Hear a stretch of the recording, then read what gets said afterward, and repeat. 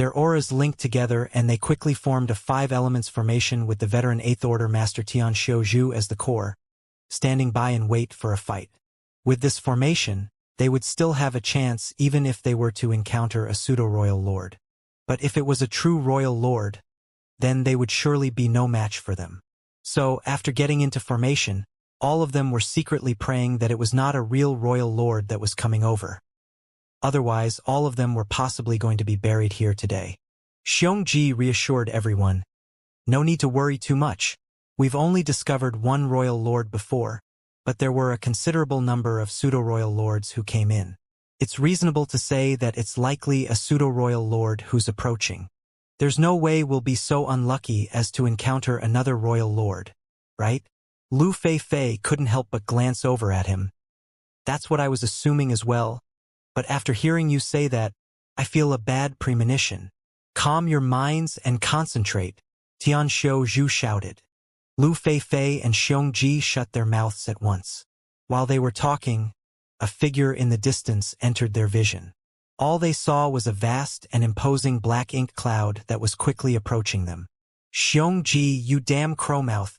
Zhan Tianhe's expression changed for the worse. Exactly as they feared, the one who was approaching was, in fact, a true royal lord. Xianxia felt depressed. He had only made an offhand remark, yet how did he become a crowmouth? It was inevitable that all of them would feel anguished at this encounter.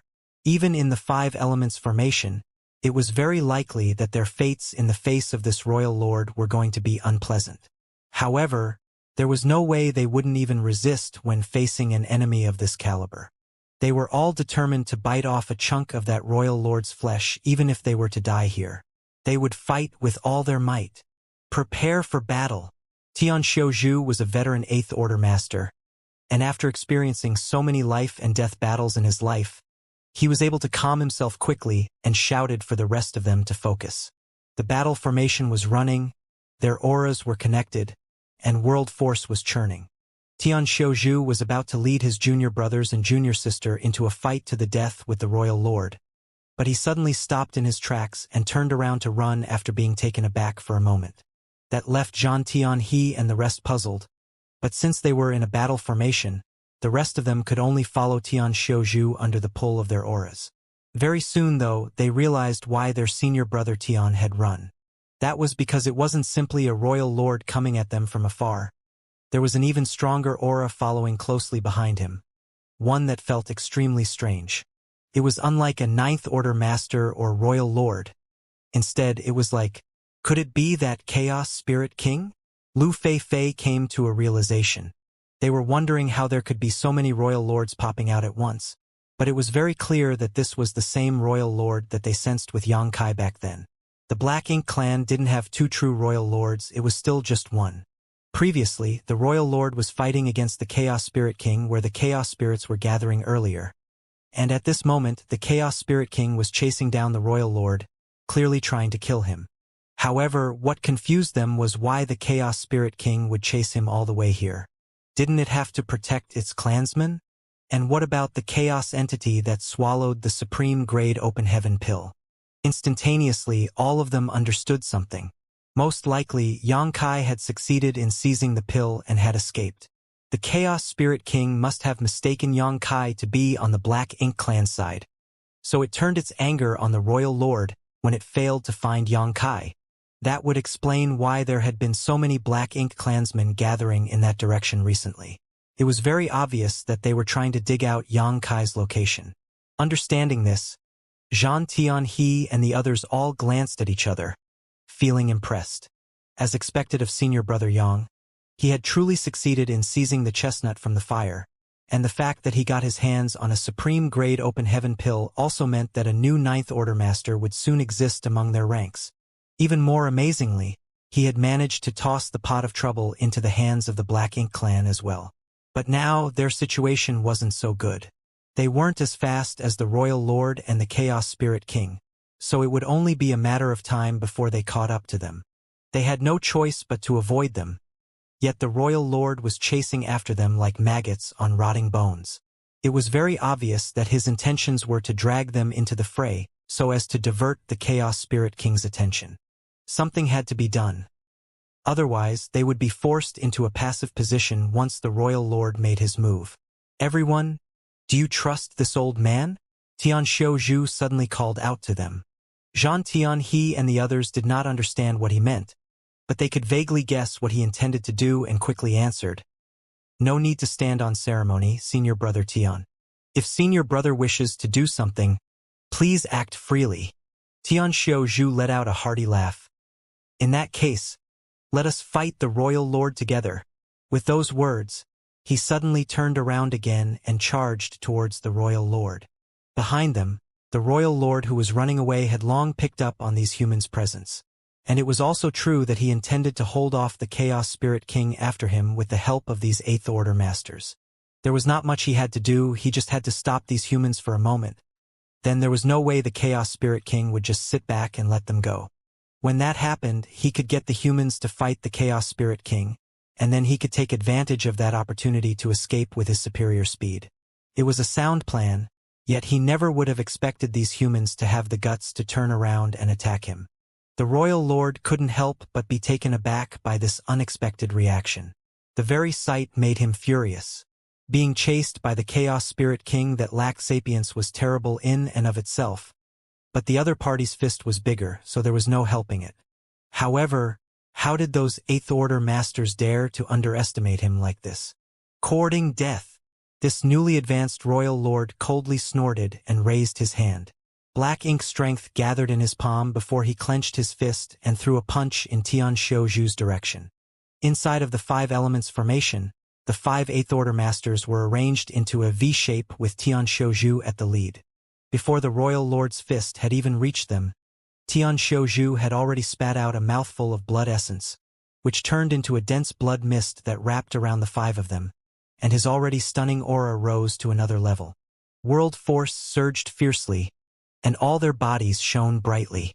The eventual clash caused space to shake for a moment, and several muffled grunts rang out. The Royal Lord's body was pushed back slightly, but the mighty black ink cloud remained mostly intact. On the other hand, the streak of blood-red light was blasted back while its glow faded greatly. It wasn't until they tumbled nearly 1,000,000 kilometers before the 5 Eighth Order Masters managed to steady themselves. At this moment, the faces of the 5 humans were pale, and blood was spilling from the corners of their mouths, especially Xianxia Zhu, who had taken the lead.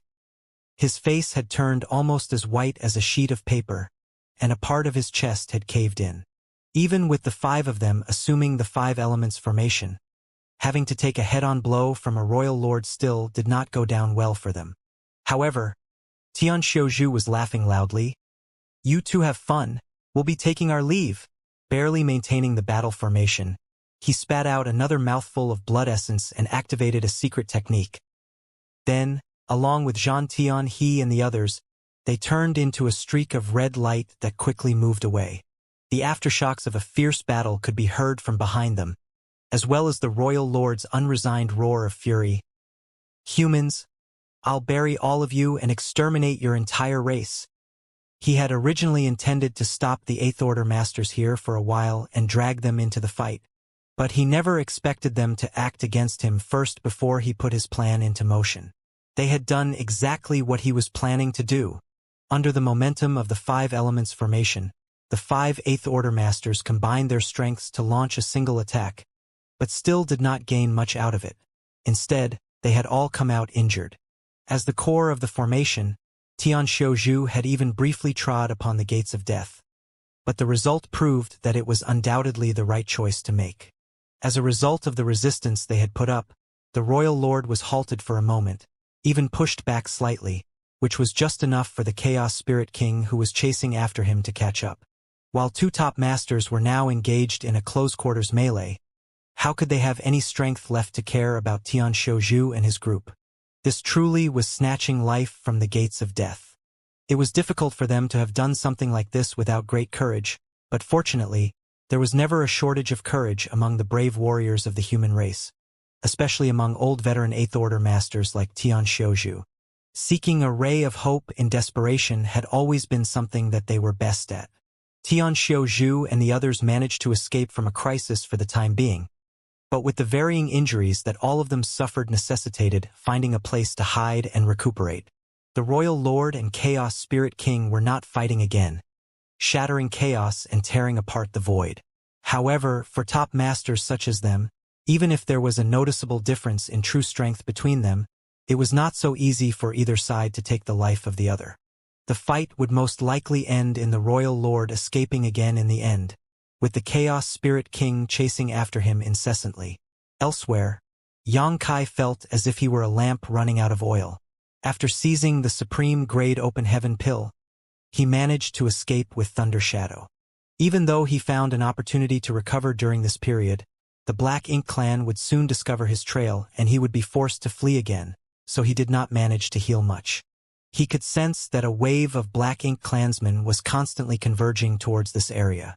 It seemed like the loss of a Supreme Grade Open Heaven pill had truly irked them. He was in bad shape now, and so was Thunder Shadow, so he was simply powerless to deal with so many enemies. Yang Kai had no choice but to constantly move around while finding breathing room to heal. But if things went on like this, it wouldn't be long before he had no way to escape and would have to fight to the death. He had to find a safe place to recover from his injuries.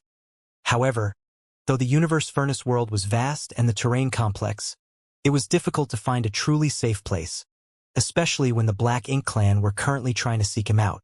As he ran, Yang Kai considered his options, and the only place that he could hide seemed obvious. If he hid inside of the infinite river that was said to run through the entire Universe Furnace world, then no matter how many masters from the Black Ink clan came, they might still not be able to find him. However, the infinite river was formed of chaotic shattered Tao essence, so if he hid inside of it, being corrupted by the shattered Tao essence would still bring great risk to him. For a while, Yang Kai was at a loss. The main reason for that was because he currently had no idea how far away he was from the infinite river. But no matter what, it was still a way out for him. While escaping, Yang Kai searched for the location of the infinite river. During that time, he encountered some Black Ink clansmen who were trying to seek him out, so he had no choice but to use his space secret techniques, which drained a lot of his energy and exacerbated his injuries.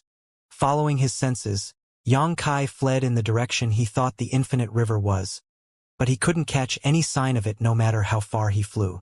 This made him doubt himself and wonder whether he had gotten the direction wrong. But if the infinite river truly did run through the entire Universe Furnace world, then it wouldn't matter which direction he went in. He would eventually find it. All of a sudden, a buzzing sound broke through the world and the Grand Tao shook. The Universe Furnace was evolving again. How many times has it been now? Yang Kai was starting to lose count. He had no idea whether this was the 6th time or the 7th time. He quickly stopped in place and calmed his mind to perceive the changes happening around him. Each evolution was a process of the Grand Tao changing from chaos to order. After 9 times, the shattered Tao essence that filled the Universe Furnace world would no longer exist, and everything here would no longer be any different from the outside world. It was a miraculous process, and Yang Kai had a feeling that if one were able to see through the secrets of this evolution, it would come with great rewards for any cultivator, and perhaps even an unimaginable pleasant surprise. He had calmed his mind to pay attention to the evolutions before, but he was unable to gain anything from them, let alone this time when he was in bad shape and on the run. Very soon, the evolution was over.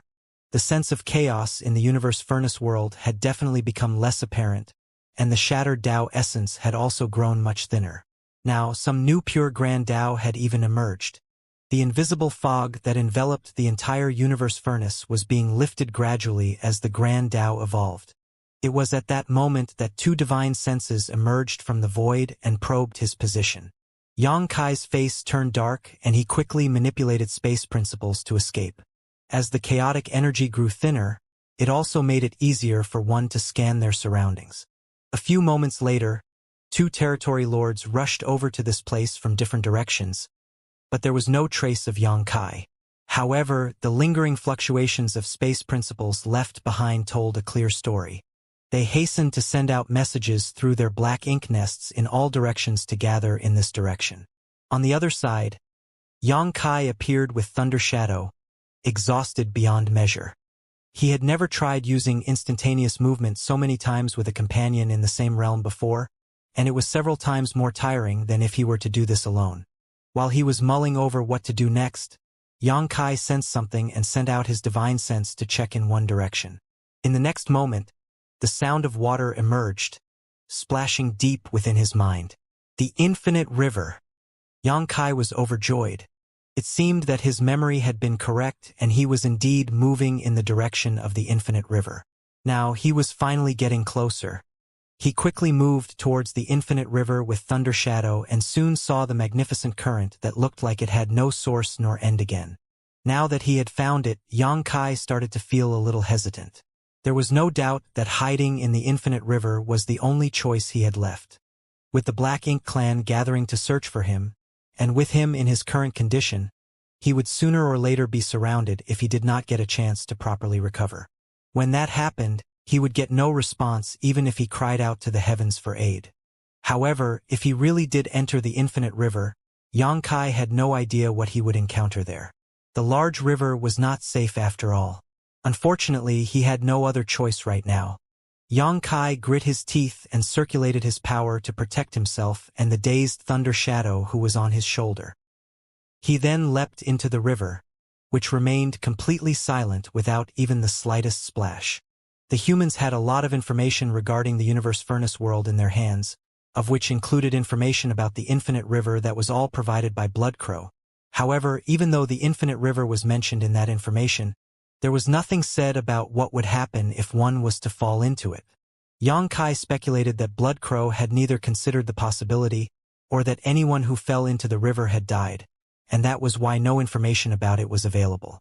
Xianxia speculated entering the river was a risky move, and the moment he did he confirmed that theory.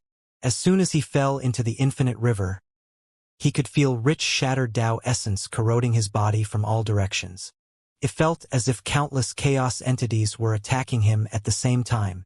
In fact, that was indeed what was going on. Chaos entities were formed from shattered Tao essence to begin with, so being surrounded by shattered Tao essence was no different than being attacked by the chaos entities. Even though Xianxia had already taken precautions, his body still felt weak in an instant and he could hardly muster any strength while he sank. His mind was even being flooded with all sorts of inexplicable emotions that made him feel pessimistic, dépassé, and distracted. The Black Ink clan was so powerful. Could the human race really resist them? Even though it seemed like the both sides could compete as equals, the Black Ink clan still had masters on their side that had not been deployed yet. Moreover, there was still Mo, who was sealed in the primordial heaven's source grand restriction. Even if the humans exterminated all of the Black Ink clan in the 3000 worlds and the Black Ink battlefield, it was still impossible to end this war that had started in the early ancient era without a way to deal with Mo. That was an opponent that not even the 10 martial ancestors like Tsong were able to solve. So, why was he doing so much to seize the supreme grade open heaven pill? Now, he had gotten himself surrounded from all sides, chased down by his enemies until he had nowhere to go. With so many gloomy thoughts pounding on his mind, Xianxia couldn't help but feel tempted to just sink down and stop caring about all the annoying things happening outside. Becoming a part of this infinite river did not seem all that bad either. Suddenly, he realized why Bloodcrow's information did not include anything about what happened when one fell into the river. Most likely, all who had fallen in had died. A touch of coolness spread out in his head like the sun rising into the sky. Under its impact, all of those distracting thoughts disappeared into nothingness. Xianxia quickly circulated his power to stabilize his sinking body, and he couldn't help but break out into a cold sweat. As he expected, the infinite river was extremely strange. If the soul-warming lotus had not protected him in that moment, then he might truly have met his demise. The shattered Tao essence that was gushing over from all directions contained all sorts of mysterious powers that was simply not something a human could withstand. That power had the ability to influence the most minute and imperceptible flaws deep within a person's heart and magnify them infinitely. It was not a power that merely confused a person, but rather a mysterious part of the Grand Tao. Xianxia was instantly on alert and took the initiative to circulate the soul-warming lotus's power in order to protect himself. Turning his head over, he could see a peaceful look on the face of Thunder Shadow, who was perched on his shoulder, his eyes looking blank and hollow. It was apparent that he had also been affected, and even his flesh was showing signs of disintegration. If one's body were to disintegrate in this kind of place, then the only result would surely be a death without a burial. Yang Kai raised his voice at once and shouted, "Thunder Shadow!" Thunder Shadow turned his head languidly to look at him, but he did not show any signs of responding in the slightest, as if he had already accepted his fate. Yang Kai panicked. He had the soul-warming lotus to protect himself, so he was temporarily able to stabilize his mind, but Thunder Shadow didn't have that advantage. If this situation continued, then it would not take long before Thunder Shadow really died. Shattered Tao essence was scouring them from all directions, and it was because of its influence that both he and Thunder Shadow were acting so strangely. In that case, the only thing Yang Kai could do was to find a way to shield themselves from the Shattered Tao essence. Yang Kai immediately circulated his Tao strengths of space and time to summon his own space-time river, coiling it around their bodies and protecting both Thunder Shadow and himself while pushing away the infinite river's water. In the next moment, Thunder Shadow abruptly came to his senses and his eyes were filled with fear at what he just experienced. This river is too strange. Not only strange, it was simply evil. Even a master of Yang Kai's caliber had fallen prey to it momentarily, so there was no need to even mention how ordinary Eighth Order masters and territory lords would react. Even those pseudo-royal lords would likely not have gotten out safely if they fell into the river. However, he had no idea whether Ninth Order masters or royal lords could withstand the river's corruption or not. Yang Kai answered with a grunt and gritted his teeth, examining his own small universe. He had not paid too much attention to it before, but when he brought out the space-time river, he realized that something unusual was happening to his small universe. The infinite river's water was not only corrupting his flesh and mind, but also his small universe.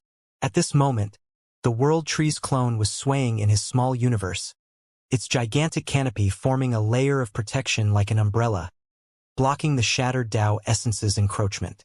The realization was fearful to Yang Kai. If the World Tree's clone had not been here to shield and isolate his small universe, then even if he could shake off the influence on his mind with the help of the soul-warming lotus, his small universe would still have been polluted. Once the infinite river's water encroached upon his small universe, it would definitely be filled with great amounts of the chaotic and disorderly Shattered Tao essence. At that point, he would surely be greatly affected by it. If that were to happen, then not to mention maintaining his original strength, even just keeping his order from regressing would have been a great outcome. The dangers of this infinite river were truly unpreventable. Yang Kai was now certain that even if a Ninth Order master were to fall into this place, they would not have fared well. Even if they were able to withstand the river's corruption for a time, the integrity of their own small universe would still be affected. The soul-warming lotus and the World Tree clone had helped Yang Kai greatly this time around. He was fine for now, but the need to protect Thunder Shadow with the space-time river was a huge drain to his Tao strengths. However, it was not too much of a problem for him. Yang Kai carefully adjusted his space-time river, reducing its size and volume so as to reduce the consumption. He only stopped once the space-time river was barely enveloping Thunder Shadow. As for himself, he did not need its protection. The soul-warming lotus and the World Tree clone were enough. Even though it was a bumpy process, they had still escaped that situation without much harm in the end. It seemed like jumping into the infinite river was the right decision. Without the Black Ink clan to disturb him, Yang Kai said, "Let's recuperate for now." Thunder Shadow nodded and silently took out a space ring before fetching some healing pills and swallowing them. Though he was from the monster race and some spirit pills refined by humans were not usable for him, healing pills were still fine.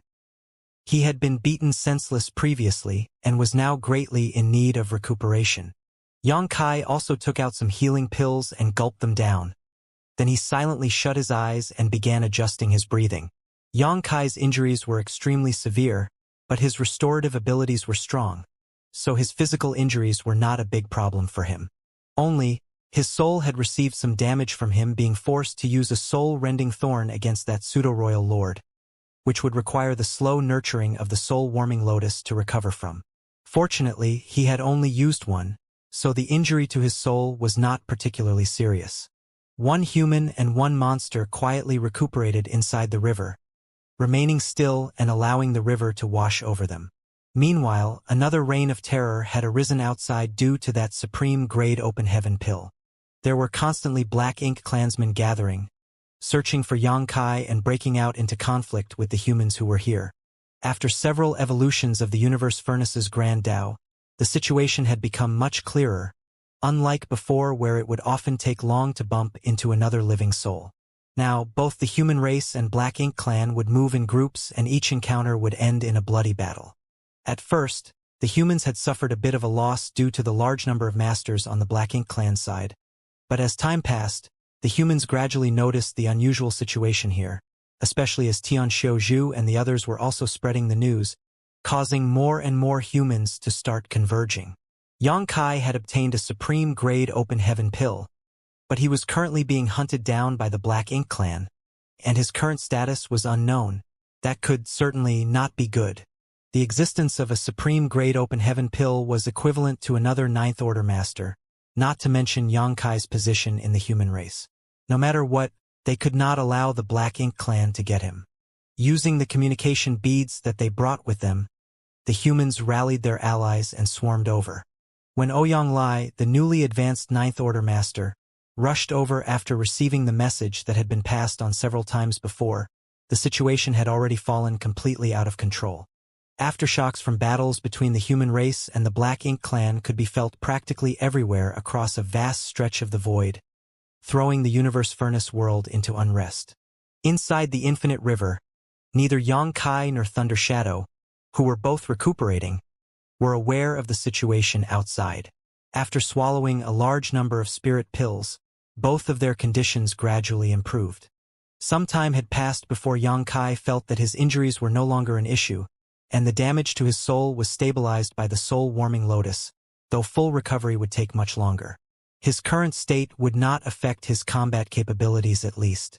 Xianxia then checked on Thunder Shadow's condition, and though Thunder Shadow's recovery speed was not slow, it still wasn't as quick as him. Currently, he had mostly recovered from his injuries, but he was still enveloped in the space-time river. Seemingly sensing Xianxia's movements, Thunder Shadow slowly opened his eyes to say, "I'm fine now." The bodies of those from the monster race were extremely strong to begin with, so even though he had been beaten by the pseudo-royal lord until he had almost become a dead leopard, since he survived in the end, it would not be too much trouble for Thunder Shadow to recover. Xianxia nodded but was in no rush to leave. Instead, he looked down and gazed for a moment, before muttering, "Say, what do you think is inside this infinite river?" The most mysterious and magnificent thing inside of the Universe Furnace was undoubtedly the infinite river. This large river was formed purely out of chaotic shattered Tao essence and ran through practically the entirety of the Universe Furnace world. Xianxia did not think too much about it when he first saw the river. Moreover, he was focused on searching for the supreme-grade open heaven pills then and had no time to wonder about such things. However, through his time in the infinite river, hiding and recuperating, something came to mind. Could the infinite river truly be as simple as it seemed on the surface? The Universe Furnace was the most miraculous treasure in the universe to begin with, and this was the most mysterious part of it. There was most likely more to this river than met the eye. Hearing his question, Thunder Shadow became wary. "What are you thinking of doing?" Even though he was only Xianxia's monster self, he could vaguely sense that Xianxia had come up with some dangerous ideas. After all, his true self had never been the type to sit still when something piqued his interest. "Sure enough," Xianxia said, "since we have nothing to do, why don't we go in and take a look?" Thunder Shadow was speechless. "What do you mean nothing to do?" There were still many supreme-grade open heaven pills scattered outside, and there were also many Black Ink clansmen to kill. How could there be nothing to do? Xianxia reasoned. There are probably many of them searching for me outside, including pseudo-royal lords and that royal lord. If worst comes to worst, the Chaos Spirit King may be searching for me too. If we go out now, we would end up running around and hiding anyway. So we might as well stay here a while longer and wait for things outside to clear up before heading out. You do have a point. Thunder Shadow was silent for a moment. You're the big brother, So you decide. Yang Kai nodded. Let's go and take a look then. Saying so, he immediately sank down with Thunder Shadow following close behind him, the space-time river coiling around his body and blocking the scouring of the chaotic force. The infinite river looked wide and deep from the outside, but there had to be a limit. However, as he sank further down, Yang Kai felt that something wasn't quite right. Based on his senses, the depth that he and Thunder Shadow reached was so deep that they could likely have passed through the entire river. But in truth, their bodies were still surrounded in the chaotic flow, as if they had fallen into an endless abyss. The inside of this infinite river truly was something special. Yang Kai became increasingly cautious. Moreover, the further they sank, the stronger the impact of the water became. Every so often, they could even feel strong currents and turbulence trying to sweep them away. The soul-warming lotus's power was continuously roused, protecting Yang Kai's mind to stop him from being affected by the chaotic energy. Inside his small universe, the large umbrella-like canopy of the World Tree clone was also growing more and more dense. After sinking for an unknown amount of time, Yang Kai could vaguely feel that he wouldn't be able to hold on much longer. Even with the soul-warming lotus protecting his mind and the World Tree clone to seal and stabilize his small universe, the scouring of the chaotic force on his body was hard to avoid. Even his dragon form, which was only a step away from advancing to become a divine dragon, was unable to resist the river's erosion. Yang Kai had no choice but to expand his space-time river, coiling it around both Thunder Shadow and himself to relieve the pressure. But with this, his Tao strength would quickly be depleted. Previously, it was fine when he was just enveloping the tiny Thunder Shadow with the space-time river. But now, Yang Kai had to use it to protect both of them, which more than doubled the consumption. Tao strength was tied to Yang Kai's perception and precipitation of his own grand Tao, so if he consumed too much of it, it would end up affecting the foundation of his grand Tao. As he continued to sink down, it truly seemed there was no bottom to this river. The pressure was growing stronger, and sweat was already starting to bead up on Yang Kai's forehead. Sensing that things were not looking good, Thunder Shadow quickly shouted via divine sense, "I think it's about time we head back up. If they didn't have enough strength to leave, then they could end up being trapped here." If that happened, Yang Kai's Tao strength would eventually be exhausted, making it difficult for him to maintain the spacetime river. Then both he and the original would perish here. Yang Kai also felt that it was time for them to head up, but this infinite river was filled with oddities. He dove so deep yet still saw no signs of an end, so it felt like a waste to just give up like this. He had a nagging feeling that this infinite river was not as simple as it seemed on the surface. So after a moment of contemplation, Yang Kai continued sinking deeper, bringing forth more of his Tao strengths to compensate. His Grand Taos did not end at the Tao of time and Tao of space. The Grand Taos that he had put effort into cultivating also included the alchemic Tao, spear Tao, and the Tao of artifact refining. He had also absorbed and refined many Grand Tao rivers in the Great Sea Celestial Phenomenon, each one of them filled with different Tao strengths. It could be said that the Grand Taos of Yang Kai's small universe were numerous and almost all-encompassing. Only their levels of mastery were different. This was also the main reason why cultivators from the Void World could practice a wide variety of Grand Taos. The presence of this variety in turn increased the choices of Grand Taos that the Void World's cultivators could more easily comprehend. Without the harvest he gained from the Great Sea Celestial Phenomenon back then, the cultivators in his small universe would have a far harder time comprehending Grand Taos Yang Kai was unfamiliar with. Spear Tao, Sword Tao, Tao of Spirit Arrays, Tao of Artifact Refining, Saber Tao. Many Tao strengths were circulated at once, strengthening the spacetime river. Seeing this, Thunder Shadow quickly circulated its own Tao strength. He was a shadow leopard and was innately proficient in the Tao of concealment. Later, when became a great emperor, he gained enlightenment into the Tao of thunder. So, when he circulated his Tao strengths, the spacetime river began flashing with lightning, though it also seemed ethereal and was all around a bizarre sight. Under the combined efforts of one man and one leopard, the pressure instantly became much lighter. Sure enough, the best way to restrain chaos was with complete Tao strengths. While circulating his grand Tao strength, Thunder Shadow was complaining, "How did you manage to live for so long? The infinite river was clearly full of dangers, yet Yang Kai was obstinate in exploring its depths. Thunder Shadow was genuinely surprised that he could survive thus far with such a daredevil nature. Yang Kai laughed out loud. "How could you be born without me? You make it sound as if I'm your son." Thunder Shadow was instantly silent. They continued to sink deeper, and when they reached an unknown depth, the undercurrent suddenly grew even more turbulent, and the impact of each wave would violently sap away the Tao strength of them both, causing the space-time river to flicker in unrest. After reaching this point, even Yang Kai was starting to think of giving up. Previously, the reason he was able to hold on was naturally because he hadn't brought out his full power yet.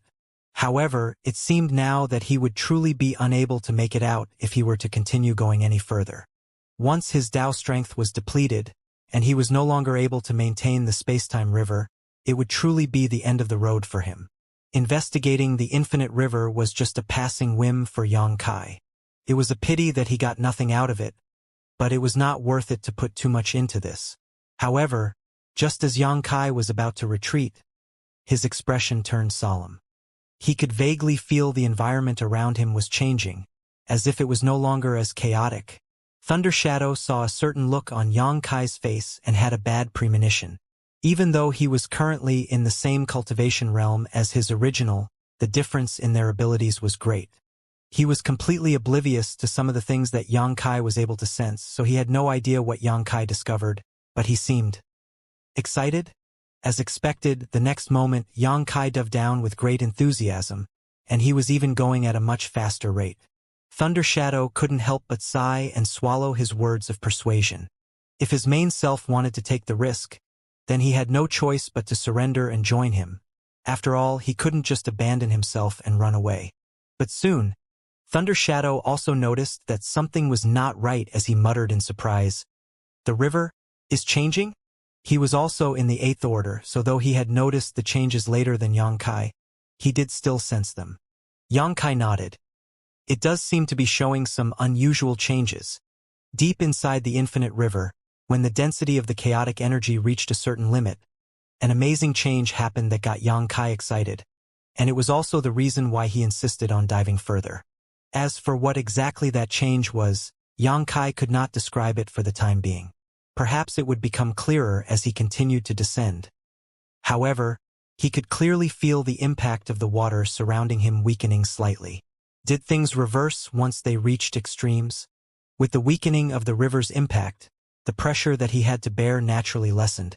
So Yang Kai was in no hurry to retreat now. He had already gotten through the most difficult part, and now it was naturally time for a proper exploration of the infinite river's depths. Yang Kai had a feeling that he might be able to touch upon some secrets here that were not known to the world at large. There may have been those who thought about exploring the infinite river before, but it would have been impossible for them to reach this far. It was more than the accumulation of Yang Kai's heritage that enabled him to reach this place. It was also his other blessings. Whether it was the soul-warming lotus to protect his mind or the world tree clone to protect his small universe, these were all conditions that ordinary people could not meet. Not even the 9th Order Masters could copy such a performance. Moreover, Yang Kai was not inferior to any 9th Order Master when it came to attainments in one's own grand Daos. He was merely lacking in cultivation. The greatest asset one could rely on to explore the depths of the infinite river was Tao strength. One's cultivation was merely secondary. That was why Yang Kai could conclude almost for certain that nobody had ever reached this place before, let alone explored the infinite river's depths to begin with. The inside of the infinite river was originally dim, but at some point, a few faint spots of fluorescence began to appear in the surging river around him. The fluorescence was divided into 2 colors, yellow and blue. It wasn't obvious at first, but as Yang Kai went deeper, more and more points of light began to appear around him. Looking around him, the lights were like ribbons, floating in the river, their luminescence creating a beautiful and colorful sight as they swayed along the flow of the water. The color of those lights felt familiar to Yang Kai. Moreover, their auras were not unfamiliar either. Yang Kai was jolted by sudden enlightenment. Chaos divides into yin and yang. Thunder Shadow was also filled with profound thoughts at the sight, but he was not as knowledgeable as his main self, so though he had some understanding, it was not very clear. Yang Kai's eyes lit up. The idea to explore the infinite river's interior had been a mere whim at the start. Many Black Ink clansmen were searching for him outside, so he just wanted to wait inside of the river for a while longer and let the storm die down. But to gain such an unexpected harvest here was a true surprise to him. He actually witnessed chaos dividing into yin and yang at an unknown depth deep inside the infinite river. This was a true evolution of Tao strength, the primordial separation of chaos. Yang Kai steadied himself and concentrated, silently perceiving the changes in the grand Tao around him. Only after a long time did he open his eyes again with a thoughtful expression. Then, his body moved, continuing deeper together with Thunder Shadow. The lower down he dove, the more the yellow and blue lights grew in number until at a certain point that was all Yang Kai could see. Moreover, Yang Kai no longer felt any chaotic shattered Tao essence after reaching this place. This was where the grand Taos of yin and yang gathered. A pure and primordial power surged in this place, openly displaying the ultimate profundity of the two grand Taos of yin and yang. Yang Kai and Thunder Shadow were practically swimming in an inexhaustible grand Tao river. Yang Kai was thrilled, but also felt that it was a pity at the same time. He was thrilled because of how pure and rich the Tao strength was in this place. Anyone who came here would be able to absorb and refine it, rapidly increasing their attainments in the grand Taos of yin and yang. This was primordial Tao strength which had split from chaos after all, so there was no way it would not be pure. It was just a pity that the Taos of yin and yang was not the main grand Taos that Yang Kai cultivated, though he did have some of its Tao essences in his small universe. However, that was only there as a part of what he gained from the Great Sea celestial phenomenon. If a cultivator from Yin-Yang heaven were to come here, they would truly be like thieves entering a treasure mountain. For example, old ancestor Xiao Xiao, Luo Ting He, and even his own wives Chu Huashang and Tao Lingwan would definitely save centuries, if not millennia of hard cultivation to raise their attainments in their grand Taos. He sighed in his heart. Since they couldn't come here to grab these benefits, he would just have to do it in their place. When he opened up his small universe, it began swallowing up the Tao strengths in this place as if it had been starving for hundreds of years. Yang Kai had done a similar thing in the past inside of the Great Sea celestial phenomenon, but the conditions then were different from now. The many grand Tao rivers of the Great Sea celestial phenomenon were all of varying volume and strength, each of them containing a random grand Tao. Back then, Yang Kai had taken each one of those grand Tao rivers into his small universe and refined them there. However, there was no need for that here. The Tao strengths of yin and yang here were so rich that he just had to open up his small universe and they would crash inside by themselves. Currently, a considerable number of Emperor Realm Masters had been gathered in the Void Tao Temple in Yang Kai's small universe. All of them had condensed their Tao seals and were usually cultivating in retreat or training and sparring with each other. One female cultivator who mainly cultivated the Yin-Yang Grand Tao felt a stir, as if something new had been added to the world around her. And she couldn't help but be enlightened to many things all at once. Things that she usually couldn't understand opened up to her at this moment. She immediately ended her chat with her companion and sat down cross-legged to meditate. This made her companion dumbfounded, completely flabbergasted at how she had suddenly gained enlightenment out of nowhere. Unseen by others, a vast amount of the Yin and Yang Tao essence had appeared in Void World, and the amount was increasing in a continuous flow. By swallowing and refining the Tao strengths of Yin and Yang, Yang Kai also gained many new insights, and his understanding of these grand Taos also increased significantly. Originally, his attainments in the Yin-Yang Grand Tao were not very high. Based on his own classification, he would at most be at the 4th level, traversing a familiar path which was around an average level for a newly promoted Open Heaven Realm Master. However, as Yang Kai continued to refine more of this pure Tao essence, that rapidly improved his mastery. Attaining mastery through comprehensive understanding, exceeding the ordinary to reach the extraordinary, standing above all others within sight, Yang Kai only felt that he was reaching a bottleneck when he was nearing the 8th level, summiting the peak. No matter how much more Tao strength he took in, it would be difficult for him to make any more improvements within a short time. This was within his expectations, though. It was impossible to increase one's attainment in a grand Tao without limits simply by swallowing up and refining Tao strength. One would reach a wall sooner or later. Just like eating, Even the greatest king of appetites would reach a limit of what they could consume, and only by slowly digesting that food could their capital be increased gradually. Yang Kai did not feel that full right now. After all, his small universe was exceptionally large, so he could continue swallowing up more of this place's Tao strength. However, he was unable to refine more of it into his own Tao essence. He had never thought that he would one day be troubled about finding too much wealth. Pure, practically unlimited primordial Tao strength was right before his eyes, free for the taking, yet he was unable to refine it. However, Yang Kai was still very satisfied with what he'd gained. His attainments in the Inyang Grand Tao were originally only at the 4th level of mastery, but he was now at the border of the 8th level after such a short amount of time. Even with thousands of years, such a thing would be difficult to achieve simply by cultivating in seclusion. Yang Kai could vaguely feel that the 8th level was a bottleneck for him. Previously, he had also reached a standstill for a long time before breaking through to the 8th level of mastery in the Tao of Space and the Tao of Time, and those were his primary Grand Taos, while the Inyang Grand Tao was something he never actively cultivated. As for the 9th level, it was useless to even think about it. Yang Kai himself had no idea how long it would take to make a breakthrough to the mysteries of the 9th level. Though he had no way of refining more, he faced no obstruction when it came to taking it in. As such, rather than close his small universe's portal, Yang Kai continued swallowing up more of the Tao strengths, as he created a separate, isolated region in his small universe to store it for later use. If the infinite river had a consciousness and saw what Yang Kai was doing, it would likely feel the urge to cry. Eating and drinking his fill here wasn't enough for him. He was even packing up a massive amount of takeaway. Such greed was simply too much. Yang Kai's thoughts were simple though. He had reached a bottleneck now, but there was no saying when he would not have the blessing to make a breakthrough later. When that time came, this Tao strength that he saved would be of use to him in order to raise his attainments again. Even if he ultimately did not use it himself, he could still bring it to his 2 wives. They came from Inyang Cave Heaven, so they certainly had a better understanding of the Inyang Tao and could use this to strengthen themselves.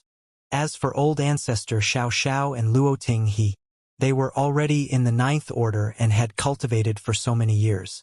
They had most likely reached their own limits in their cultivation, and that was not something that could be changed with outside help. Thunder Shadow stood aside, completely silent about Yang Kai's behavior. Indeed, his true self's greed was embarrassing, but fortunately, nobody else was there. Moreover, if anyone else were to be faced with such a blessing, they would most likely also find it difficult to refuse. After taking his fill, Yang Kai was in high spirits. After closing his small universe's portal, he continued downwards with Thunder Shadow. Diving deeper into the infinite river did not come without pressure, but it was still easier than the most difficult time they faced here. Fortunately, Yang Kai had some attainments in this Grand Tao to begin with, and those attainments were climbing with each passing moment, so the pressure became less and less. At this point, it had become no more difficult for Yang Kai than an idle walk in his courtyard. "What sort of changes do you think we'll see down there?" Yang Kai suddenly asked. Thunder Shadow was sullen. "Don't know. I'm not guessing." Yang Kai laughed. "Even though you're from the monster race, you still need to use your head a bit more. Monsters without brains don't survive long." Thunder Shadow looked askance at him, thinking to himself, "If you scold me, then it's equal to scolding yourself, don't you know? It's your fault I don't have more smarts." But Yang Kai went on by himself. "It is said that the world began as chaos. Then after many long years of evolution, Yin and Yang were born from it. Afterwards, it transformed into the 5 elements. As if to verify his guesses, the river, which was filled only with yellow and blue before, now suddenly had other colors appearing. The Yin and Yang Tao strengths were no longer pure. As the 2 Tao strengths intersected, traces of other Tao strengths emerged. The evolution of Tao strength was an amazing process. Deep inside of the infinite river, the yellow and blue colors were gradually replaced by 5 different colors of light. Gold represented the metal element, green represented the wood element, blue represented the water element, red represented the fire element, and brown represented the earth element. The intermingling of 5 colors caused the interior of the river to become more and more colorful. Chaos divides into Yin and Yang, and then yin and yang transform into 5 elements. The Grand Tao of Yin and the Grand Tao of Yang could be encompassed into a single Grand Tao just as it could be 2 separate ones. The Grand Tao of the 5 elements was the same. If it were broken down, then the Grand Tao of the 5 elements would contain 5 different Grand Taos. There would always be preferences as to which a cultivator focused on during their cultivation. But for any cultivator, Yin, Yang, and the 5 elements were the foundation of the Tao, and that was because once one reached the Emperor realm in their cultivation and condensed their Tao seal, they would have to start refining a complete set of Yin, Yang, and 5 elements materials to split heaven and earth apart within their bodies to form a small universe. Even the tallest building had to start with a base, so the powers of Yin, Yang, and the 5 elements were critical. Therefore, no matter which open heaven realm master it was, or whatever type of Grand Tao they cultivated, they more or less had some experience with the Taos of Yin, Yang, and the 5 elements. Only, their attainments would vary in each of them. In Yang Kai's case, without the gains he made at the Great Sea Celestial Phenomenon back then, even though he had some attainments in the Grand Taos of Yin, Yang, and 5 elements, it was merely superficial. But now, his Yin-Yang Grand Tao was quickly nearing the 8th level of mastery, and the 5 elements Grand Tao was also bound to transform here. Rich and pure primordial Tao strengths of the 5 elements surrounded his body, but Yang Kai was not in any hurry to take it in and refine it. Instead, he was silently experiencing it. After a few moments, Yang Kai opened his eyes and shook his head slowly. His attainments in the 5 elements Grand Tao were not very high, so at this moment, he was only able to feel the Tao strength of the surrounding 5 elements interacting with each other and changing endlessly, but not much more. However, he was not discouraged. Right now, it was more important to raise his attainments in this Grand Tao. Yang Kai was starting to feel some pressure again after arriving at this place. The scouring of Tao strength around them caused the space-time river, which had been coiling around him and Thunder Shadow this whole time, to become restless. This was clearly because of his lack of attainments in the Grand Tao of the 5 elements. As before, Yang Kai opened his small universe's portal and swallowed up the Tao strength here as much as possible while refining it. The 5 elements Tao essence was rapidly accumulating inside of Void World. Yang Kai couldn't help but be reminded of the situation back then in the Great Sea Celestial Phenomenon, which was similar to what he was experiencing now. But there, he still had to spend some effort to capture each one of the Grand Tao rivers. Here, it was completely different. All he had to do was devour Tao strength. And, as the concentration of 5 elements Tao essence increased, more and more disciples suddenly gained enlightenment in the Void Tao Temple and hurried to cultivate in seclusion. After some time had passed, Yang Kai felt himself reaching another bottleneck, and the 5 elements Tao essence in his small universe could not increase with ease anymore. Even if he took in more Tao strength, he wouldn't be able to refine it. His perception told him that his attainments in the 5 elements Grand Tao were more or less the same as his Yin-Yang Grand Tao now. Both of them stopped near the peak of the 7th level. Sure enough, the 8th level was a firm boundary in each Grand Tao that could not be broken through so easily. Just like before, Yang Kai created an isolated area in his small universe and sealed some 5 elements Tao strength for later use. As he had previously considered, the sealed Tao strength of Yin and Yang could be given to Chu Huashang and Tao Ling Wan. If he had no use for the Tao strength of the 5 elements after leaving this place, he could still split them with the other masters. There was currently a considerable number of masters among the human race, and though the newly advanced high-rank Open Heaven Realm masters were not weak, their accumulation of heritage was still greatly lacking when compared with the older 8th Order veterans, especially in terms of attainments in their Grand Taos. The older 8th Order masters had already reached the limits of their own martial Tao and were unable to reach higher realms, but the accumulation of experience through many years still helped to improve their perception of their own Grand Taos. The young high-rank Open Heaven Realm masters had only cultivated for a short time, especially the fine seedlings who had broken through into the 7th Order directly. The higher the starting point, the more quickly their cultivation could improve. But one's comprehension of their Grand Tao may not be able to keep up with such a growth rate. Many things needed to be polished with time. This 5 elements Tao strength would benefit many cultivators when brought out. As Yang Kai's attainments in the 5 elements Grand Tao deepened, the pressure on him lessened in turn. Yongkai waited until he had secured enough Tao strength of the 5 elements inside of his small universe before stopping and continuing to sink further. Thunder Shadow suddenly spoke up at that moment. According to you, chaos divides into yin and yang transforms into the 5 elements, then would the next step be the 5 elements give rise to 10,000 Daos? Yongkai nodded. Most likely. Thunder Shadow was shaken. Could such a miraculous evolution happen inside of this infinite river? This was not only the evolution of the Grand Tao, but also the transformation of heaven and earth. What the Grand Tao showed here was equivalent to presenting the universe's evolution from chaos, step by step. Perhaps this was how the vast expanse of heaven and earth was created in the long-lost era of chaos.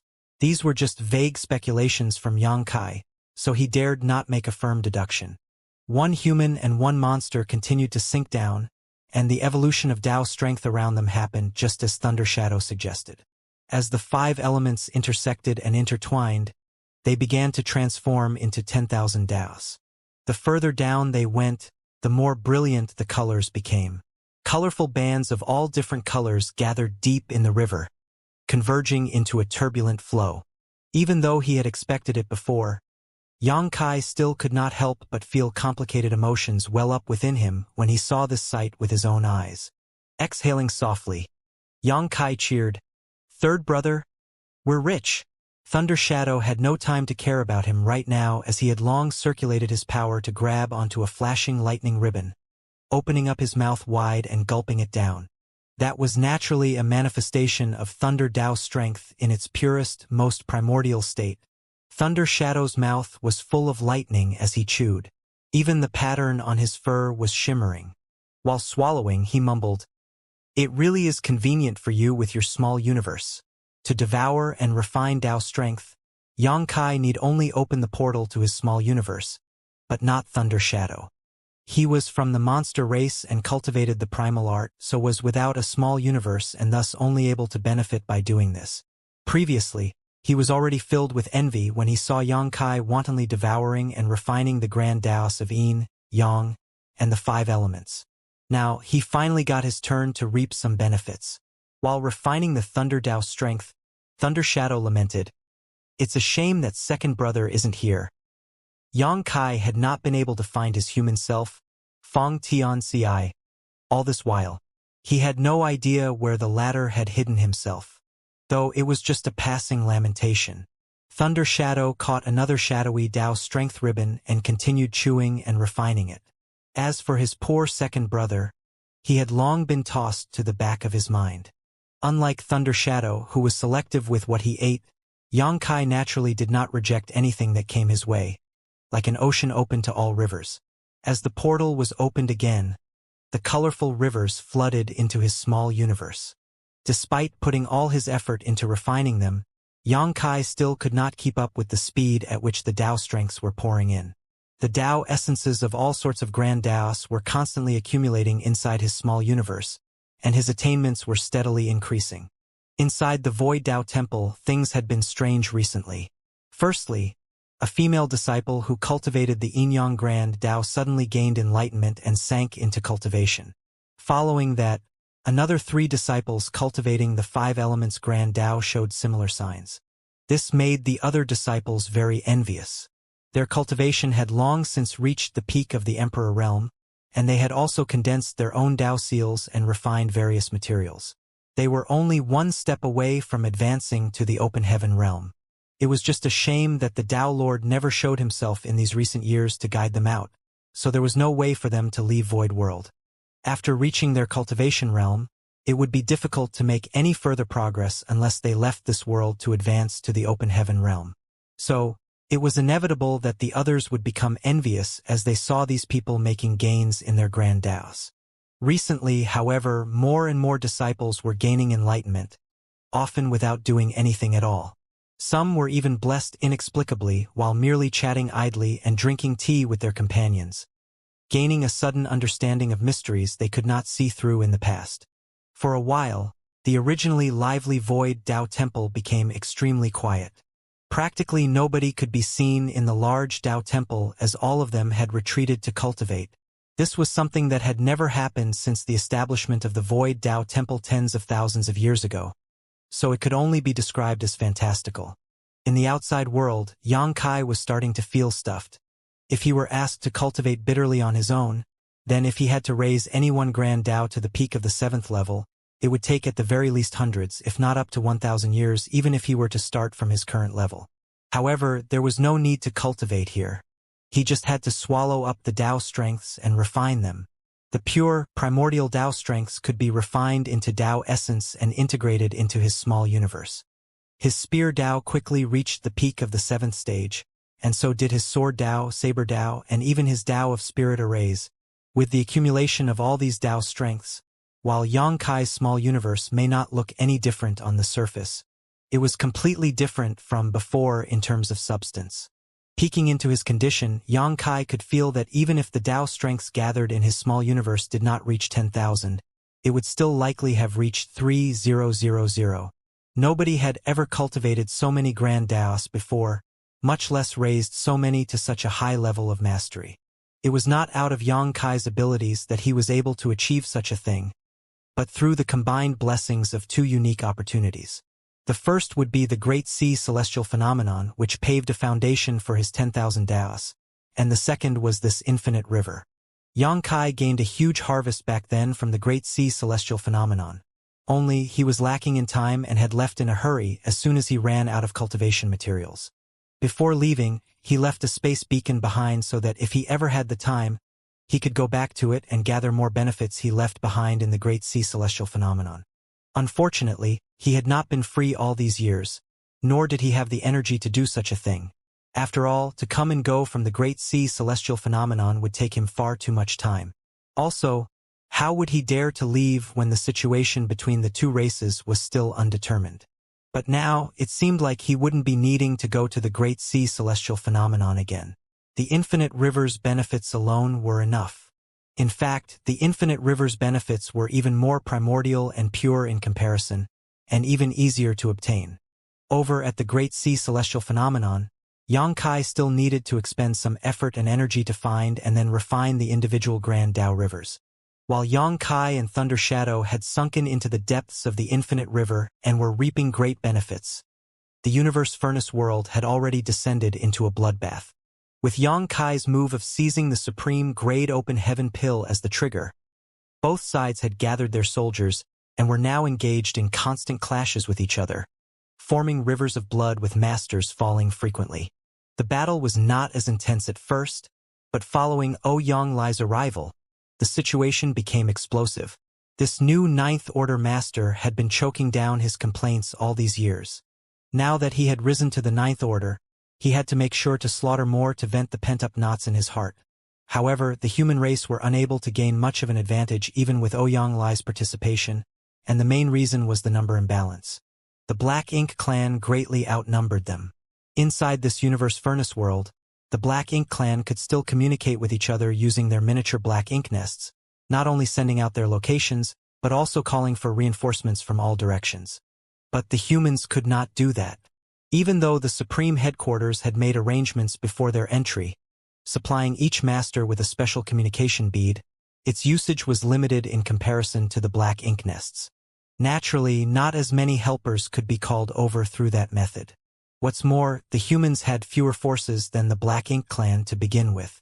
If Ouyang Lai had not made it over in time, then the humans would surely have suffered a terrible loss in this battle.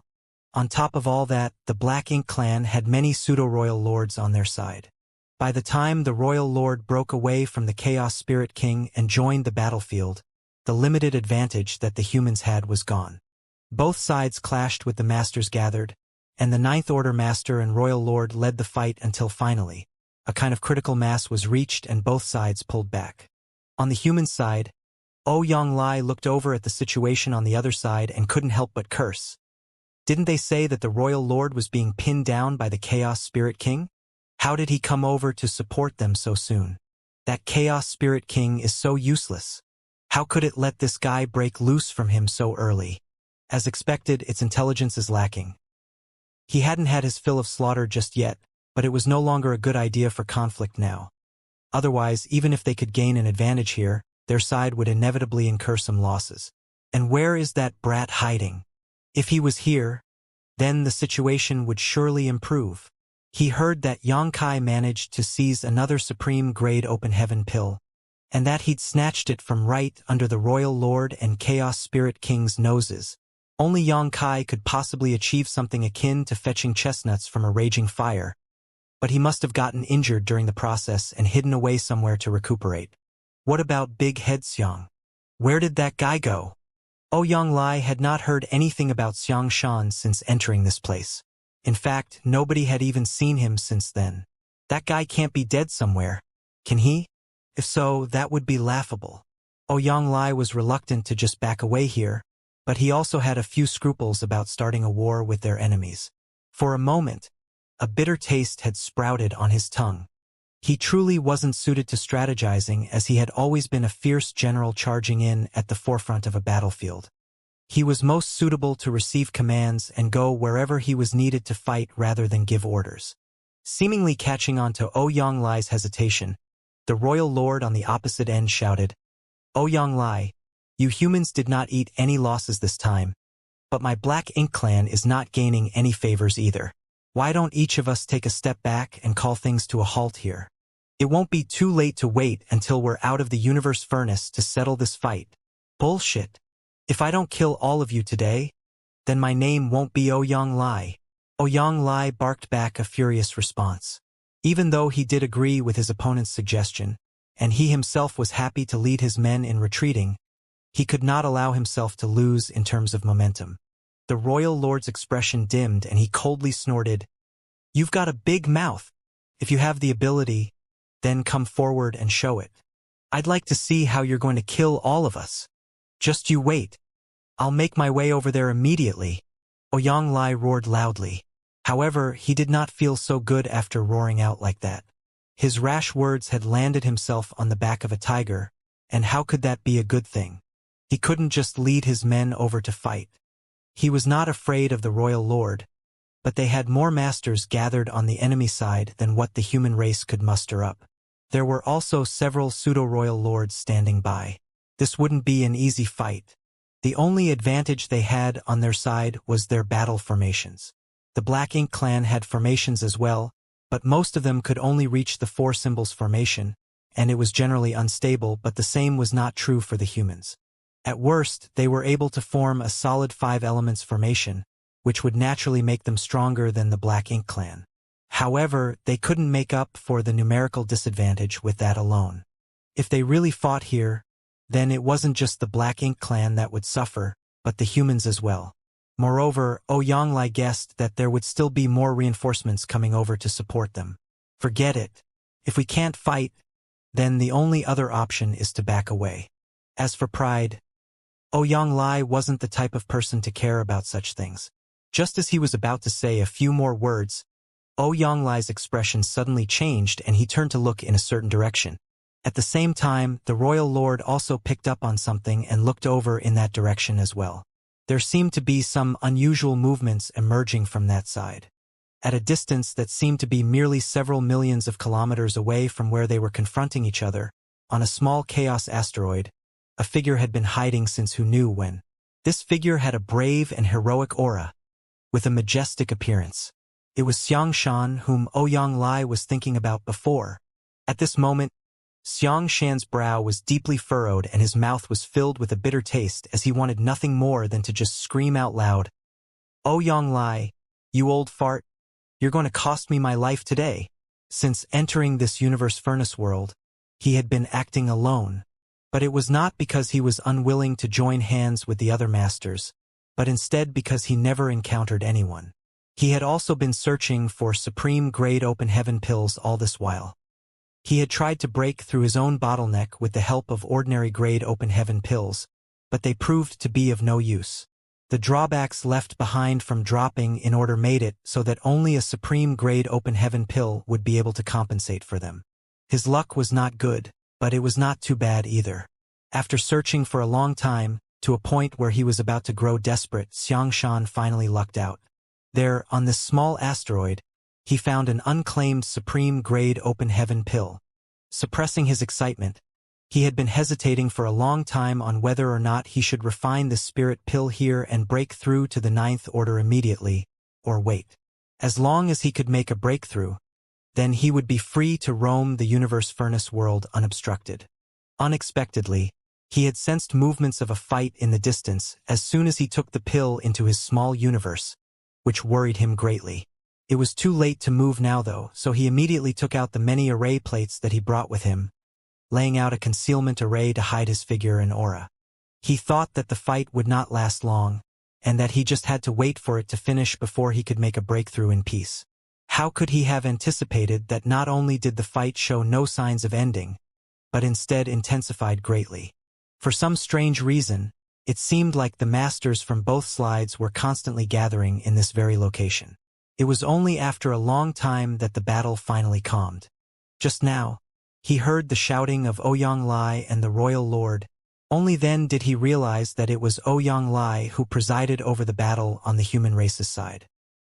He was relieved to hear the royal lord's suggestion of stopping for both parties. Xianxia nearly celebrated as that would allow him to break through in peace after the Black Ink clan left. But then, when he heard Ouyang Lai shouting about killing all from the Black Ink clan, he wanted nothing more than to rush out and cover Ouyang Lai's mouth. They had known each other for so long, so how could he not understand Ouyang Lai's character? That bastard was going more and more overboard as he shouted, and kept on trying to act strong. The Black Ink clan wanted to leave, so he should have just let them leave. What reason did he have to force them to stay when he knew he couldn't win? But that was not the end of it. The most important point here was that he had already taken the spirit pill into his small universe, and had been suppressing it all this while, not daring to refine the pill for fear of touching his bottleneck and revealing his location. However, there was a limit to how long he could suppress it, and it was at that point that it could no longer be suppressed. The medicinal efficacies of the pill were spreading, and the barrier of his small universe was beginning to melt and expand. The commotion that would arise from one breaking through to the ninth order was not something that could be hidden even while being enveloped in the spirit array. Ouyang Lai and the royal lord had noticed him practically at the same time. Both sides were shocked. It was a realization that a master had obtained a supreme-grade open heaven pill, and was currently in the middle of making a breakthrough. But were they from the Black Ink clan or the human race? Even though the array was unable to cover up all traces of his breakthrough, it still blurred the perception of outsiders. For a while, neither Ouyang Lai nor the royal lord was able to ascertain whether it was one of their own people making a breakthrough or not. But soon everything became clear. World force surged on that side, and the stirring resulting from the breakthrough was growing increasingly intense, so much so that it was becoming impossible to ignore. Now, the masters on both sides were able to sense it as well. Ouyang Lai's eyes lit up. It's one of our people who is making a breakthrough, and this aura. He realized now who it was who was making the breakthrough.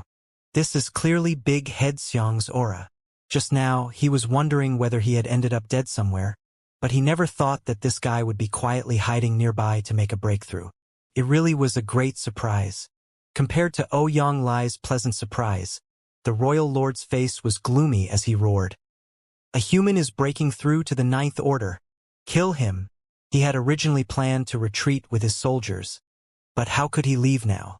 The human race already had one ninth order master, so if they were to raise another, that would be no laughing matter.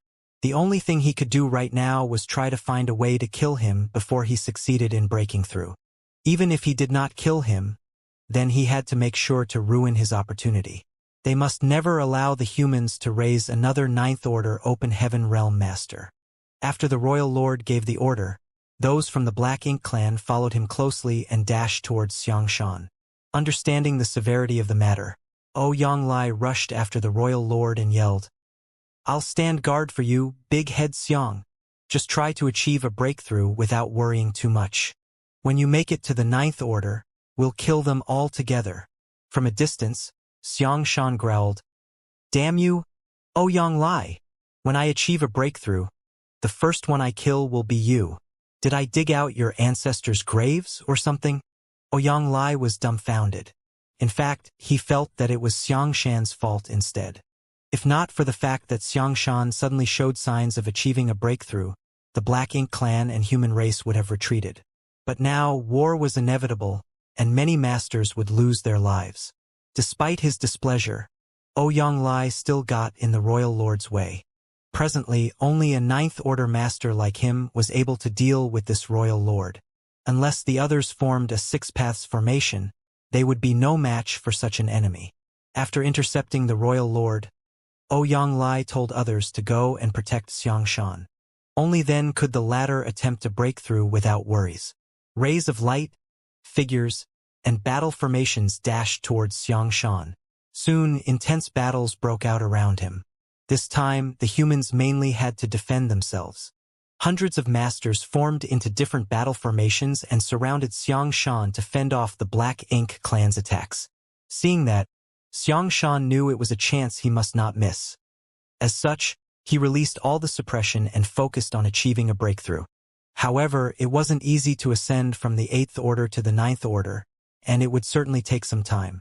If the Black Ink clan managed to breach the humans' defense line before Xianxia achieved a breakthrough, it would greatly disrupt him. The fallout from the battles already made it difficult for him to stay focused, and if not for the fact that he was a resolute person, he would have already failed. The battles grew increasingly violent. On the battlefield between the Ninth Order Master and the Royal Lord, Ouyang had gained the upper hand. Both of them had just ascended to their current realms, so they should be equally matched. But in comparison, Ouyang was fiercer, for he was determined to protect Xianxia, which made the Royal Lord appear less intimidating. Soon, Ouyang expression changed, for he saw the Royal Lord fishing out a miniature Black Ink nest and activating his divine sense during the battle. Apparently, he was trying to contact someone. He's asking for help. An enraged Ouyang stepped up his attacks and further suppressed the Royal Lord. Unfortunately, the Royal Lord still managed to send out a message through the Black Ink nest. In the depths of the universe furnace world, there was a magnificent Black Ink nest in the remote chaos. The Black Ink nest's aura suggested that it was a high-rank one. However, since it hadn't been fully hatched, it wasn't able to produce new Black Ink clansmen. Nevertheless, such a Black Ink nest could allow injured Black Ink clansmen to enter and recuperate. Presently, a powerful Black Ink clansman was asleep inside. He was none other than Mo Yi. This guy was extremely lucky. Outside the no-return pass back then, Xianxia managed to injure him using the Universe Furnace Project's folded space. At that time, Mo Yi's life was hanging by a thread. Unfortunately, just as Xianxia was ready to kill him, he accidentally touched upon something he should not have, sucking him into the Universe Furnace earlier than expected. After entering the furnace, Xianxia was trapped and witnessed the birth of the 9 supreme, grade open heaven pills, leaving Mo Yi hanging by a thread in the outside world. The moment Mo Yi entered the Universe Furnace world, he found a quiet place and hatched his high-rank Black Ink nest, so that he could make use of it to heal his wounds. As the one managing the Black Ink clan, Mo Yi had many resources with him, which was why he was able to hatch a Black Ink nest and recuperate so quickly. If he didn't have these resources, he wouldn't have been able to do that. While hatching his Black Ink nest, Mo Yi saw a colorful light stream over from a distance and brushed past him. Despite his injury, he was still fairly powerful, so he immediately grabbed the beam of light and examined it before confirming that it was what the humans called an opportunity. The person who most easily obtained an opportunity in the Universe Furnace world was undoubtedly Mo Yi, not Yang Xiao and Yang Shui, who had accidentally found a supreme grade open heaven pill. In fact, Mo Yi was the first one to get such a spirit pill. The moment the pill fell into his hands, Mo Yi realized that it was no ordinary thing. He was elated, thinking that there was a silver lining for him. He initially thought that since he entered this place with heavy injuries, he would be doomed. It didn't cross his mind that he would obtain this kind of reward. He then stepped into the half-hatched Black Ink nest with the spirit pill. While he refined the pill's medicinal efficacies, he also made use of the Black Ink nest's power to heal his wounds. The Black Ink clan in the Universe Furnace world could communicate with each other by relying on his high-rank Black Ink nest. Xianxia had speculated that there must be a Territory Lord class or Royal Lord class Black Ink nest in the Universe Furnace world, but he wasn't sure where it was. Otherwise, the Black Ink clansmen couldn't have communicated with each other, for they needed a more powerful black ink nest to serve as a communication hub. All of a sudden, the black ink nest shook, causing Mo to awaken in shock. He was displeased and furious, but the moment he saw the message sent to him, he was astounded. The message was simple. Xianxia has obtained a supreme-grade open heaven pill and is trying to achieve a breakthrough. Mo was only wary of 3 humans who were below the 9th order. The first one was undoubtedly Yang Kai. As a pseudo-royal lord, he had suffered a lot of setbacks because of Yang Kai. In the previous battle, not only had he lost a lot of innate territory lords, but he was also almost killed by Yang Kai, causing him to lose a lot of authority within the Black Ink clan. Fortunately, Yang Kai wasn't able to make it to the 9th order. Otherwise, Mo would have gone all out to kill him instead of compromising so many times. However, the Universe Furnace's appearance allowed Yang Kai to have a chance to break through his shackles. Therefore, by entering the Universe Furnace, the Black Ink clan did not only have to try to kill as many human race masters as they could and stop them from acquiring those opportunities. A more important task for them was to keep an eye on several people and make sure they couldn't make it to the 9th order. Yang Kai was ranked first, while Mi Jing Luan came second. Mo wasn't interested in managing the Black Ink clan's affairs, so ever since Mo became a pseudo-royal lord, he had been the one handling all the day-to-day affairs. His counterpart, the supreme commander of the humans, was Mi Jing Luan. Although Mo had never met this 8th order master before, they had clashed on many occasions as they were both leaders of their respective sides. While Yang Kai was a great fighter, Mi Jing Luan was an intelligent strategist. Although he wasn't at the front line, such a being was more intimidating than those who knew nothing but fighting. If Mi Jing Luan managed to make it to the 9th order and went to the front line, he would cause unimaginable damage to the Black Ink clan because he wasn't merely another 9th order master. Xianxia was ranked 3rd. After all, he was a famous and experienced 8th order master. Although he wasn't as powerful as Yang Kai, he was far-sighted and ruthless. It was said that he was the army commander of the Great Evolution Army in the past, and Mi Jing Luan had to obey his orders. The humans also retrieved the Great Evolution Pass under Xianxia's leadership. Any one of these 3 ascending to the 9th order would be disastrous to the Black Ink clan. Therefore, even though Mo was still recuperating, he was no longer able to sit still upon learning that Xianxia had acquired a spirit pill and was ready to ascend to the 9th order. Inside the Black Ink nest, Mo opened his eyes and let the thick black ink strength stream into his body, allowing him to examine his power. His aura wasn't different from the past, only more condensed. After all, there wasn't any difference between a pseudo-royal lord and a true royal lord when it came to their auras. Nonetheless, as Mo balled up his fists, he knew that he was no longer the same as when he just entered the Universe Furnace world. He was able to fully activate his power, which meant that he was now a real royal lord. Moreover, 80% of his injuries had been healed. The open heaven pill's medicinal efficacies not only helped him achieve a breakthrough but also helped him rapidly recover. That came as a pleasant surprise to him. Without hesitation, Mo identified the direction and dashed out of the Black Ink nest, charging towards the battlefield. Yang Kai would certainly show up for such a major incident. Almost getting killed by Yang Kai was the worst humiliation in Mo life. Since he was now a royal lord, he no longer had to put on an act in front of Yang Kai. He secretly swore that if Yang Kai had the guts to show up, he would destroy him to get his revenge. Mo was determined to kill Xianxia and Yang Kai to weaken the human strength and morale. In the meantime, on the other side of the Universe Furnace world, a majestic palace artifact flew across the void. An inscribed signboard with the characters, "Flowing Time," hung above its doors. There were 8 human masters in front of the palace with a man and a woman, both in white robes, standing at the fore. Since it was the Flowing Time Temple, the man and woman in white robes were undoubtedly Xiao and Shui. After getting the spirit pill in the desert, Shui refined it and ascended to the 9th order. She had just stopped cultivating in seclusion a while ago. Then, she and Xiao continued to explore this Universe Furnace world. They came across a group of humans, and there was someone they were familiar with among these people. He was none other than Fang Tianci. At that time, Fang Tianxia was leading the way for the other masters in a formation and was pleasantly surprised to bump into Yang Xiao and Yang Shui. When he realized Yang Shui was now a ninth-order master, he was elated. Both parties had known each other for many years and had worked together countless times to deal with powerful enemies.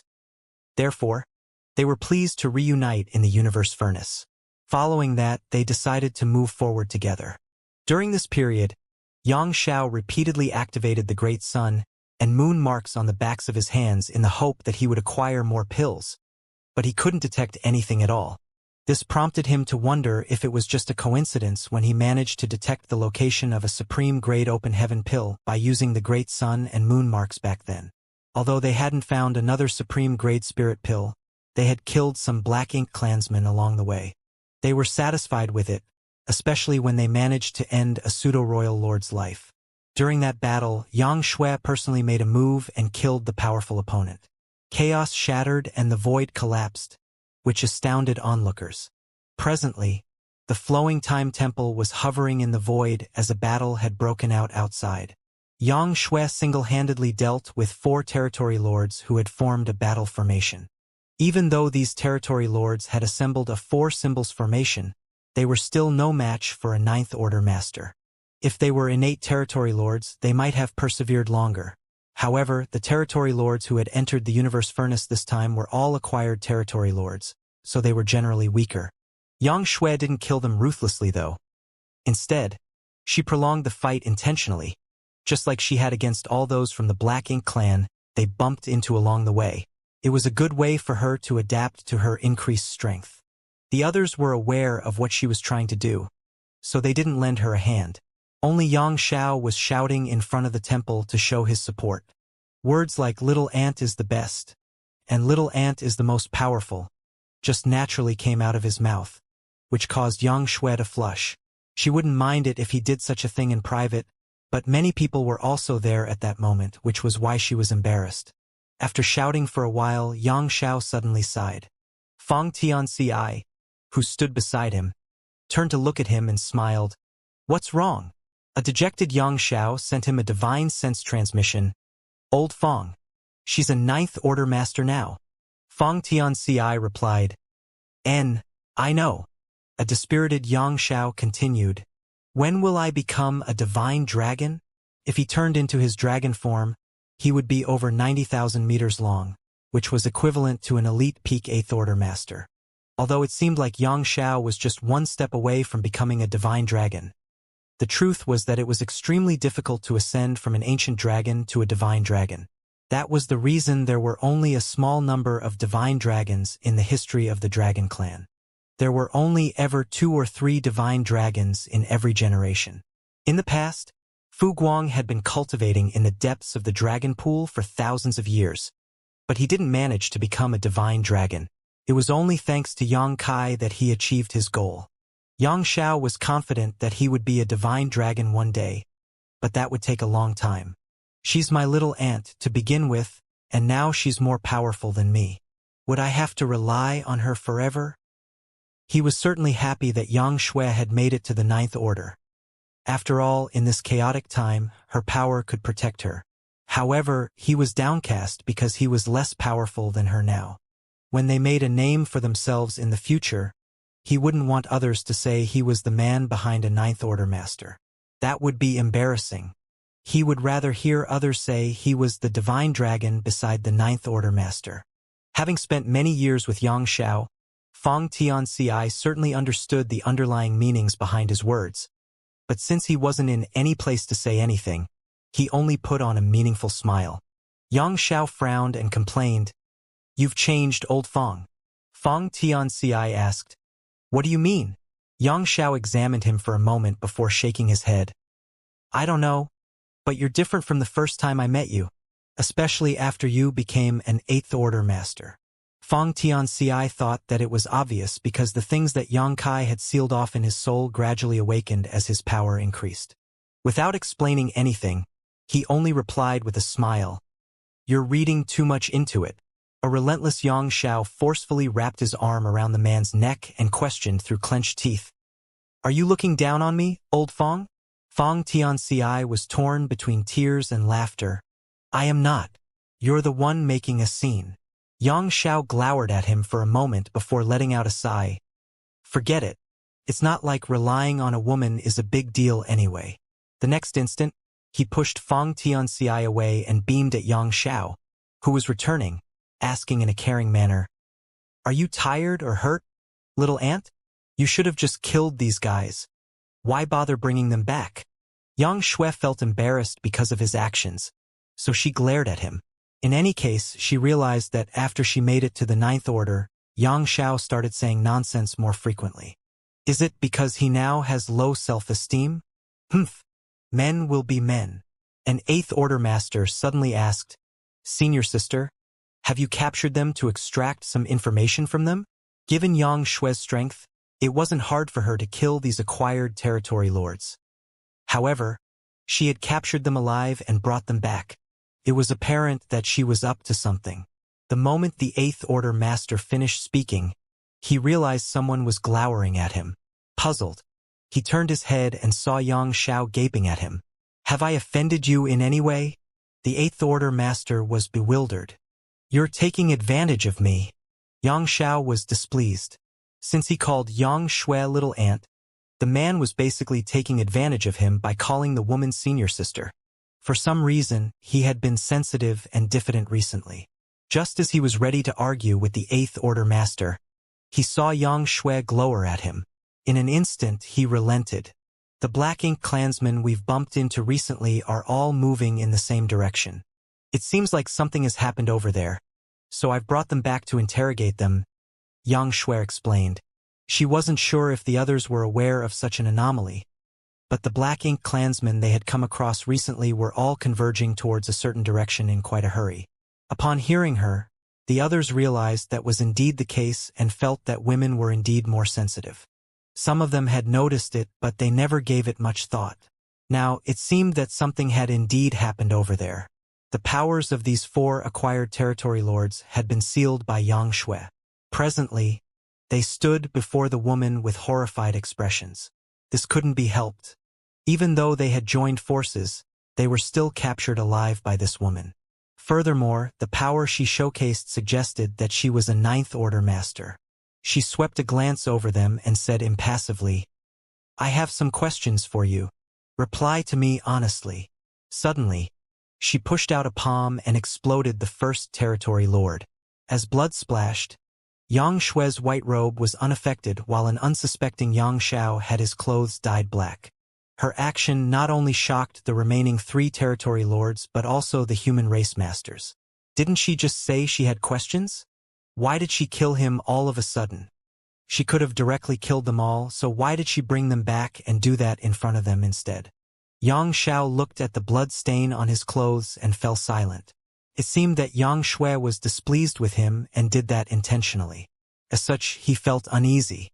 Oblivious to everything else, Shui stood in front of the second territory lord, who was anxious as he said, "Madam?" Shui cut him off and snarled, "I'm not listening." Then she landed a palm on the territory lord and killed him as well. Black blood splashed onto Xiao again. Although he was well prepared this time, he didn't dare ward off the blood. He took a look at Shui and realized she was smiling. It seemed that she had cheered up slightly. Xiao breathed a sigh of relief and thought it was difficult to be a man. The human race masters were dumbfounded, not knowing what Shui was trying to do. Nevertheless, after pondering for a moment, they soon understood her intentions. They couldn't help admiring her strategy, though this method was quite horrifying, especially for these captured territory lords. They thought that even though this new Ninth Order master appeared demure, she was actually ruthless. At any rate, it shouldn't be surprising. After all, she was Yang Kai's little sister, so how was it possible that she was weak? If she were a kind-hearted person, she wouldn't have survived in this chaotic time. The remaining 2 territory lords were now scared out of their wits. The Ninth Order master captured them and said she was going to ask them some questions. However, instead of asking anything, she began butchering them. Although one of them wanted to tell her everything, she still mercilessly ended his life, which was ridiculous. The moment Shui stood in front of the 3rd territory lord, he almost fell to his knees and said hurriedly, Ask anything you want, madame. I'll tell you everything. Please spare my life. He was worried that if he spoke any slower, he would perish like the two territory lords before. This time, Yang Shui didn't kill him right away and only asked slowly, "Do you want to live?" The territory lord wasn't sure how to respond to her. Certainly, he wanted to live. Although they were unlucky to bump into a Ninth Order master, they would rather not get killed. The survivors exchanged glances and nodded. Yes. The fourth territory lord then said, "Madam, if you insist on killing us, do it at once. However, you'll never glean any information from us." That was audacious of him. Nevertheless, it was what they hoped for. If death was a certainty, they naturally weren't willing to reveal any information. Now, they only hoped that Yang Shui would spare their lives. The woman's unreasonable actions had mentally destroyed them. After a moment of silence, Yang Shui nodded. "Good. Since you want to live, I'll give you a chance." Both of them were elated, and the third territory lord asked cautiously, "Will you go back on your word?" It wasn't like there was anything they could do in that case, but they now had a chance to survive at the very least. This time, Yang Shui remained silent while Yang Xiao snorted. "Do you think you have the right to bargain?" The territory lords were crestfallen upon hearing that. Since they were captives, they no longer had a say when it came to their life or death. They indeed had no right to bargain for anything. Just then, Yang Shui said, "However, only one of you will get to live. Why don't you tell me where you're going and all the information you know? I'll let the one who can provide the most valuable information live while the other one will die. Only one of them would survive, and the chance belonged to the one who could provide the most useful information." There was no doubt it was a devious method, but the territory lords knew they had to oblige. The human masters couldn't help admiring Yang Shui. Although the trick was simple, it was more effective than any torture. She really was Yang Kai's little sister. Although they had heard about her before, she wasn't outstanding among the talented people in this chaotic time, but after ascending to the Ninth Order, she was bound to become a famous figure among the human race and the Black Ink clan. Yang Shui went on to say, "Although you have no right to bargain for anything, you don't have to worry about me going back on my word. Since I've said I'll spare one of you, I'll fulfill my promise. Humans value our reputation more than the Black Ink clan." She was right in a sense. Over the years, the Black Ink clan had clashed with human masters on countless occasions, but under normal circumstances, the humans wouldn't go back on their word. The territory lords exchanged glances before one of them hurriedly said, "We've received Sir Xiao Yu's order to join him in battle." The other one spoke at the same time. "Sir Xiao Yu told us to help him kill the human masters." Both territory lords had spoken at the same time and mentioned the name Xiao Yu. A curious Yang Shui asked with a frown, "Don't speak at the same time. Take it slow." She then turned to look at the territory lord on the left. "Is Xiao Yu a pseudo-royal lord?" Before the territory lord could answer her question, an Eighth Order master explained, "I exchanged moves with Xiao Yu previously. However, he was still an innate territory lord at that time. Since he was powerful, I found it hard to deal with him in a one-on-one fight. If he's still alive, he should be a pseudo-royal lord now." Due to the universe furnace's appearance, all the veteran innate territory lords were summoned to the no-return pass to create more pseudo-royal lords. That was the reason there were suddenly dozens of them. The Black Ink clan didn't do this in the past because it was of no help to the overall situation. The birth of dozens of pseudo-royal lords meant sacrificing at least 10 times the number of innate territory lords. However, the universe furnace's appearance forced the Black Ink clan to make such a decision. Only a larger number of pseudo-royal lords could help them secure the upper hand in the universe furnace. Pseudo-royal lords could only be made by sacrificing innate territory lords, so the dead ones wouldn't be remembered while only those who survived could make a name for themselves. After hesitating for a bit, the territory lord on the left said, "Sir Xiao Yu is a true royal lord now. He previously obtained an opportunity in the universe furnace and broke through." All of them were shocked upon hearing that. The opportunity in the universe furnace he had mentioned must be a supreme-grade open heaven pill. Before entering this place, they had thought about the possibility of Black Ink clansmen having a chance to acquire supreme-grade open heaven pills. However, that was just a possibility. They certainly hoped for the Black Ink clan to be unlucky and find no supreme-grade open heaven pills at all. Nevertheless, the information they had just heard made them wake up to reality. A new royal lord had reached his current realm by consuming a supreme-grade open heaven pill. Not only did it level off the advantage of the humans for having a new Ninth Order master like Xianxia, it also made the humans lose an opportunity which was agonizing. Despite their unwillingness, there was nothing much they could do now. Thus, Xianxia turned to look at the territory lord on the right and muttered, "Go on." As though knowing what these humans were thinking, the territory lord quickly said, "As far as I know concerned, there is a new human Ninth Order master." A moment later, he added, "I'm talking about someone else. Not you, madam.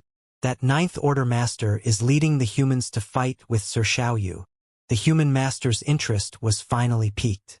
Apart from Xianxia, there was another Ninth Order master, which was good news. Xianxia had made the right decision by trying to glean information from these territory lords instead of just killing them. The Black Ink clan could share information quickly through the Black Ink nests, while the humans found it hard to communicate with each other in the universe furnace at all. "Do you know who the new Ninth Order master is?" Xianxia asked. Just as the territory lord on the right was ready to speak, the one on the left shouted, "It's my turn!" Xianxia had said that whoever could provide the most useful information would survive. Since it had something to do with his survival, this territory lord naturally had to fight for it. Xianxia turned to look at him, after which the territory lord on the left continued, "The Ninth Order master is named Ouyang. Hearing that, all of them were surprised.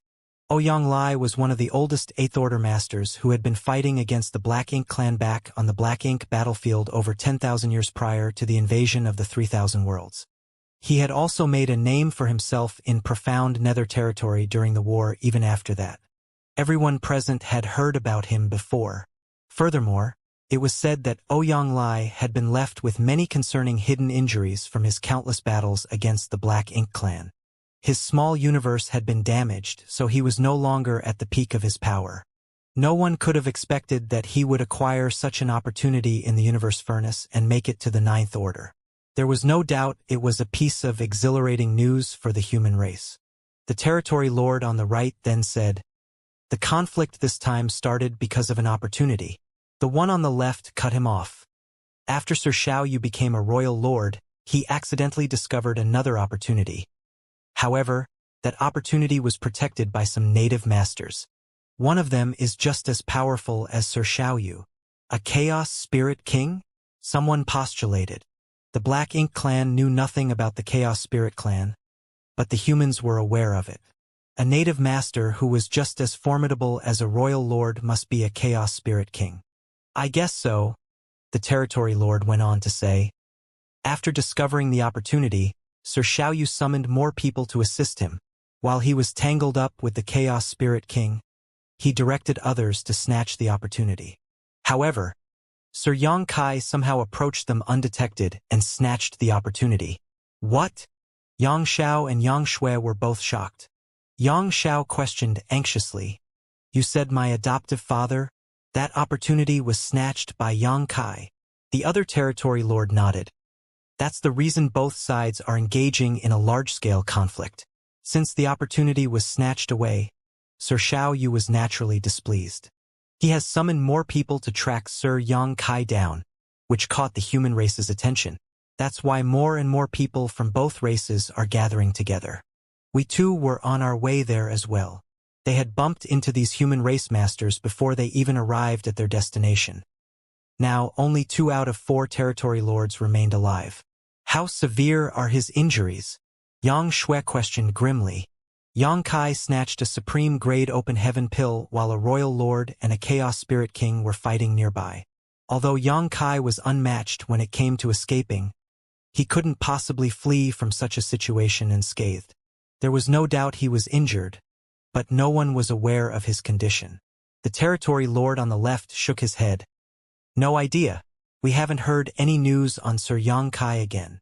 "Then ask now," Yangxue demanded. These territory lords wouldn't dare displease her. One of them quickly fished out a miniature black ink nest and communicated with the other territory lords. A while later, he put away the black ink nest and replied, Sir Yang Kai is badly injured, but no one knows where he is. Yang Shui breathed a sigh of relief. Since the black ink clansmen were not aware of where Yang Kai was, it meant that he didn't fall into their hands. Given his abilities, he must have escaped and was now recuperating somewhere. These territory lords realized that Yang Kai must be related to this Ninth Order woman. Otherwise, she wouldn't have been so agitated at the mere mention of his name. They cautiously waited for Yang Shui to calm down before one of them continued. We have no idea where Sir Yang Kai is hiding with that opportunity. Just as the battle seemed to have reached a stalemate and both sides were preparing to withdraw though, something happened. As a result, the battle intensified instead. What happened? Yang Xiao furrowed his brow. Although he didn't take part in the battle, he felt that it was full of twists and turns just by listening to these territory lords. The other territory lord explained, Sir Xianxia was suddenly discovered nearby, showing signs of achieving a breakthrough. He must have obtained an opportunity and was preparing to refine it. He probably didn't expect so many people to gather together in that area. All the humans were now torn between tears and laughter. They were thrilled because Xianxia had also gotten a supreme-grade open heaven pill and was about to achieve a breakthrough. If he succeeded, the human race would have 3 new Ninth Order masters. That hadn't even included Yang Kai, who had snatched another supreme-grade open heaven pill away. Nevertheless, the place that Xianxia had chosen to hide was quite awkward, which led to the masters from both sides detecting the fluctuations of his breakthrough. Both parties were about to retreat, but instead got into a massive fight again because of that. Behind Yang Shui, an 8th Order master cupped his fist. Senior sister, since an intense battle has broken out, we should rush over to assist. Although they knew little about the situation over there, they believed that the humans were at a disadvantage. After all, the Black Ink clan could communicate with each other through the black ink nests over vast distances while the humans couldn't. Therefore, there must be more Black Ink clansmen than humans over there. Ouyang Lai had to hold Xiao Yu back and protect Xianxia at the same time. It was imaginable that the humans were in a perilous situation. Yang Shui nodded, knowing that this matter could not be delayed.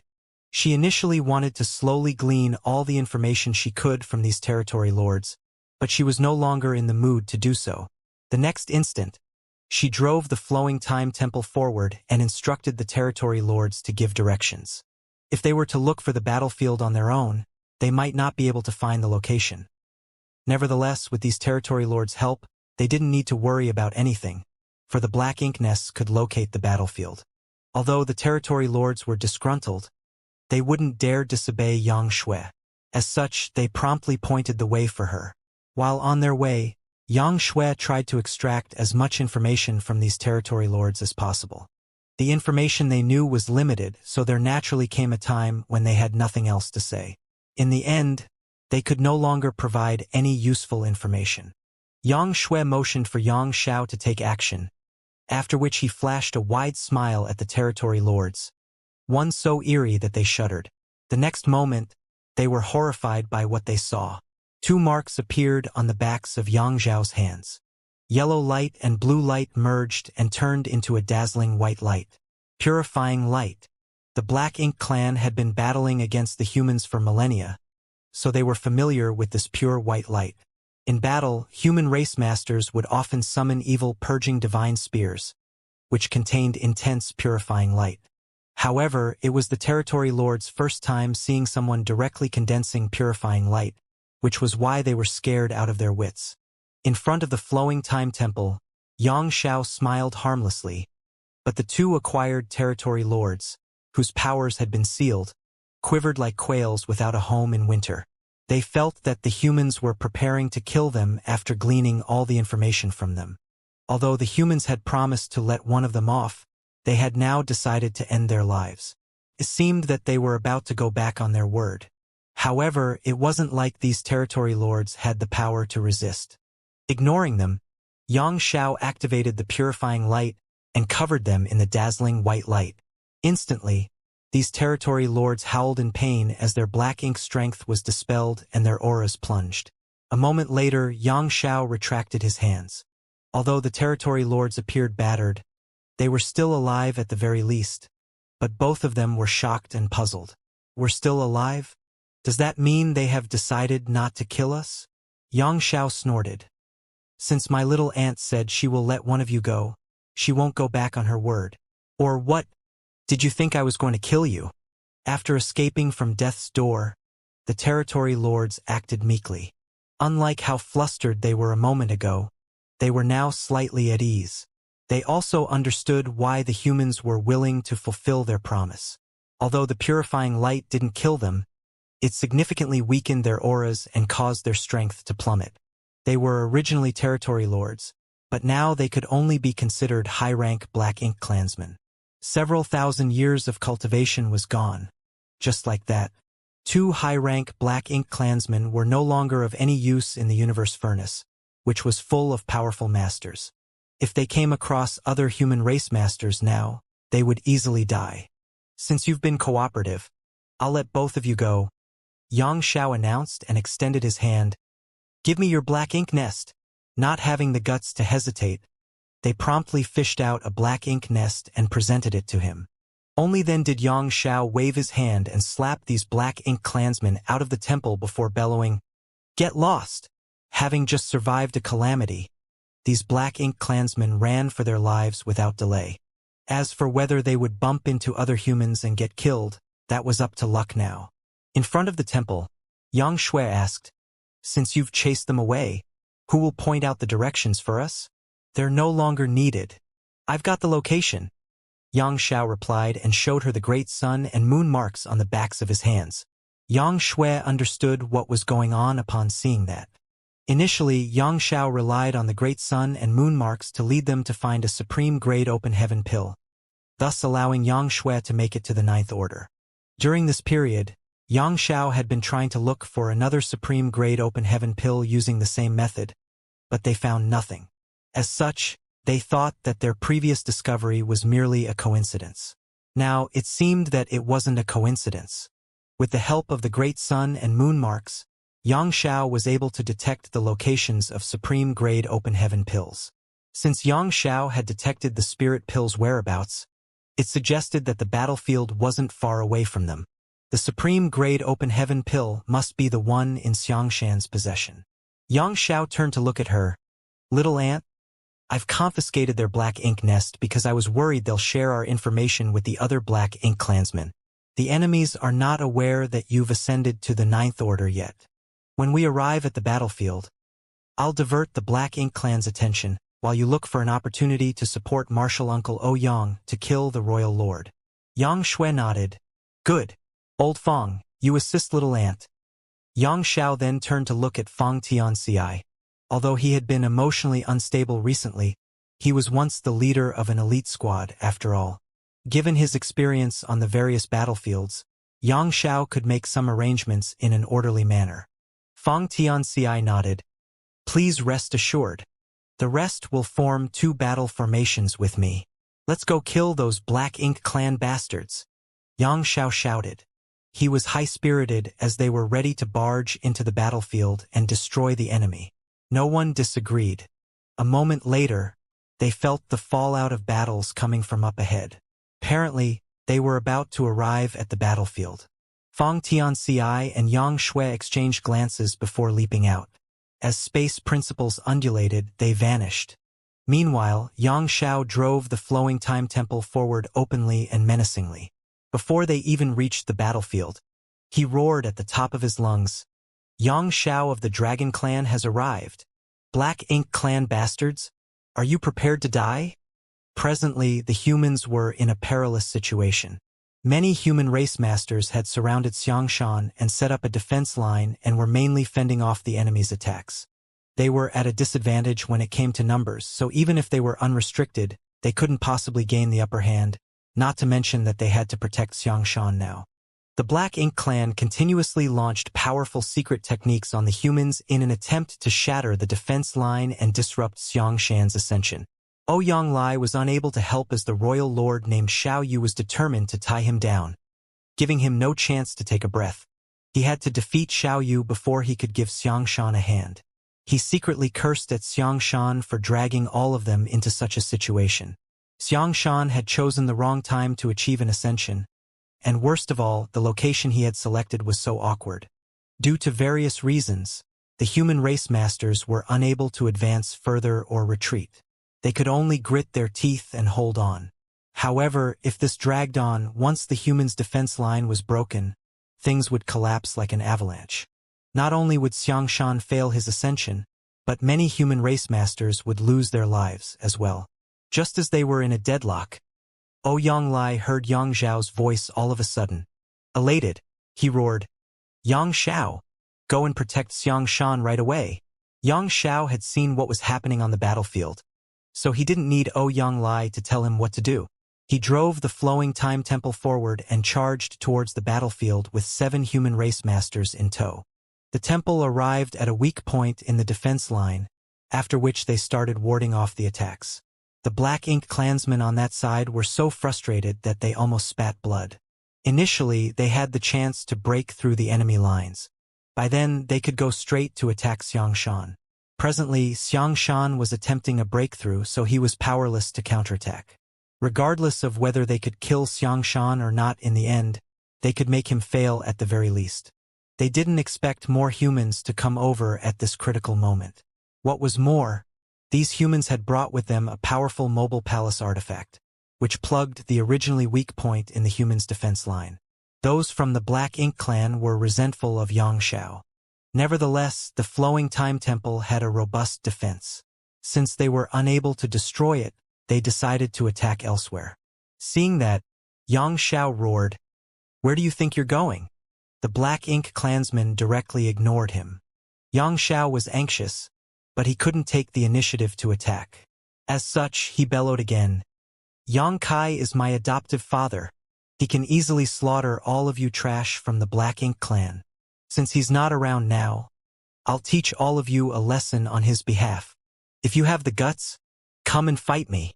Those who were moving away suddenly all stopped in their tracks. A pseudo-royal lord's eyes reddened as he glowered at Yang Xiao. "Did you just say Yang Kai is your adoptive father?" Standing in front of the flowing time temple, Yang Xiao looked condescendingly at him. "Yes. Do you have a problem with that? Then you must die." The pseudo-royal lord roared and shouted, "Tear him apart!" The next instant, with the pseudo-royal lord leading the way, multiple territory lords charged towards the flowing time temple. Meanwhile, Yang Xiao was surprised by their reaction. He just wanted to curse at the enemies and pin them down. Never did he expect them to react in such a way. Seeing that the enemies were coming over, he yelled, "Make ready!" The 7 others he had brought with him already had their auras connected and formed 2 battle formations. With the help of the flowing time temple's power, they engaged the enemy. As they fought, Yang Xiao suddenly mocked, "It seems that your aura is unstable, Sir Pseudo-Royal Lord. Did my adoptive father punch you or something?" At the mention of this, the Pseudo-Royal Lord intensified his attacks. Yang Xiao was startled, for he didn't expect his speculation to be right. He asked curiously, "What's your name? When I see my adoptive father, I'll tell him to kill you."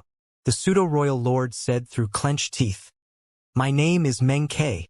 At least now you'll know who killed you." He was one of the earliest pseudo-royal lords within the Black Ink clan, so there was no doubt he held a prestigious position. However, when Yang Kai formed a battle formation with other humans, he managed to injure him seriously, which was greatly humiliating for Meng Quebec. Although Yang Kai was badly injured now, he was nowhere to be found. As such, Meng Ke was unable to get his revenge. It was only natural that he wanted to vent his fury on Yang Xiao, who was Yang Kai's adoptive son. Although he couldn't kill Yang Kai, Meng Ke had the confidence to butcher Yang Xiao. The place where Yang Xiao and the others were located was in turmoil while they were dealing with the bombardment of attacks.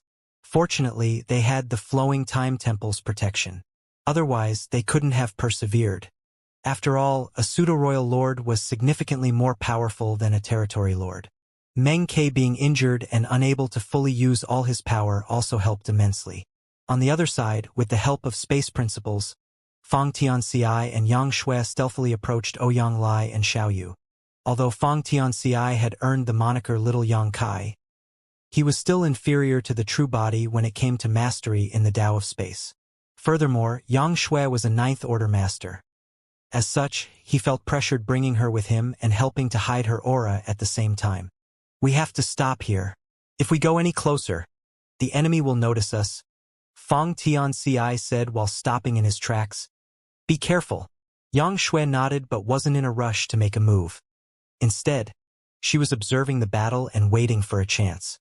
Killing a royal lord wasn't easy, and the timing to make a move was crucial. As though noticing a powerful presence, Xiao Yu became uneasy. He had a feeling that someone was staring at him in secret, so he reserved some of his strength. He was initially equally matched with Ouyang Lai, but now the latter gained a slight upper hand. Ouyang Lai naturally noticed this and began openly taunting him. Ignoring the foul-mouthed human in front of him, Xiao Yu wondered where his sense of unease came from. Soon, however, he realized what the source was. A powerful and unrestrained aura was suddenly felt rushing over from the distance. The aura didn't have the signature of world force or black ink strength. Rather, it felt like pure chaos. It's that chaos spirit king. I can't believe that guy found me. At that moment, Xiao Yu was both shocked and flustered. Xiao Yu was terrified of the chaos spirit king after the traumatizing experience previously. He felt wronged since he wasn't at fault. He was indeed the one who discovered the Chaos Spirit Clan's supreme, grade open heaven pill and intended to snatch it. But he didn't achieve his goal in the end. Instead, the spirit pill was stealthily taken away by Yang Kai. The Chaos Spirit King was so stupid though that after the culprit Yang Kai ran away, it targeted Xiao Yu. Before coming across Ouyang Lai, Xiao Yu had been hunted down by the Chaos Spirit King. But just as he thought he had finally gotten rid of it, this guy appeared all of a sudden.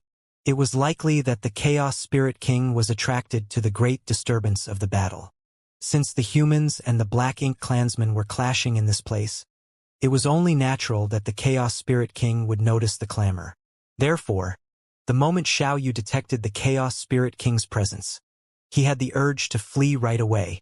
He and Ouyang Lai were equally matched, but if the Chaos Spirit King joined the fight, he wouldn't be able to deal with the two of them on his own. He had personally had a taste of the Chaos Spirit King's power, so he knew that it was stronger than either Ouyang Lai or himself by a substantial margin. Nevertheless, he soon calmed himself. The Chaos Spirit King had very low sentience. Otherwise, it wouldn't have relentlessly raced after him. Now that it was here, regardless of whether it was attracted to the fallout of the battles, the most attractive thing to it wasn't the human race or the Black Ink clan, it was the spirit pill's aura. The Chaos Spirit King was enraged because it had lost a spirit pill, so now that there was another ripe for the picking, the Chaos Spirit King would likely want to snatch it. Xiao Yu now felt that it might not necessarily be a bad thing for the Black Ink clan that the Chaos Spirit King appeared all of a sudden. Perhaps things would go contrary to the humans' wishes and lead to their downfall. Therefore, he suppressed his urge to flee while dealing with Ouyang Lai and paying some attention to the Chaos Spirit King's movements. Such a powerful aura appeared all of a sudden and charged towards the battlefield, so it was only natural that the masters of both races were shocked and doubtful. Soon, the Chaos Spirit King arrived, and without hesitating at all, it charged towards Xianxia. Wherever it went, the Black Ink clansmen stepped away and let it pass. On the other hand, the human race masters had no choice but to block the Chaos Spirit King from advancing further. 6 Eighth-Order Masters formed a six-paths formation and clashed with the Chaos Spirit King. A moment later, these Eighth-Order Masters paled as their world forces destabilized. Since the Chaos Spirit King was obstructed, it was apparently furious. It roared like a beast as its chaotic force swept everyone away before charging forward again. Helplessly, the human race masters counterattacked with the Six Paths formation. Again, they were forced to step back as they were no match for the opponent. If this dragged on, it would only take 10 breaths of time before the Six Paths formation was broken. When that happened, the Chaos Spirit King would break through the defense line and reach Xianxia. Ha ha ha! Xiao Yu couldn't help guffawing, for luck was on their side. He was initially resentful of the Chaos Spirit King, but it turned out to be a blessing for them. It was indeed attracted to the Spirit Pill's aura and decided to attack the humans. In other words, the Black Ink clan had gotten a powerful helper for free. Certainly, the Chaos Spirit King wasn't there to assist them, and if the Black Ink clansmen got in its way, it would attack them as well. Its only target was the spirit pill after all. That was good news for the Black Ink clan. To begin with, the humans were already at a disadvantage, and now they were faced with the Chaos Spirit King's suppression. It was only a matter of time before they were destroyed. Across from Xiaoyu, Ouyang Lai grew anxious. The Chaos Spirit King's appearance had undoubtedly exacerbated the situation for the humans. He wanted to get rid of Xiaoyu and go over to block the Chaos Spirit King, but Xiaoyu naturally wouldn't grant his wish. He had pulled back his attacks earlier because he was wary of the Chaos Spirit King, but upon realizing Ouyang Lai's intention, Xiaoyu took the initiative to entangle them as he mocked, "Where do you think you're going? No one can leave unless one of us is killed. Ha ha ha. If you dare laugh again, I'll knock your teeth out." Ouyang Lai roared as his world force surged, turning him into a ball of fire. It seemed that the heavens weren't on the human side today. Why were there so many twists and turns during Xianxia's ascension? Although Ouyang Lai had faced some difficulties during his breakthrough, it had been smooth sailing in general. However, when it was Xianxia's turn, he was faced with all sorts of problems, and even the Chaos Spirit King had come targeting him. Ouyang Lai was so incensed that he almost erupted like a volcano. Meanwhile, Xiaoyu's attacks intensified. To make the furious Ouyang Lai stay, he had given up on his defense so that he could stop his opponent from going to Xianxia's rescue. Just then, ripples formed in the void, and following that, Ouyang Lai saw a long sword extending from nowhere, a fair hand gripping its hilt. "Who is that? Why didn't I know someone was there before?" Ouyang Lai was startled. The next moment, he was ecstatic because he saw a sword-wielding woman and a man stepping out of the ripples. He was familiar with both of them. The initially arrogant Xiaoyu was flabbergasted as though he had been struck by lightning. A sense of danger overwhelmed him as a powerful aura locked onto him, causing him to feel he was doomed. He didn't have time to ponder on what happened, but he knew someone had launched a sneak attack on him. Just as he was haughtily trying to make Ouyang Lai stay, a master shattered the void and attacked him from behind. Given the sense of danger he felt, Xiaoyu believed this person must be formidable. The smile on his face froze as he roared and released a large amount of black ink strength, which turned into a black ink cloud in an instant and totally engulfed his figure. Nevertheless, the sword still accurately pierced into his back the next instant and then thrust out from the other side. A powerful force exploded and formed a hole in his body. The black ink cloud broke into 10 smaller clouds as Ouyang Lai released his flames to destroy 7 of them in the blink of an eye. However, he failed to harm Xiaoyu's true body. Soon, someone was heard saying, "I'll leave it to you, senior brother." The helper had turned into a beam in the shape of a sword and charged towards the Chaos Spirit King. "Don't worry," Ouyang Lai replied briefly as he recognized that person. He was shocked deep within, for Yang Shui had also ascended to the 9th Order. It seemed that she had acquired her own opportunity. Fortunately, she had come at the right time. Otherwise, the human forces here would have been in trouble. On the other hand, Fang Tianxia left the moment Yang Shui appeared and launched her sneak attack. Presently, he stood in front of the flowing time temple and joined Yang Xiao and the others to deal with Meng Ke and the other Black Ink clansmen. Recalling the sight earlier, Fang Tianxia felt gratified. There was no doubt Yang Shui had made the right decision. Earlier, he was hiding in the dark with Yang Shui. While they were waiting for a chance to strike, the Chaos Spirit King appeared out of the blue. At that time, Yang Shui only had 2 choices. The first was to deal with the Chaos Spirit King right away to stop the latter from attacking the humans' defense line. It was a huge challenge for the 8th Order Masters to clash with such a master, and if they were not careful enough, they would be killed. The second choice would be to immediately try to kill Xiaoyu. Nonetheless, Xiaoyu spent most of his power defending himself at that time. Even if Yang Shui made a move, it wouldn't have brought about meaningful results. Once she was exposed, she wouldn't have time to join forces with Ouyang Lai and fight with him. Therefore, the best choice would be directly clashing with the Chaos Spirit King, as that was also the safest bet. However, Yang Shui chose the third option, which was to keep waiting for the best chance. The Chaos Spirit King clashed with the humans, and it would only take a short time to shatter the 6 Paths formation in its way. On the other hand, Xiaoyu was conceited. Just as he was focused on holding Ouyang back, Yang Shui decisively took action. She managed to severely injure the royal lord with just one strike, after which she headed straight to confront the Chaos Spirit King.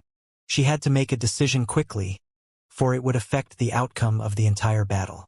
Her decision was a huge bet, but it also showed her confidence in the human race masters. She believed that the humans could persevere for a longer time. Regardless of how powerful the Chaos Spirit King was, the humans were united. As such, they wouldn't be defeated so easily. Those in the Six Paths formation didn't fail her, nor did she disappoint the humans. Feng Tianci couldn't help letting out a sigh, for the young girl had grown up to be a reliable and independent master. That was the sorrow of the times. He soon pulled himself together and connected his aura with the others to ward off the enemies. In the void, Ouyang red hair flapped in the air like fire as he looked at the astounded Xiaoyu and grinned. "You're dead!"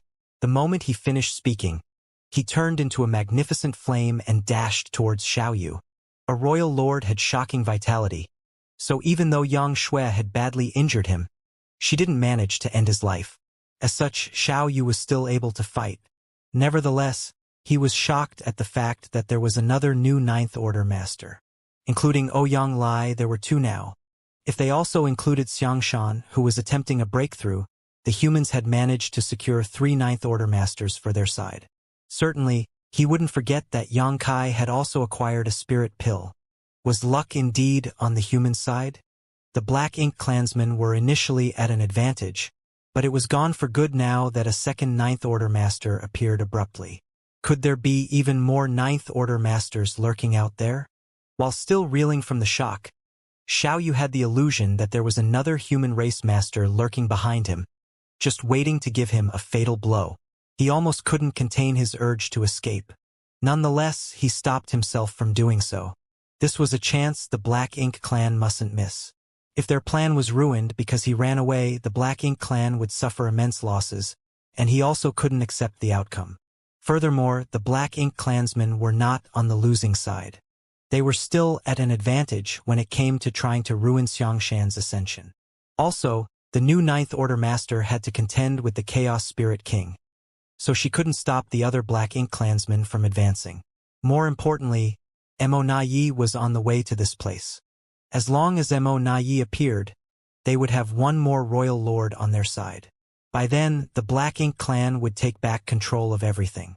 Given the deadlock, if any party had one more powerful master, the outcome of the battle would be affected. After a brief moment of hesitation, Xiaoyu mustered his courage and engaged with Ouyang again. Although his power had been weakened significantly following Yang Shui's sneak attack, it didn't mean he was powerless to fight. As he pulled himself together and focused on defending himself, he wouldn't be defeated so soon. The masters from both sides had tacitly divided the battlefield into 3 places. The first was where a Ninth Order master was dealing with a royal lord. The second was where a Ninth Order master was clashing with the Chaos Spirit King. The third and final place was where the human race masters, who had formed many battle formations to protect Xianxia, were fending off the Black Ink clansmen's siege. The battles were so intense that the void itself trembled. The noise spread in all directions and attracted more human race masters to come over and lend their fellow humans assistance. Nevertheless, even more Black Ink clansmen were rushing over as well. The Black Ink clan could communicate with each other through the Black Ink nests, so they could easily summon more people. Mo Nai had also stopped recuperating and was on his way. The Black Ink clansmen had obviously decided to go all in for this battle where thousands of masters from both sides were involved. If they won, they would deal a heavy blow to the humans. Whenever the universe furnace opened up in the past, even though both sides would fight, there had never been such a large-scale battle before. While the fight raged outside, Yang Kai and Thunder Shadow were oblivious to everything as they swam through the infinite river. At this moment, Thunder Shadow crouched down on Yang Kai's shoulder as lightning flickered around him. He seemed to have turned into a lightning ball. Thunder Shadow was frustrated, but pleased at the same time. It never crossed his mind that he would one day feel bloated after consuming too much Tao strength in a single day. The Tao strengths in the depths of the infinite river were pure, primitive, and rich. As long as one could reach this place, they would gain unimaginable benefits. Unfortunately, even though the universe furnace had appeared many times before, rarely could anyone step into the infinite river. Even the Ninth Order Open Heaven Realm Masters could hardly reach Xianxia's current depths. Although the infinite river didn't look menacing from the outside, it was actually filled with mortal danger. Without sufficient understanding of their own grand Tao, one wouldn't be able to resist the corruption of the currents. It was a challenge to one's body, soul, and grand Taos. There was no doubt that the Ninth Order Masters were powerful, and they had strong attainments in their grand Taos, but they had merely met the criteria. Without the soul-warming lotus protecting their soul, and a word tree clone or 4-universe pillar sealing and stabilizing their small universe, they would not be able to move around freely in the infinite river. As such, no one managed to snatch the countless opportunities in the infinite river over the eons. At that moment, Thunder Shadow was envious of his main body. As an Open Heaven Realm Master, Xianxia had a small universe, so even if he couldn't refine the ambient Tao strengths yet, he could still take them away. In fact, he had absorbed many Tao strengths and sealed them in his small universe.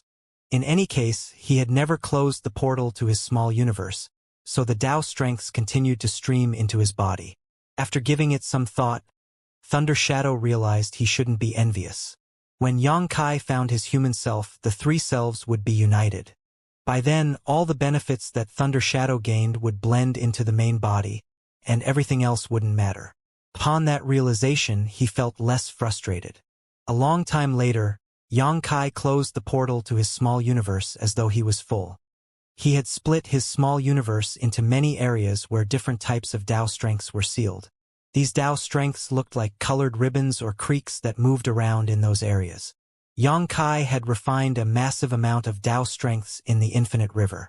Now, it could be said that he had learned over 10,000 grand Taos.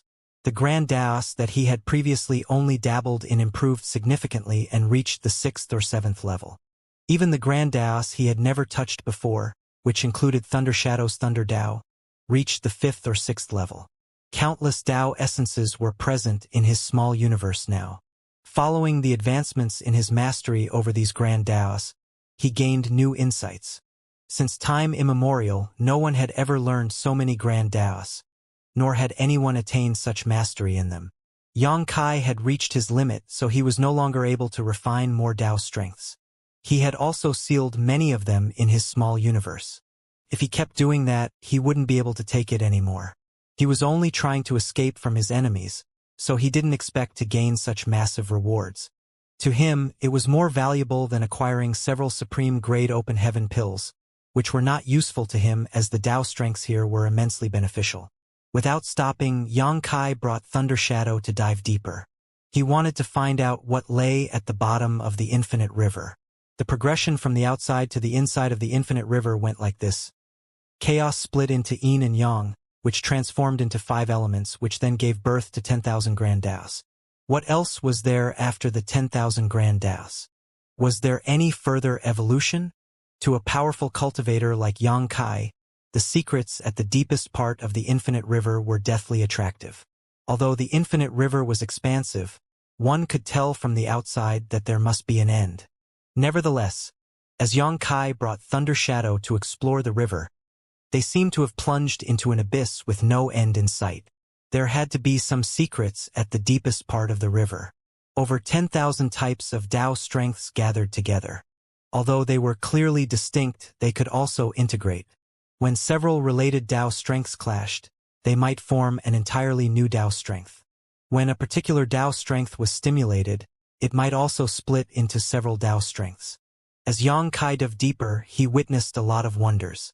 At the same time, he felt increasingly pressured. At the top of the river, the Tao strengths were considered peaceful, which was the reason he and Thunder Shadow were able to absorb them. However, as they went deeper, the Tao strengths became increasingly unsettled, which mounted even more pressure on Xianxia. He had been trying to sustain the space-time river to protect Thunder Shadow and himself from the infinite river's erosion. Fortunately, he had already gained massive benefits by improving his mastery over many grand Taos. Otherwise, he couldn't have persevered. As time passed, the space-time river contracted and stuck close to the pair, which was caused by powerful external pressure. As they went deeper, the originally stable spacetime river started shaking. Regardless of how hard Xianxia tried to stimulate his Tao strengths, he was unable to keep the spacetime river stable. At this point, the Tao strengths had become violent as every colored ribbon or undercurrent carried immense power. As Xianxia was struck, he found it difficult to take charge of where he was heading.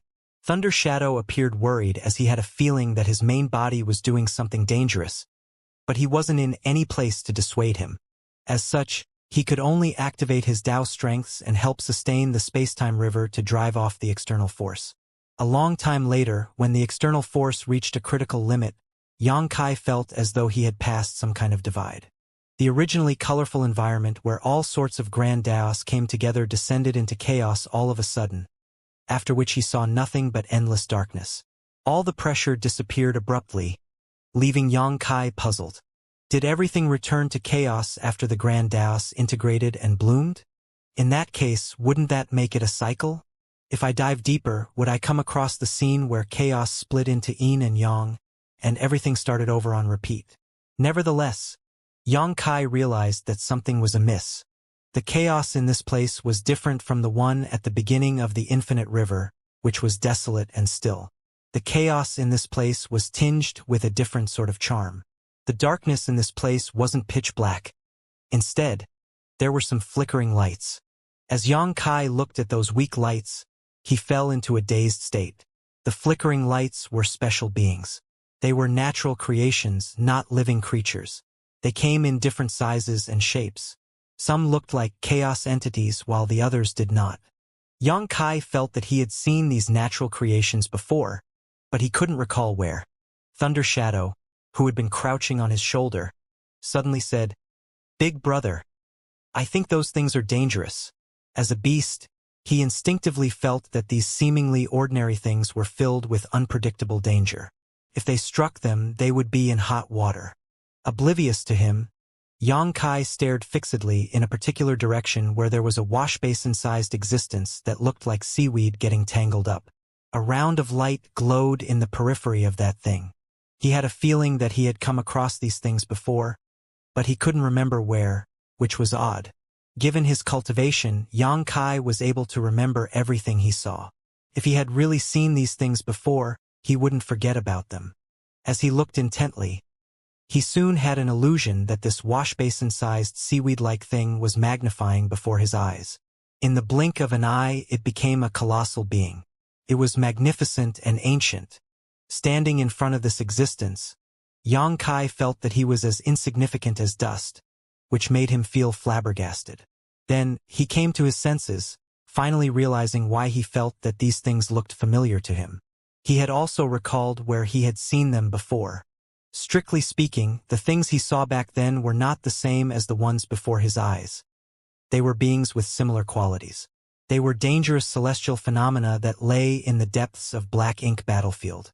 He couldn't recognize them at first glance because every celestial phenomenon was different. Furthermore, the celestial phenomena he came across at the depths of black ink battlefield were massive. The largest celestial phenomenon he had seen was just as vast as a great territory, and it contained unimaginable danger. Even a ninth-order master or a royal lord might not survive if they barged into such a place. All the celestial phenomena on the black ink battlefield were massive and magnificent. Meanwhile, the celestial phenomena in this place were petite.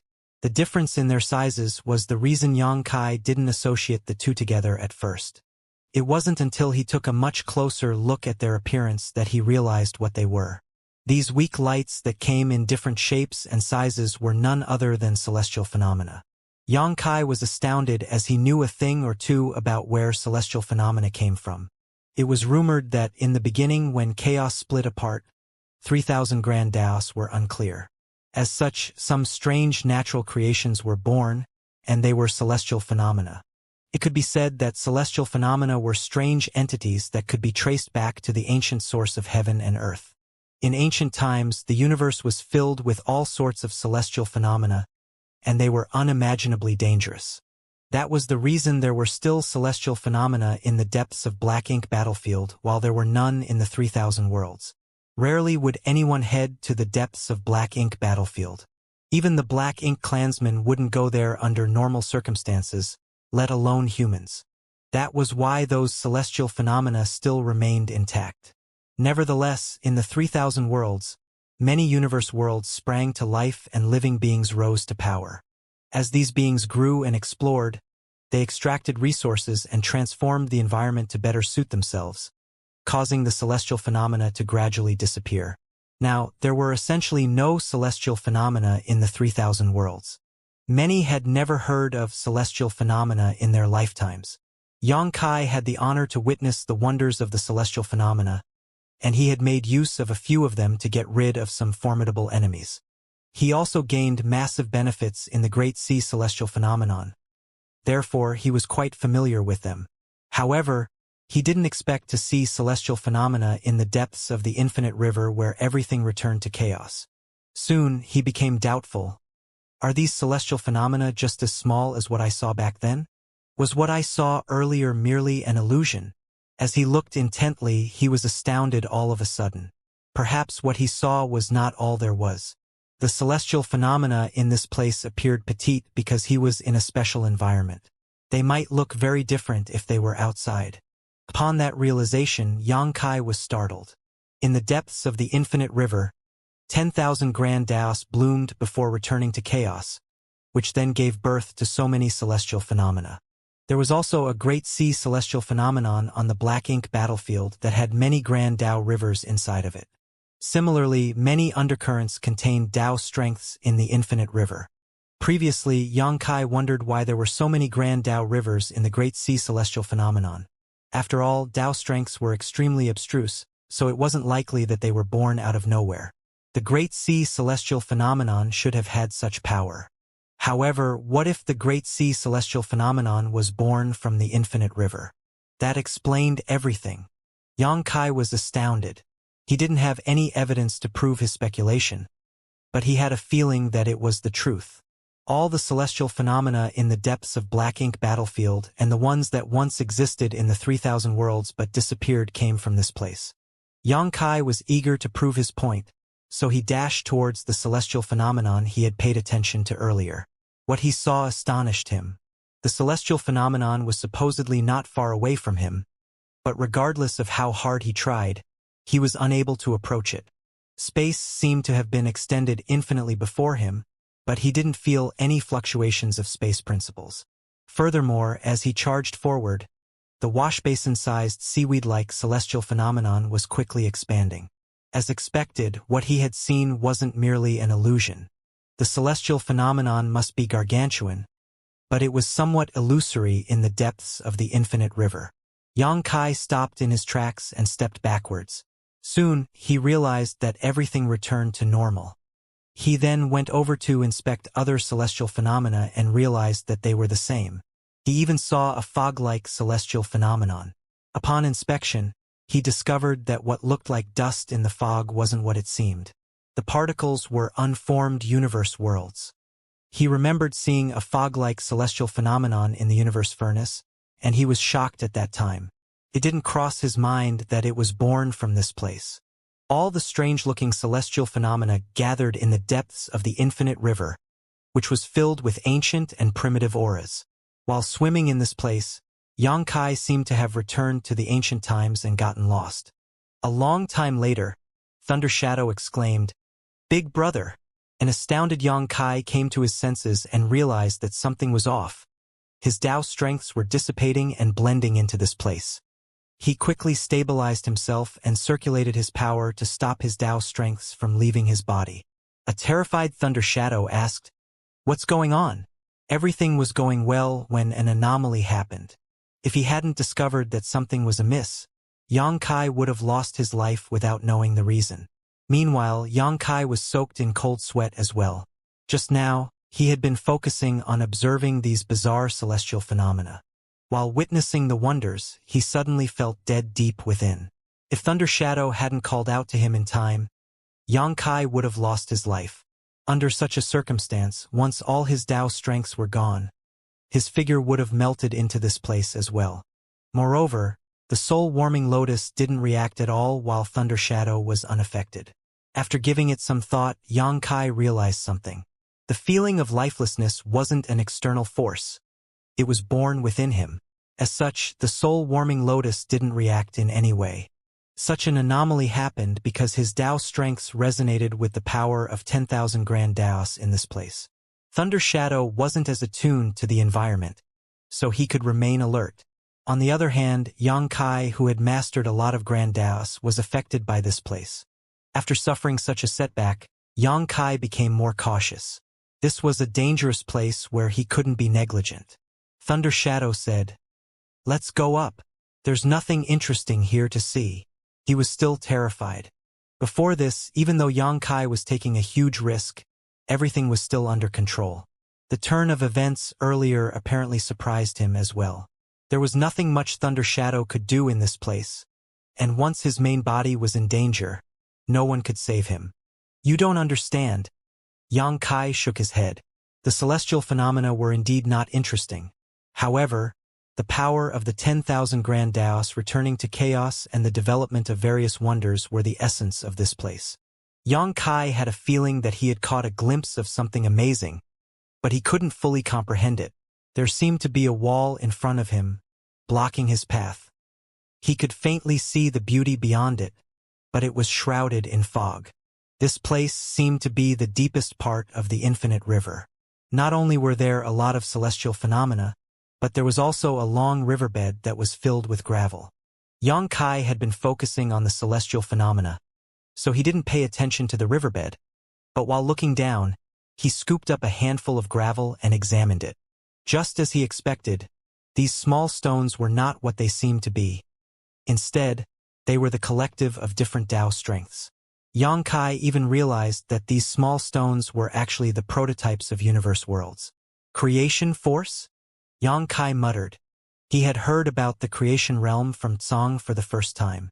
According to Tsong, the realm that was above the ninth order was the creation realm.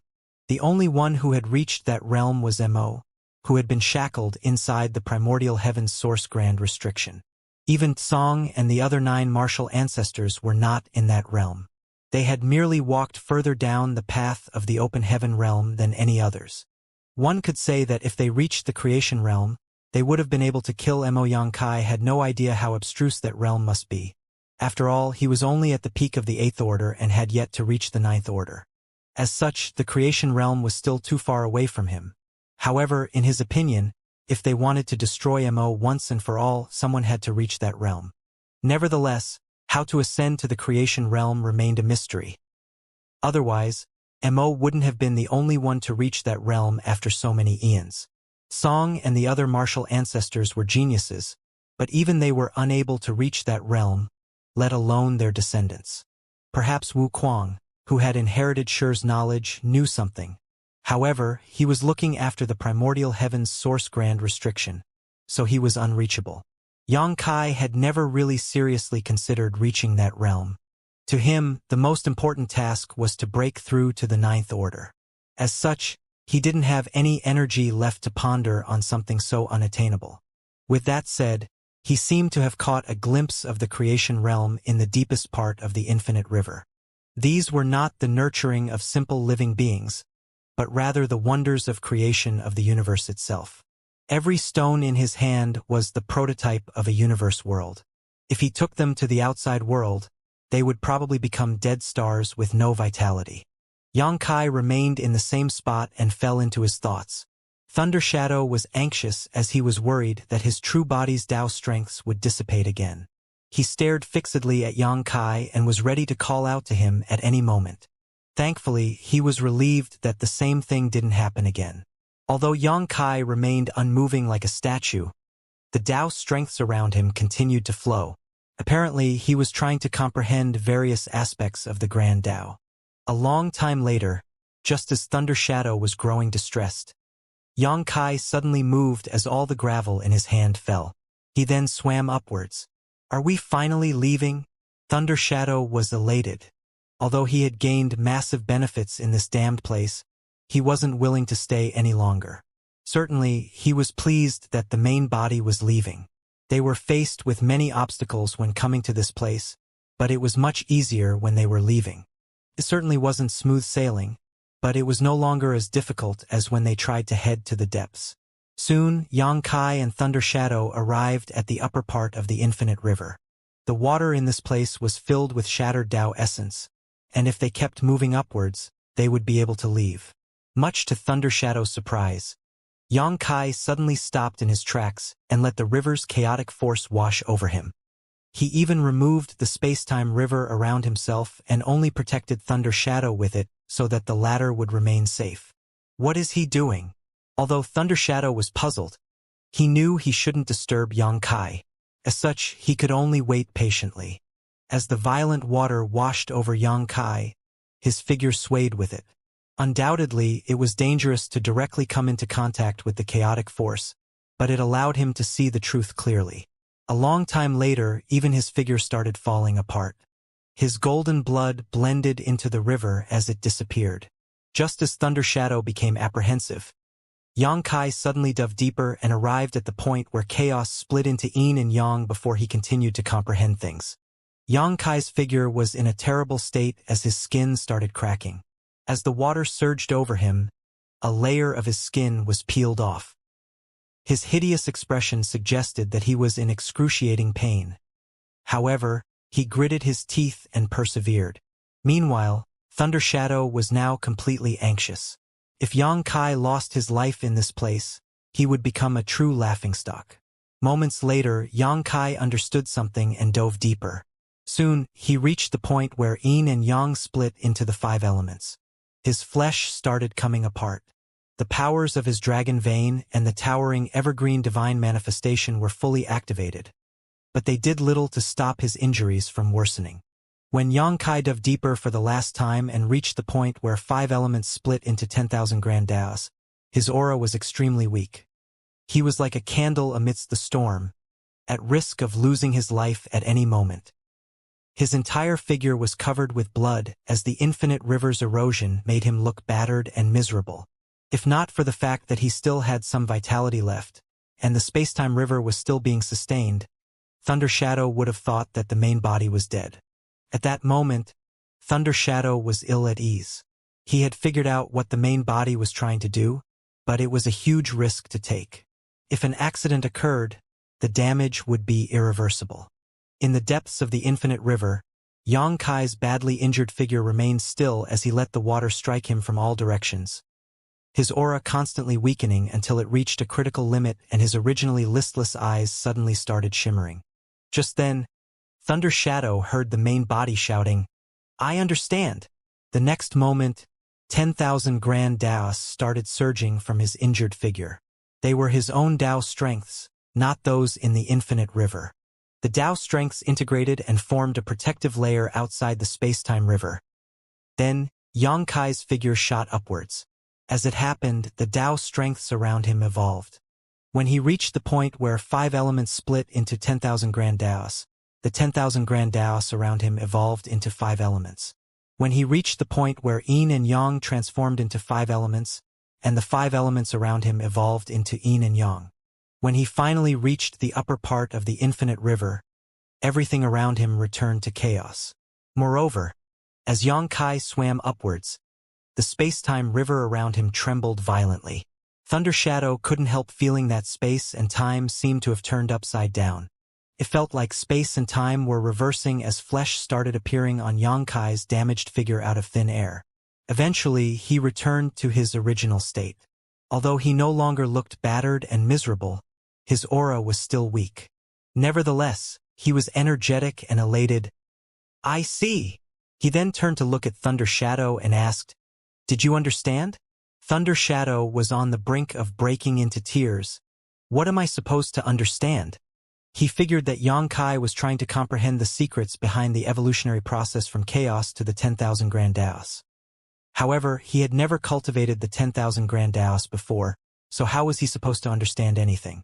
At that moment, he only wanted to tell Xianxia to stop torturing himself as it was bad for his heart. Knowing what was on Thunder Shadow's mind, Xianxia merely smiled in response. It wasn't that he wanted to torture himself, but since the opportunity was there, he just wasn't willing to miss it. When he dove into the infinite river for the first time, Xianxia used his Tao strengths to shield himself. As such, he was unable to comprehend anything, nor did he intend to. It wasn't until he witnessed the end of the 10,000 grand Taos at the bottom of the infinite river that he had the urge to comprehend everything he witnessed. Therefore, he decided to give up the protection of his Tao strengths and expose his body and mind to comprehend the wonders of chaos giving birth to the 10,000 grand Taos. Naturally, this process came with huge risks, but the outcome was extraordinary. Xianxia had gained immense benefits in the infinite river and even had a feeling that his experience in this place would change the way he cultivated in the future. Moreover, he formed a doubt after experiencing this whole process. Was what everyone knew about Mo correct? Was Mo really in the creation realm? In the past, Xianxia had not doubted it. After all, Tsang had said so. However, after Xianxia went through the process of 10,000 grand Taos returning to chaos, he realized that Mo might not be in the creation realm. In any case, that wasn't what he should be concerned about at the moment. If he wanted to face Mo, he had to solve the trouble brought by the Black Ink clan first. As for how his injured figure recovered so rapidly, the truth was it hadn't. Currently, both his Tao of Time and Tao of Space were at the 8th level and he had mastered the Spacetime River. Therefore, while in the Spacetime River, he could mark a particular point in time and when it was necessary, restore his physical state to that particular point. It was a new way of using the Spacetime River, which he had mastered in the Infinite River after his understanding over the numerous Grand Taos improved significantly. Xianxia wasn't able to use it in the past because other than the Tao of Space and Tao of Time, he hadn't mastered the other Grand Taos to such a degree. During the restoration process, Thunder Shadow felt as though space and time were reversing when in fact, that wasn't what happened. Under the Spacetime River's blessing, Xianxia returned to a state he had marked at a particular point in time. Certainly, he had to consume lots of Tao strength to achieve this, and it was not without risks. It was a novel technique that would prove to be useful in some situations, but had serious limitations and drawbacks.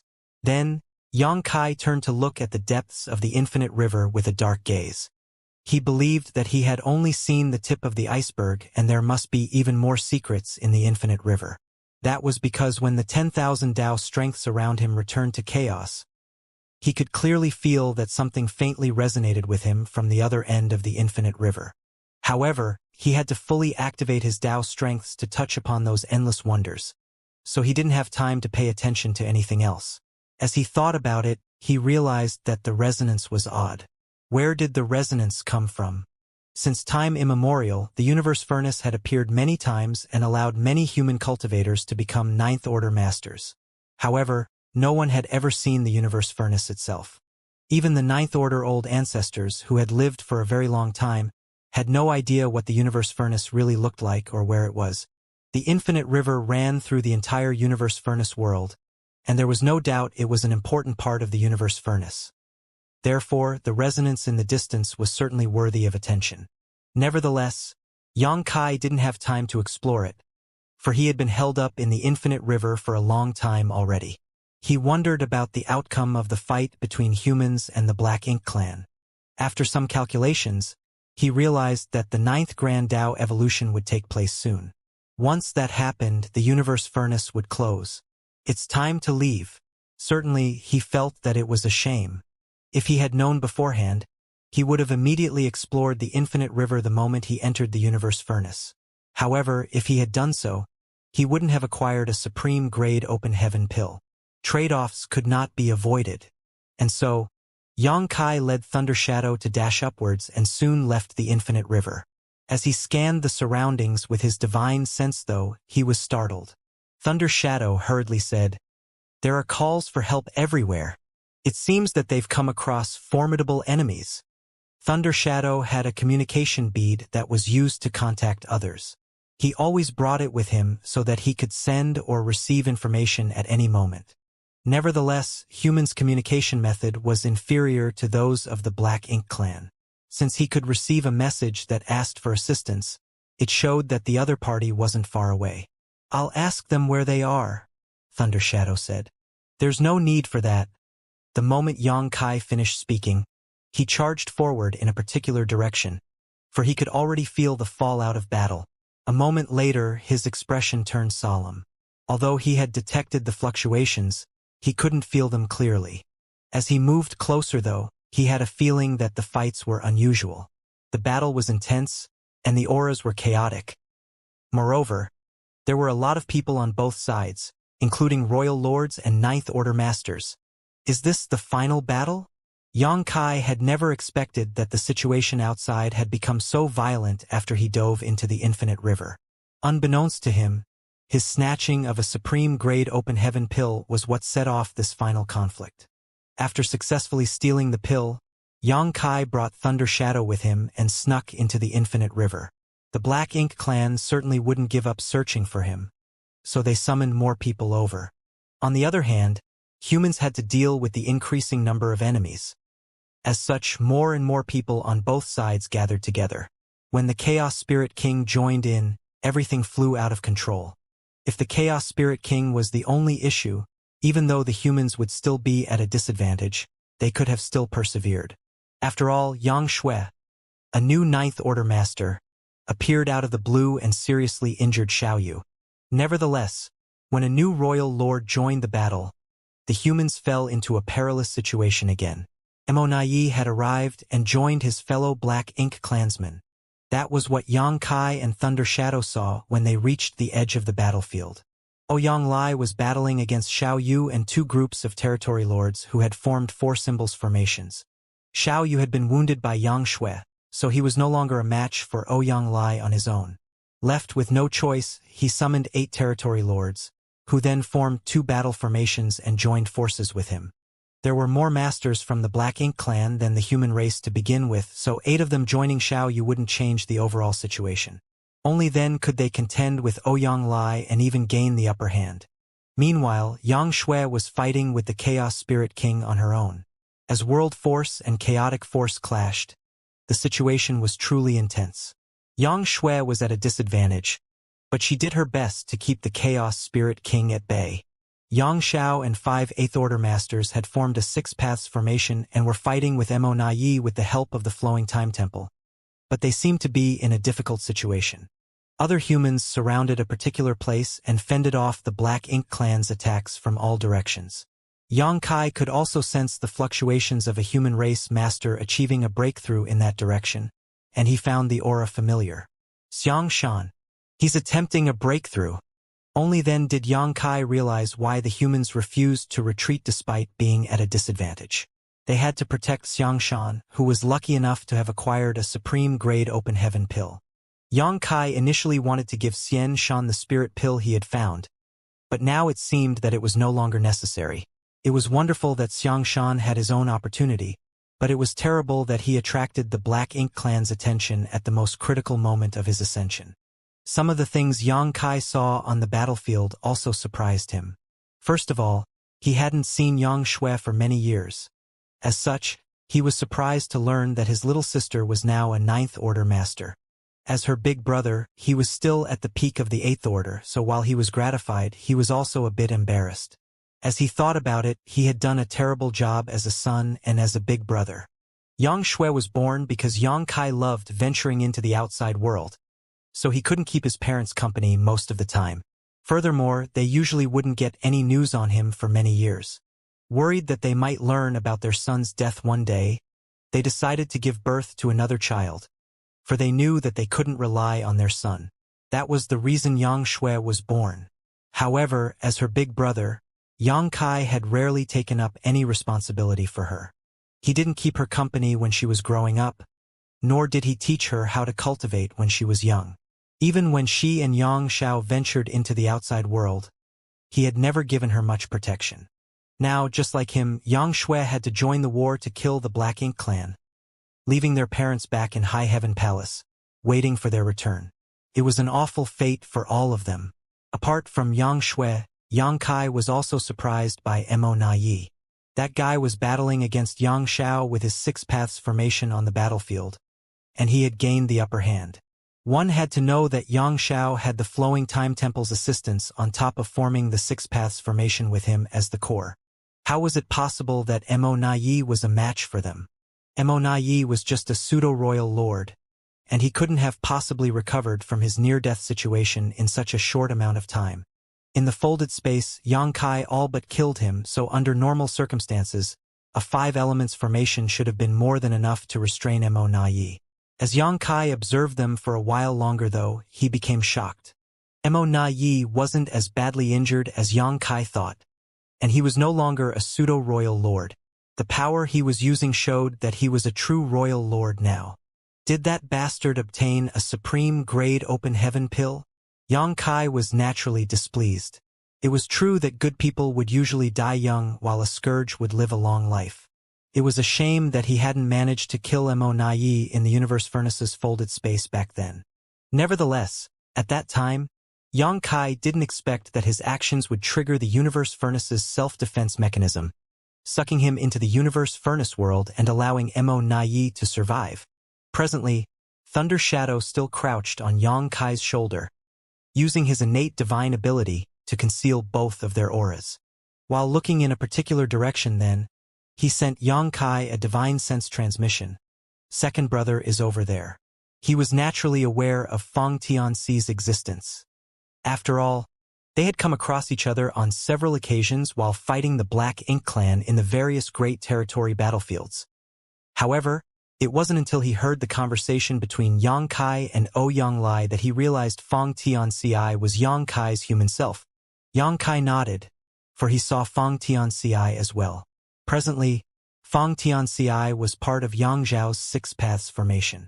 It was thanks to their close collaboration that they managed to oppose a royal lord like Mo for so long. It wasn't that Yangzhao didn't want to form a 7 stars formation. If he could do that, it would certainly help with their situation. At the very least, they would find it easier to fight with Mo.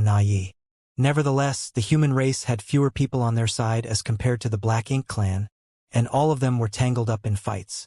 If they asked someone to assist them, a different part of the defense line might break.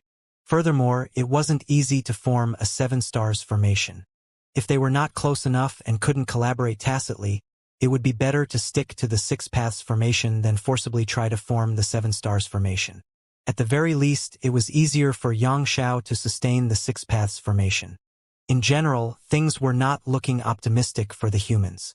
Yang Shui and Ouyonglai, both 9th Order Masters, could still manage to deal with their own opponents. However, Yang Zhao's team and the ones protecting Xianxia were in a perilous situation. Once Yang Zhao's group was defeated or the defense line was broken through, the humans were bound to suffer immense losses. At that moment, Xianxia was glad that he didn't spend any more time in the Infinite River. To the human race, he and Thunder Shadow, who were hiding in the dark, were their best bet to turn the situation around. Xianxia had to look for a chance and make a move to lift some pressure off his side. He could ignore the Chaos Spirit King, for Yang Shui was powerful enough to restrain it. Furthermore, he believed that even if he launched a sneak attack, he couldn't possibly harm the Chaos Spirit King. If he couldn't kill it with one strike, it would only become more agitated and aggressive. Could he deal with the 2 royal lords, then? Both royal lords were not at the peak of their powers. Ouyonglai's opponent seemed to be horribly injured as his aura was unstable. However, he had joined forces with 8 territory lords to stabilize his situation. Mo was wounded as well, but his injuries weren't serious. Xianxia didn't have the confidence to kill either of them. At best, he could injure them. As such, he decided to set his sights on the weaker targets. The humans felt immensely pressured mainly because there were over 10 pseudo-royal lords. Even if both parties were in one-on-one fights, the human race masters would still feel intimidated. Many more pseudo-royal lords had entered the universe furnace world, but these were the only ones on the battlefield at that moment. The other pseudo-royal lords were either on their way or didn't bring black ink nests with them. As such, the key to this battle wasn't the fights between the royal lords and the 9th Order Masters, but Xianxia. As long as they could hold on until Xianxia achieved a breakthrough, they could turn the tides as they would have another 9th Order Master. Xianxia soon made a decision. Given his strength, he wouldn't be able to kill a royal lord. However, with Thunder Shadow's help, he could probably end a pseudo-royal lord's life. After he sent a transmission to Thunder Shadow, they silently flew towards the battlefield. At that moment, The Black Ink clan were trying to break through the human race's defense line, but they hadn't managed to achieve their goal yet. As such, many of them roared furiously. The Black Ink clan was at an advantage as they had more people on their side. The territory lords could also form 4 symbols formations, negating a large part of the humans' advantage. Nevertheless, the humans also had warships with them, which allowed them to form a solid defense line around Xianxia. Faced with the bombardment of attacks, the human race masters only had to defend themselves. The defensive arrays on the warships had been fully activated and linked with each other to form a sturdy shield. Without breaking the warship's protection, the Black Ink clan wouldn't be able to deal a decisive blow to the humans. That was the reason the humans could hold on for such a long time despite having fewer people on their side. Nevertheless, the warships were not unbreakable. Once they were damaged, the humans would have to directly deal with the enemies. By then, no one could tell how much longer they could persevere. In a particular spot of the defense line, a pseudo-royal lord that looked like a humanoid ox with horns on his forehead madly released waves of black ink strength, striking the light barrier in front of him, dimming it significantly. He could feel that the defense line made from warships in this spot was about to break apart at any moment. Once that happened, the humans would have to directly face his wrath. "Ants, you die today," he growled with bloodshot eyes. Despite being at an advantage, he did not forget to weaken the humans' morale as well. Regardless of whether it was useful at all, he felt much better after shouting it out. He had been in life-and-death fights with the human race masters in the past many times. Before he became a pseudo-royal lord, the opponents he had come across were all difficult to deal with. This time, hundreds of human race masters were unable to flee. Once the defense line was shattered, slaughter would be inevitable. It would be a huge victory that the Black Ink clan hadn't enjoyed for a long time, so he was naturally quite pleased. He could already imagine that scene in his mind. All of a sudden, he felt his chest tightening and a chill shoot up his spine. He was engulfed in a great sense of crisis. The pseudo-royal lord was startled. Before he could figure out what was going on though, he felt an aura appear from behind, one that was so savage that he felt a sharp pain in his skin. Someone was launching a sneak attack on him, and the person was powerful.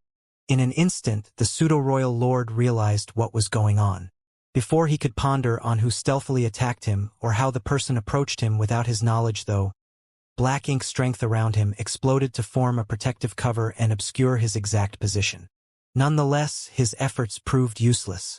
The moment his black ink strength exploded out, he felt a sharp pain in his back. A sharp object had penetrated his figure. He hurriedly turned his head and saw a familiar-looking young man with a cold expression and a murderous gaze. At the most critical moment, the pseudo-royal lord reacted quickly enough. He leapt forward to widen the gap with his attacker and the weapon left his body, drawing a gush of blood with it. An abstruse power lingered on his wound, however, making him feel uneasy. Behind him, Xianxia furrowed his brow. Just as he expected, it wasn't easy to kill a pseudo-royal lord. With Thunder Shadow's help, he managed to approach the opponent without alerting him and successfully launched a sneak attack. Nevertheless, it was still impractical to try to end a pseudo-royal lord's life with only one strike. At the end of the day, Xianxia was still weaker than the other party. If the opponent was a territory lord, even an innate one, Xianxia had the confidence to kill them with one move. Without hesitation, Xianxia retracted his spear and released the space-time river. The water rushed towards the pseudo-royal lord and swept him up into it. Before the pseudo-royal lord could shout to warn the others, he disappeared into the river. The turn of events shocked both the humans and the Black Ink clansmen. None of them could clearly see what happened. They only knew that a river appeared out of the blue, after which a pseudo-royal lord vanished out of sight. As they looked in the same direction, Thunder Shadow appeared with a figure surrounded by lightning. He then turned into a lightning ball and growled before biting a territory lord. The territory lord was only an acquired one and was bitten by Thunder Shadow while he had his guard down. As lightning struck, the territory lord trembled uncontrollably, and all his black ink strength dissipated. Thunder Shadow exerted more force with his mouth and split the territory lord's body in half. With a contemptuous gaze, It spat out the body and roared, "What are you looking at? I'll bite you to death."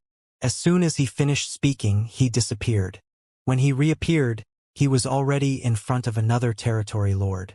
Opening his hideous mouth, he sank his teeth into the opponent. Thunder Shadow was powerful to begin with. When Yang Kai bumped into him back then, Thunder Shadow was already able to hold off several territory lords on his own. Then, in the depths of the infinite river, he devoured a lot of compatible Dao strength to the point he became stuffed. Now, he was 30% stronger than in the past. Naturally, no acquired territory lord was a match for him anymore. In just several breaths of time, 2 territory lords had lost their lives. No one could find Thunder Shadow when he was hiding, and when he struck, he did so ferociously, making it difficult for his opponents to respond or defend themselves. While the Black Ink clan was reeling from the shock, the humans were ecstatic. They realized that strong reinforcements had arrived. Apart from Thunder Shadow, who had made a name for himself on the various great territory battlefields, the human, who had appeared momentarily, wasn't weak either. Otherwise, they wouldn't have targeted a pseudo-royal lord. Several human race masters recognized the signature spacetime river. People like Zhan Tianhe, Xiongji, and Lu Feifei had witnessed Yang Kai using the river before, so they knew he had arrived. There was no doubt that the person who launched a sneak attack on the pseudo-royal lord and dragged him into the spacetime river was Yang Kai. They had been doubtful about why Yang Kai, who had caused all this chaos, was nowhere to be seen while the humans were locked in an intense fight with the Black Ink clan. Only now did they finally relax slightly. Although Yang Kai had only brought a leopard with him, his presence alone gave them massive confidence. On the battlefield, Thunder Shadow wandered around the spacetime river and killed several territory lords. Just then, a pseudo-royal lord came over and sent out a punch. Thunder Shadow was sent flying away while coughing up blood. Just as the pseudo-royal lord was preparing to end his life though, the leopard disappeared into the void again. Thunder Shadow's goal was clear. He only had to target the territory lords to keep them at bay. Even Yang Kai couldn't easily kill a pseudo-royal lord, let alone his monster self. If he forced himself to contend with a pseudo-royal lord, Thunder Shadow would be courting death. Given his innate divine ability and powerful combat skills though, it was easy enough for Thunder Shadow to kill some acquired territory lords, which was what Yang Kai asked him to do. They had to lift some pressure off the humans guarding this position. However, Thunder Shadow soon realized there was nothing much he could do on his own. There were quite a number of pseudo-royal lords. Moreover, after suffering some setbacks, the territory lords quickly formed battle formations, ensuring that Thunder Shadow couldn't easily kill them. As numerous Black Ink clansmen scanned the surroundings, even Thunder Shadow could hardly conceal his figure using his innate divine ability. The pseudo-royal lords discovered his whereabouts and struck several times, causing the lightning around him to dim. With a pair of amber eyes, Thunder Shadow glanced over at the space-time river, which was undulating violently and charged forward. At the same time, it exclaimed, "Save me, big brother!" Several pseudo-royal lords relentlessly raced after him while many rained their attacks on the space-time river. Regardless of what technique it was or who activated it, since their opponent was there, they just had to attack. The space-time river shook violently because of external pressure as well as the internal fight. Right after Yang Kai summoned the space-time river and swept the Ox pseudo-royal lord into it, he too dove in. He was so swift that hardly anyone could see him clearly. Inside the space-time river, Yang Kai naturally held the advantage. Although he couldn't control everything like he did in his small universe, he was in a favorable position in the river. Presently, the space-time river was filled with many more Dao strengths, which formed countless undercurrents and enacted all sorts of wonders. Yin and Yang, 5 elements, 10,000 grand Daos, chaos. The entire evolutionary process took place repeatedly, completely confusing the opponent's senses. While hiding in the river, Yang Kai waited for a chance to flare up and kill the enemy. Just as Thunder Shadow called for help, everyone could clearly feel that a powerful aura suddenly vanished inside the raging river. The next instant, waves spread out as a figure shot out with a corpse with no Black Ink strength left in his hand. All the Black Ink clansmen were flabbergasted. A pseudo-royal lord was killed in such a short time, Although there were quite a number of pseudo-royal lords present, none of them had lost their lives despite fighting with the humans for such a long time. Now, one of them had been killed just like that. Meanwhile, a young man stood above the river with a dispassionate expression before tossing the corpse away as though it was common trash. Yang Kai, a black ink clansman exclaimed, for he finally made out Yang Kai's face and realized his identity. On the other hand, a solemn Mo Na Yi, who had been suppressing Yang Xiao, roared, Yang Kai! After entering the universe furnace world, he acquired an opportunity to become a royal lord and even healed most of his injuries. He initially thought that if he came across Yang Kai again, he would have a chance to kill him once and for all. Now, it seemed that while he gained an opportunity, it wasn't like Yang Kai acquired nothing. Yang Kai had become significantly more powerful than when they parted ways previously. The strange river was obviously a new technique he had created, one Mo Na Yi had never seen or heard of before. More importantly, he was concerned about the fact that Yang Kai was now able to pose a serious threat to the pseudo-royal lords.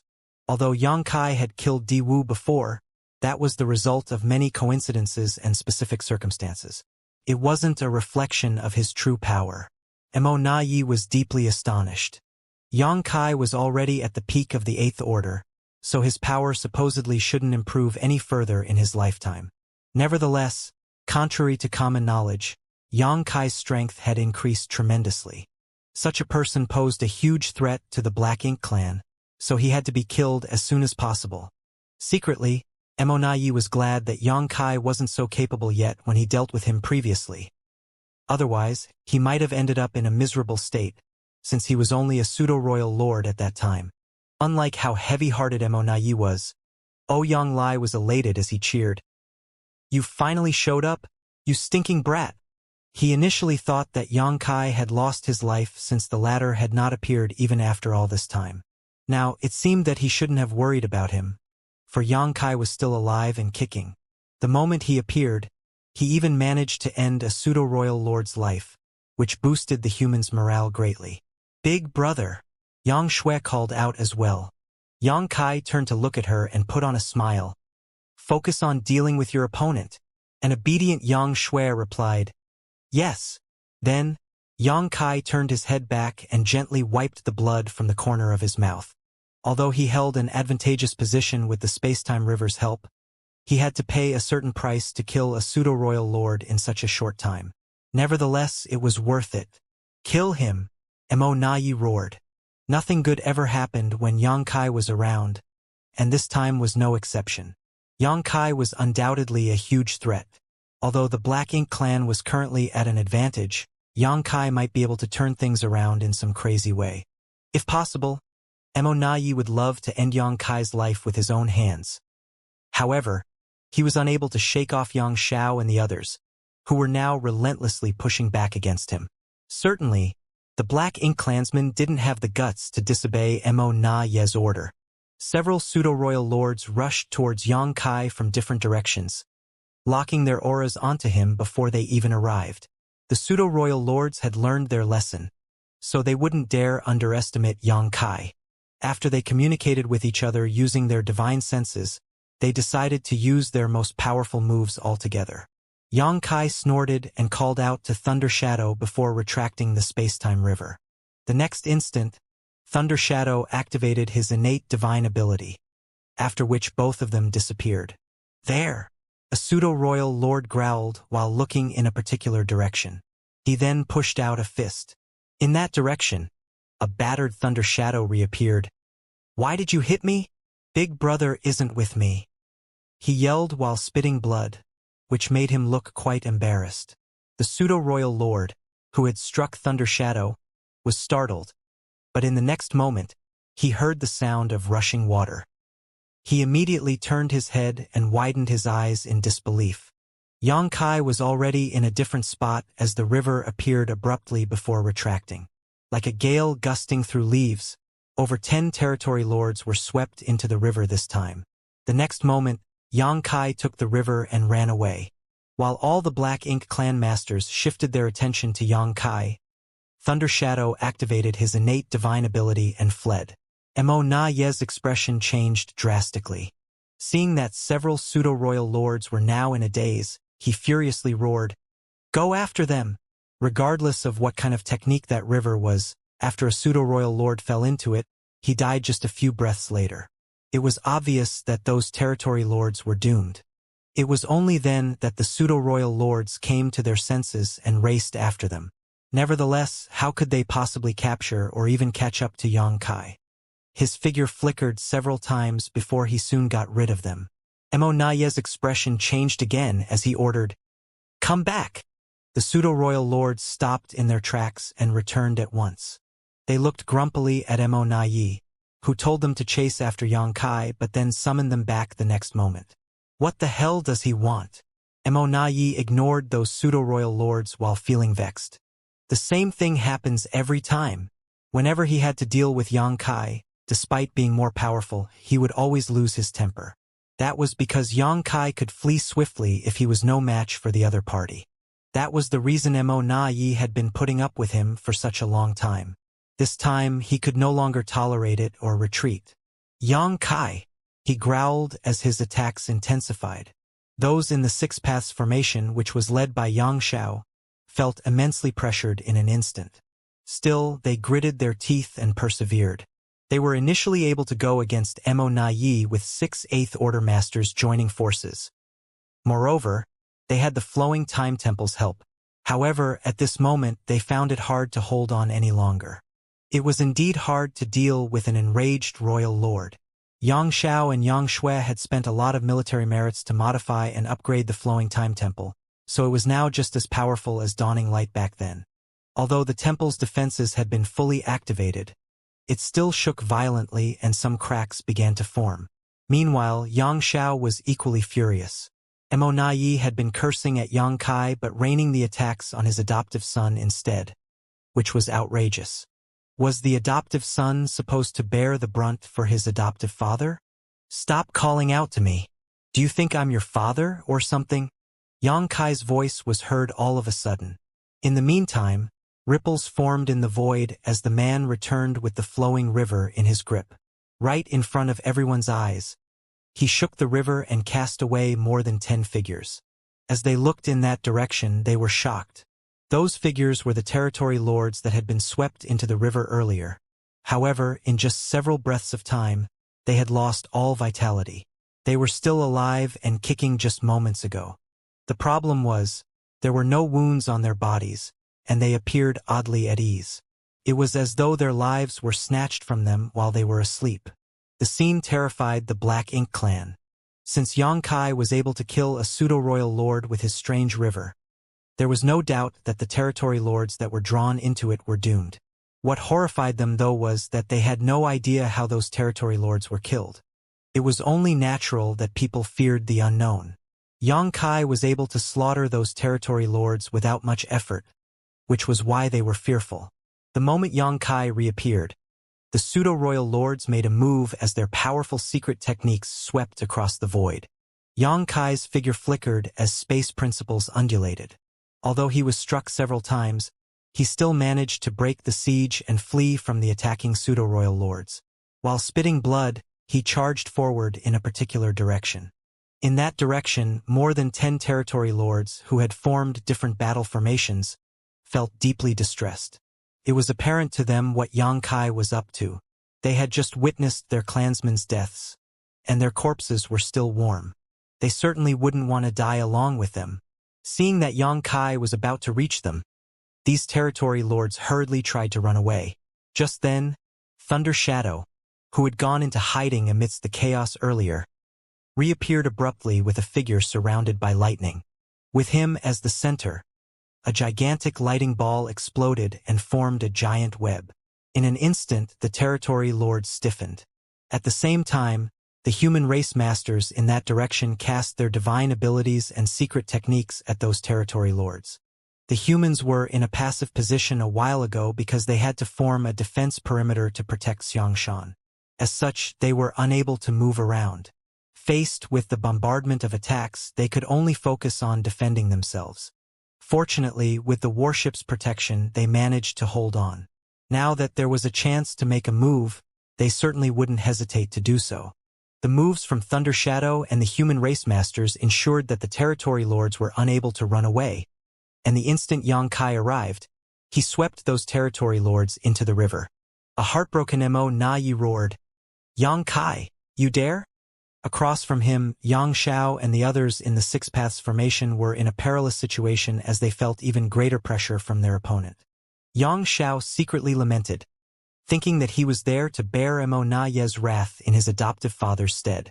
Meanwhile, Yang Kai, who had captured over 10 territory lords, ran away with the space-time river. While spitting blood, he announced, "I'll be back. Hong Long Long." The pseudo-royal lords fully activated their powers and struck in the direction where Yang Kai was fleeing. However, his figure kept flickering and disappeared soon after. Mo Na Ye's face was gloomy as he thought that Yang Kai was indeed a huge threat to them. Whenever Yang Kai appeared, the Black Ink clan would suffer immense losses. This time, apart from over 20 territory lords, even a pseudo-royal lord had been killed. Moreover, since it took several pseudo-royal lords to even partially restrain Yang Kai, a great deal of pressure had been lifted off the humans' defense line. Initially, the humans were in a passive position, but they were now able to fight back. In some places, they had even gained the upper hand as the territory lords were forced to step back. Seeing this, Mo Na Yi knew that they couldn't allow Yang Kai to dictate the flow of the battle any longer. Otherwise, they would just be led around by the nose. He had dealt with Yang Kai several times, so he understood the latter very well. Based on past experiences, once Yang Kai managed to influence the war enough, the Black Ink clan was doomed to fail. After making up his mind, Mo Na Yi barked, "Focus on breaking their defense line and killing Xianxia." The pseudo-royal lords immediately turned around and charged towards Xianxia. That was what they had been doing before Yang Kai disrupted them, and with the help of these pseudo-royal lords, the Black Ink clan once again seized the initiative. Although more than 20 territory lords had been killed, the overall situation hadn't changed. They were still at an advantage. It had to be said that Mo Na Yi was a brilliant strategist and tactician. He didn't lose his composure because of Yang Kai's intervention and understood that the key to this battle was whether Xianxia would successfully break through or not. As long as the Black Ink clan could stop that from happening, the humans would lose the chance of having a new Ninth Order master, and victory would belong to the Black Ink clan. They had a great chance of achieving their goal, as well as it wasn't like the humans could persevere forever. Once Mo Na Yi shattered the Six Paths formation in front of him, he could provide even more assistance to the siege. By then, Xianxia would be doomed. If not for Yang Kai, the Black Ink clan would have been in control of everything the entire time. Despite Yang Kai's appearance, as long as the Black Ink clan could stick to their plan, the humans wouldn't be able to turn things around. The best they could do was to stall for time. Seeing how intense the battle was, Yang Kai had a solemn expression. Corpses of the territory lords in perfect condition dropped out of the space-time river again. Given enough time, he could have continued to harass the Black Ink clan, slaughtering the territory lords to weaken their collective power.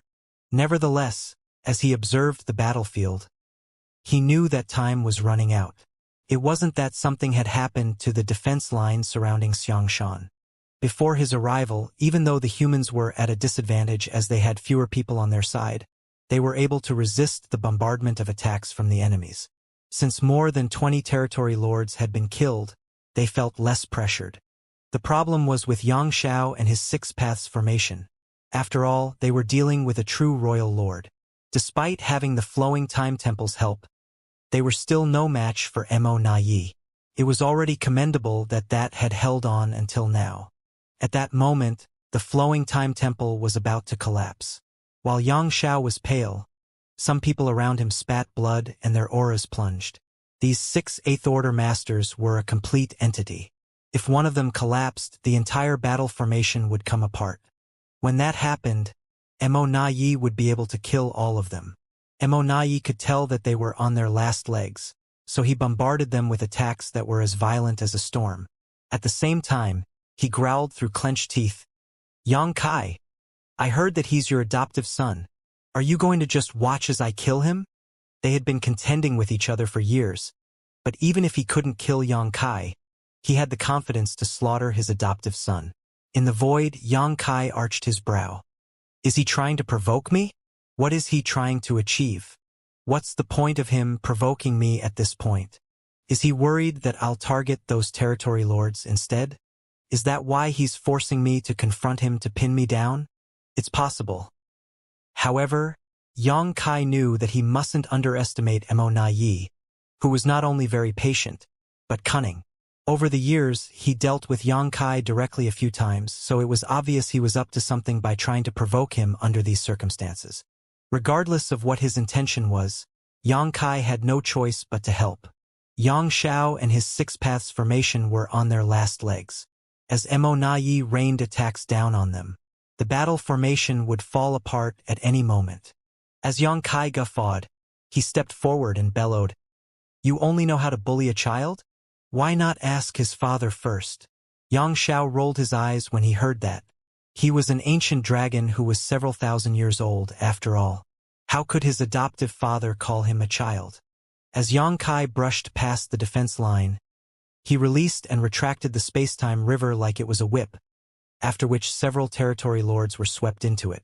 In an instant, currents surged in the river as 10,000 grand daos were stimulated. When Yang Kai arrived at the battlefield, the corpses of those territory lords fell out of the river with no vitality left. He then stepped into the Six Paths formation, which was led by Yang Xiao, and infused his aura into it. Instantly, the Six Paths formation became the Seven Stars formation. However, Yang Xiao's face blanched as he roared. As the core of the formation, he had to harmonize the powers coming from all directions, so he felt immensely pressured. Since he was an ancient dragon with a figure of over 90,000 meters long, he was better able to bear such pressure. But he had never formed a Seven Stars formation with others before, so he found it difficult to harmonize everyone's power at that moment. When he led the Six Paths formation just now, the battle formation could still run smoothly. However, the instant Yang Kai joined them, the battle formation started shaking violently, as though it would come apart at any moment. That was the reason the human race masters found it hard to form stronger battle formations. When it came to battle formations, more people was not always better. Just like shoes, one had to choose ones that fit. The Eighth Order masters that could form a 7 stars or 8 trigrams formation were those who spent millennia fighting together, so they understood each other extremely well. They also had to rehearse the battle formation countless times so that they could achieve the desired result when dealing with enemies. On top of all that, it was dangerous for Yang Kai to barge into a battle formation that was already running to begin with. If something went wrong, instead of forming a higher battle formation, he would make the original one break apart. Once the battle formation fell apart while they were dealing with a formidable opponent, they would be doomed. However, Yang Kai had no choice but to take a huge risk. The battle formation trembled as Mo Na Ye's attacks never ceased. The 7 of them were forced to step back. One of the members was badly injured. His aura plunged as he spat blood. Helpless, Yang Kai activated the space-time river to surround them and ward off Mo Na Ye's attacks, which helped lift some pressure off them. Nevertheless, even the space-time river, which was based on the Dao strengths of space-time and infused with 10,000 grand Daos, couldn't fend off a royal lord for long. Faced with the violent attacks, the river was immediately sent into turmoil, which caused Yang Kai's vitality to undulate. "Rotate the core," he growled through clenched teeth. While sustaining his aura, he stepped towards Yang Xiao, who moved away at the same time. Although they had never practiced forming a battle formation before, nor were they really related by blood, Yang Xiao blindly believed in Yang Kai. That was because it was thanks to Yang Kai that Yang Xiao was born safely into this world back then. The two figures replaced each other in the blink of an eye. Yang Kai became the core of the formation while Yang Xiao stood in his adoptive father's previous position. As streams of aura came from all directions, Yang Kai quickly made some adjustments. The initially turbulent battle formation soon stabilized. At the same time, their auras rose rapidly like the sun at the break of dawn and reached new heights. There was a price to pay, though. The space-time river was almost destroyed by Mo Na Yi. The moment they were done with the change of formation, Yang Kai quickly took control of the space-time river, turned it into a whip, and lashed Mo Na Yi with it. The Dao strength shook as Mo Na Yi staggered upon impact. He was flabbergasted because Yang Kai's power had increased significantly. Before the Universe Furnace's appearance, he was hunting Yang Kai down as a pseudo-royal lord at that time. Yang Kai was powerless to counterattack and could only flee in embarrassment. At the most critical moment, the Universe Furnace appeared all of a sudden and the space surrounding its projection became something like a trap, which provided shelter for Yang Kai. If not for the Universe Furnace's appearance, Yang Kai would have been killed. Now, the battle formation that had been formed with Yang Kai as the core seemed able to go against a true royal lord like him. There was no doubt that the battle formation was powerful, but it also showed how formidable Yang Kai was. It was at that moment that Mo Nai knew he had made the right decision. Xianxia becoming a Ninth Order Master was indeed a crisis, but Yang Kai would be a bigger threat to them if he wasn't killed. Mo Nai believed that he could kill two birds with one stone this time. With Yang Kai as the core of the formation, the human race masters successfully formed the Seven Stars formation, which was significantly more powerful than the previous Six Paths formation. Even when dealing with a royal lord like Mo Nai, they were no longer in a difficult situation. The fight between them was so intense that space around them heaved and shattered. Yang Xiao hurriedly stowed the tattered Flowing Time Temple. He and Yang Shui had inherited the artifact from Flowing Time Great Emperor, and it had accompanied them for thousands of years. He had no choice but to use it to deal with the opponent earlier. If it was destroyed, he would be quite heartbroken. Now, he didn't have to worry about the Flowing Time Temple being destroyed. He just had to collaborate with Yang Kai. It was much easier than when he had to lead the entire formation earlier. While engaging in a hot-blooded fight, Yang Kai frowned. This wasn't enough. Although they had formed the Seven Stars formation with him as the core, they still found it hard to oppose Mo Nai. The crux of the problem wasn't the Seven Stars formation, but rather that all of them had suffered various degrees of injury already. In particular, one of the Eighth Order Masters was badly injured and his aura was unstable. The power coming from him was much weaker than those of the others. That was the reason the Seven Stars formation's power couldn't be fully activated. After giving it some thought, Yang Kai sent a voice transmission to the Eighth Order Master. Upon hearing that, the Eighth Order Master nodded. "Please be careful." Saying so, he immediately left the battle formation. The others were shocked as someone leaving at this point might cause the battle formation to fall apart. Nevertheless, the next moment, someone filled in the position where the Eighth Order Master previously stood. After a moment of turmoil, the battle formation stabilized. The person was none other than Thunder Shadow. He had been hiding somewhere nearby and waiting for a chance to make a move, but he had yet to find an opening. After receiving a divine sense transmission from Yang Kai, he promptly replaced the injured Eighth Order Master and ensured that the Seven Stars formation wouldn't break apart. While busy, he flashed a smile at Fong Tianxia and called out intimately, "Second brother." Fong Tianxia responded with a smile. On the other hand, Yang Xiao was astonished. "Your brothers? No way. Brother Thunder Shadow is a monster race member while Old Fong is a human. When did you two become family? Why didn't I know that?" Furthermore, as far as he was concerned, Fong Tianxia and Thunder Shadow had rarely come into contact before. After all, Thunder Shadow only started getting active in different Great Territory battlefields 1,000 years ago. Prior to that, he spent most of his time cultivating in the Myriad Monsters world. He was a great emperor of the Myriad Monsters world where there was a world tree clone. By cultivating there, Thunder Shadow could increase his power much faster. As such, Yang Xiao was puzzled as to why they called each other brothers when they were supposedly not close. Fong Tianxia replied meaningfully, "There are many things that you don't know." Yang Xiao felt that there was some underlying meaning in those words, but it wasn't the right time to probe. Therefore, he could only suppress his doubt and focus on dealing with the opponent before them. It had to be said that with Thunder Shadow joining the formation, the Seven Stars formation instantly became more powerful, and they were able to run the battle formation far more smoothly. Despite that, they were still not at an advantage when going against Mo Nai. Yang Xiao was astounded at that, for he didn't expect a royal lord to be so mighty. He initially thought that with his adoptive father leading the battle formation, it would be easy for them to push Mo Nai back. But now it seemed that he had misjudged the situation. He reckoned that Monai didn't go all out earlier. Otherwise, even though they had the flowing time temple's help, the enemy could have easily destroyed him and the Six Paths formation. Xianxia wasn't the only one who realized this problem. It seemed to Yang Kai that Monai was getting stronger as the battle progressed. Although Thunder Shadow had replaced the wounded 8th Order Master, they still couldn't gain the upper hand. Something is off about this guy. Since he's so powerful, why didn't he kill Xianxia and the others quickly earlier? Was he worried that he'd be injured? That was an understandable thought, as it was quite troublesome once a Black Ink clansman was injured. If Monai pushed Xianxia and the others over the edge, he might have been seriously wounded if they decided to throw all caution to the wind. Could it be that he had other considerations? Regardless of his intention, Monai displayed a strong sense of fortitude that Yang Kai had never seen in other Black Ink clansmen before. As they exchanged moves, their divine abilities and secret techniques bloomed. It was undoubtedly a life-and-death battle. Yang Kai grew apprehensive as time passed. He had the confidence to persevere.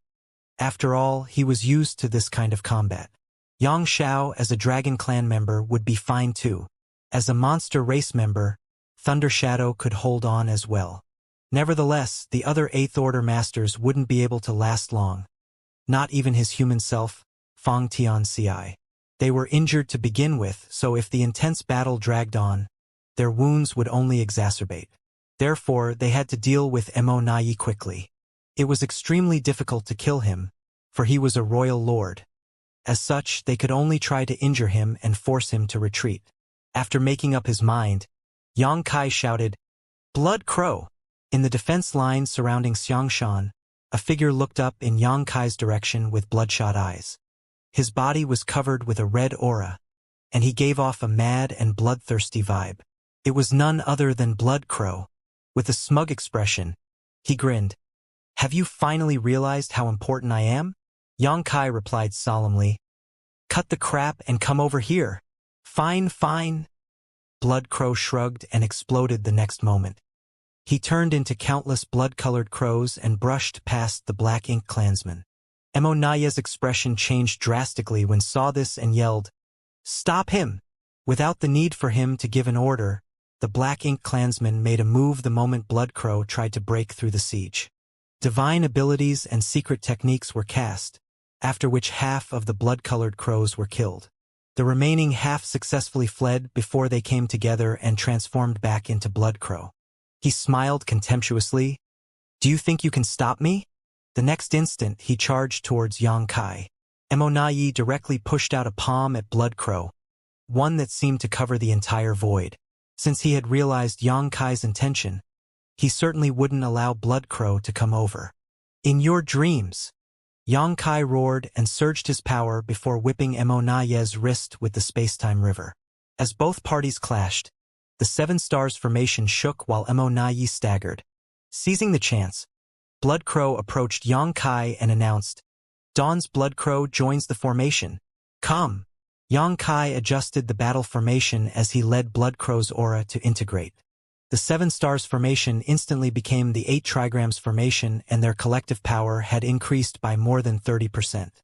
On the other hand, Monai was shocked as he saw them really form the 8 trigrams formation. Although he had heard that some human race masters were able to form the 8 trigrams formation, he had never seen it before. Moreover, the 8 trigrams formation had only appeared once, and it lasted for a short time. That was because this kind of battle formation was extremely taxing for the one acting as the core. Moreover, the last time this formation took shape, the 8th Order Master who served as the core perished. However, the Black Ink clan also paid a hefty price as a pseudo-royal lord was killed. It was at that time that the 8 trigrams formation amazed everyone, and no one had yet to make it happen again. When Yang Kai summoned Blood Crow to come over, Monai already suspected that the other party wanted to set up this battle formation.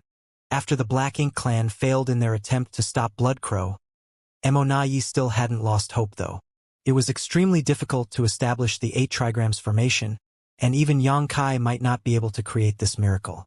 After all, Yang Kai had been on his own over the years, and he had never rehearsed any battle formations with other people. How was it possible that they could form such a formation at a moment's notice? In fact, Emonayi was already surprised that Yangkai was able to run a 7 stars formation with ease.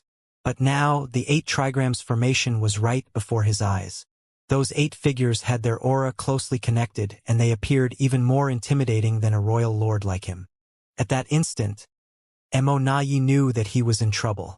Emonayi couldn't figure out how Yangkai managed to form an 8 trigrams formation without much difficulty.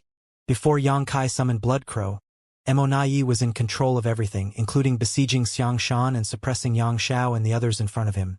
However, once the 8 trigrams formation took shape, he lost control of the situation. This guy can always do things that surprise us. The 7 stars formation that they had formed with Yangkai as the core was already able to go against him.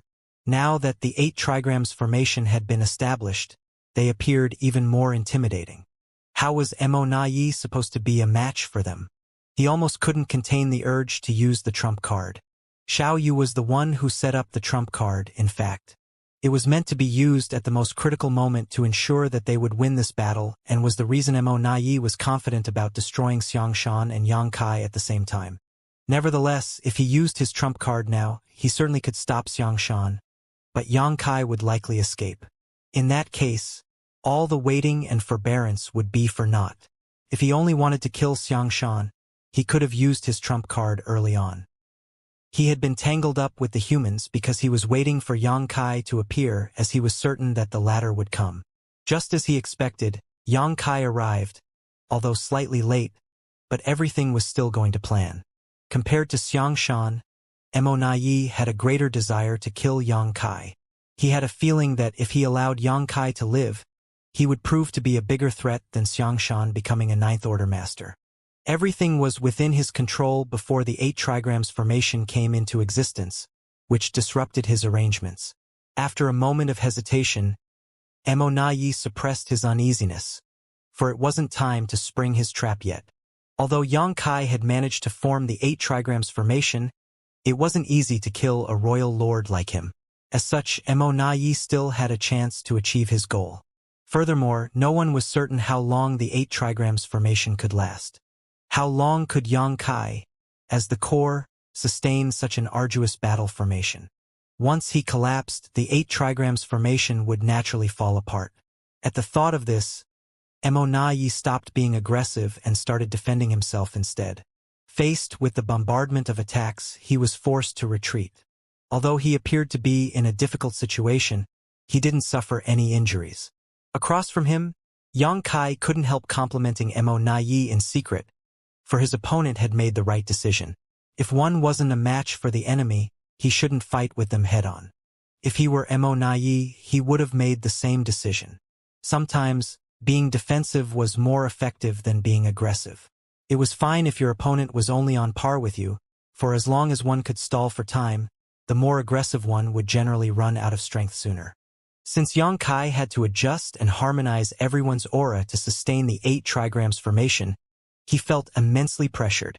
Although he was just one step away from becoming a divine dragon, he still found it hard to sustain this formation for a long time. What was more, Emonayi had decided to stall for time. If they couldn't injure him and force him to back down within an hour, their advantage would disappear. It seems that I have to take a risk. If they couldn't settle Emonayi using the 8 trigrams formation, Yangkai would have no choice but to unite his 3 selves and attempt to ascend to the 9th Order.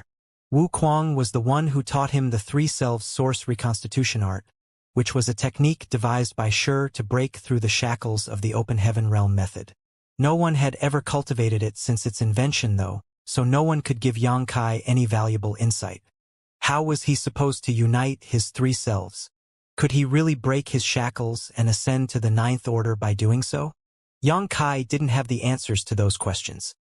Therefore, even though his human self and monster self were by his side, he didn't choose to unite them. He initially intended to wait for the dust to settle before he returned to the 3,000 worlds and looked for a suitable place to proceed. In that case, even if there were any mistakes, he would have some room to rectify them. If he united his 3 selves in this situation, once he made a mistake, he would probably be doomed, and the human race would be in hot water too. All the same, Yang Kai had to get prepared given the power and resilience that Mo Na Yi showcased. Hopefully, he wouldn't need to use his trump card. After giving it some thought, Yang Kai still sent a divine sense message to Fang Tianxia and Thunder Shadow, after which they started taking action in silence. Originally, in the 8 trigrams formation, his human self and monster self had only integrated their aura and energy with Yang Kai. However, upon receiving his transmission, they also released their spiritual energy and resonated with Yang Kai. Suddenly, Yang Kai was able to run the 8 trigrams formation nearly effortlessly.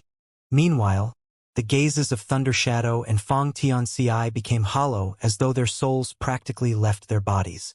Only their auras continued to stream into the battle formation. The 8 trigrams formation became effortless to operate not because Yang Kai, as the core of the formation, was mighty, but rather because there were 2 special existences in the battle formation. The human self, Fang Tianxia, and monster self, Thunder Shadow, were created by Yang Kai. They were essentially soul clones, though different from how one traditionally defined a soul clone. They had gone through their formative years separately, so they had their own unique personalities and experiences. However, if the main body needed their collaboration, they could work seamlessly with him. Therefore, Yang Kai only had to harmonize the powers of the other 5 people when sustaining the 8 trigrams formation and could ignore the human self and monster self. Fang Tianxia and Thunder Shadow, as they would perfectly collaborate with him.